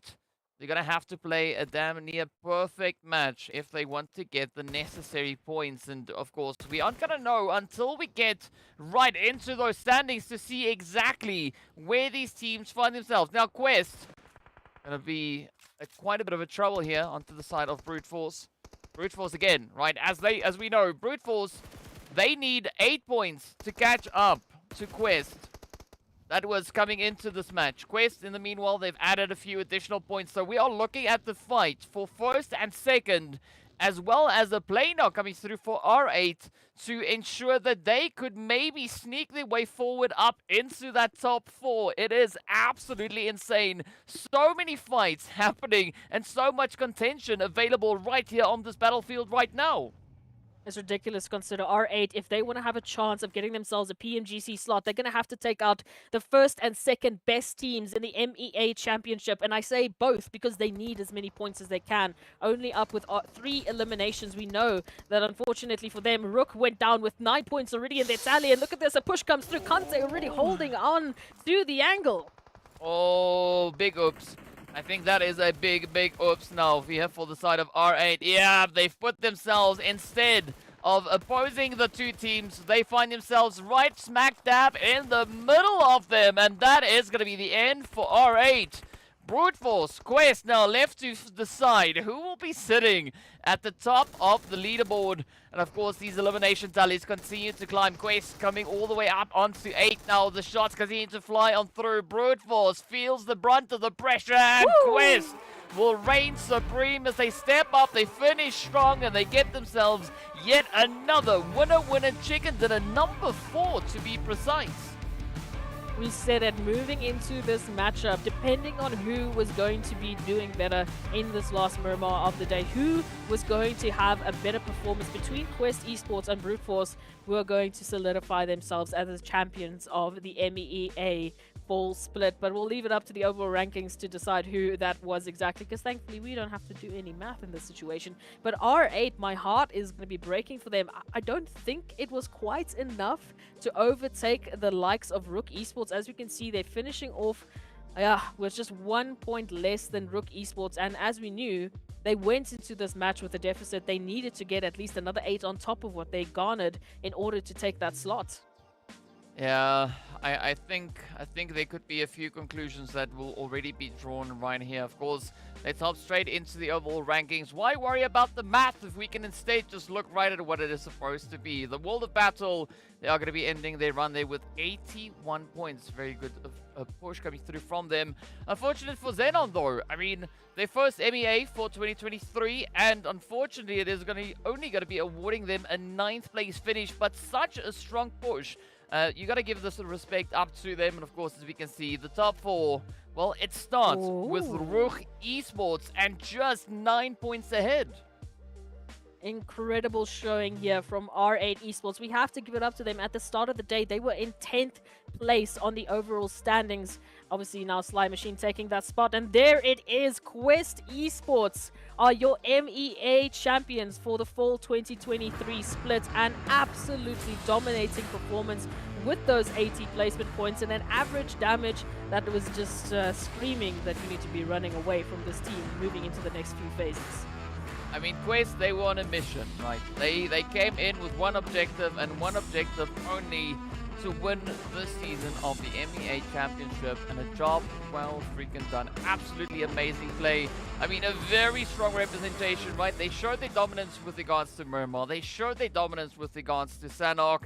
Heck, they even came close to dominating Erangel as well. So Quest, I think they were the big beast in this season of MEA Championship. Absolutely. But of course, we have one more question we need to answer. At the beginning of the day, we were talking about Ado versus RUKH. Who was going to be taking that MVP slot for the tournament? Who was going to be the final player standing on top of everyone else? And now we finally get to see who the tournament MVP is. And I can tell you now, it was going to have been very, very close. But it has to go up to RUKH for their dominating performance. I mean, big congratulations. I mean, words can't express how amazing and impressive this is coming through from RUKH. Absolute GOAT, right? I mean, 11,000 damage being secured, just 300 shy of hitting 12,000, and doing so with 64 eliminations. I mean, that is absolutely tremendous, right? If you want to put that into perspective, like a big majority, nearly half of the eliminations that Quest secured as a team in these past 24 games was contributed by RUKH. Nearly half of the team's eliminations came through from just that individual that we saw there. It's insane. Stop. Stop. It's an insane amount. And like you said, moving into that matchup, they had 10,600 damage. So picking up another easy 1,000 damage, picking up another 6 eliminations, it just seems like nothing to RUKH. So absolutely congratulations. And that extra $2,000 will obviously be going in their pockets. A very well-deserved title. Yeah, there's no arguing with that as well. And of course, let's take a look at a bit of a stat breakdown, right? I mean, R8, they've been having an absolutely phenomenal day. We did see them coming through with a back-to-back winner chicken dinner. They reserved a lot of this insane performance for the very last day. I mean, what a beautiful story it would have been had they been able to just clutch it out all the way through, right? Get themselves 3 winner chicken dinners. I mean, that would have been such an insane story coming in on their end. Absolutely. I mean, they definitely stepped on up where we asked them to. And even though they did fall short of that top 4 place of that PMGC slot, I feel like they did prove how an incredible team they really are. I mean, picking up 66 points in a single day on the last day of a championship, that is no small feat, and that takes a lot of confidence. That takes a lot of prep as well to be able to go up against these sort of level of players and still say that you have a chance and you're going to be dominating in a single day.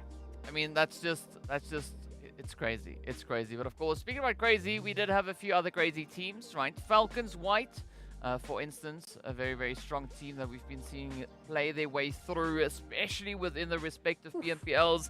I mean, for this season so far, this championship, I mean, not necessarily the most aggressive push that they've made, because they already qualified for PMGC, right? They were just here, you know, enjoying everything that the championship could bring their way, but they still finished on a very strong performance. I mean, 54 points for this very last day. You know, between FALCONS White and I would say NIGMA Galaxy as well, we started off the day questioning where this performance from them has been.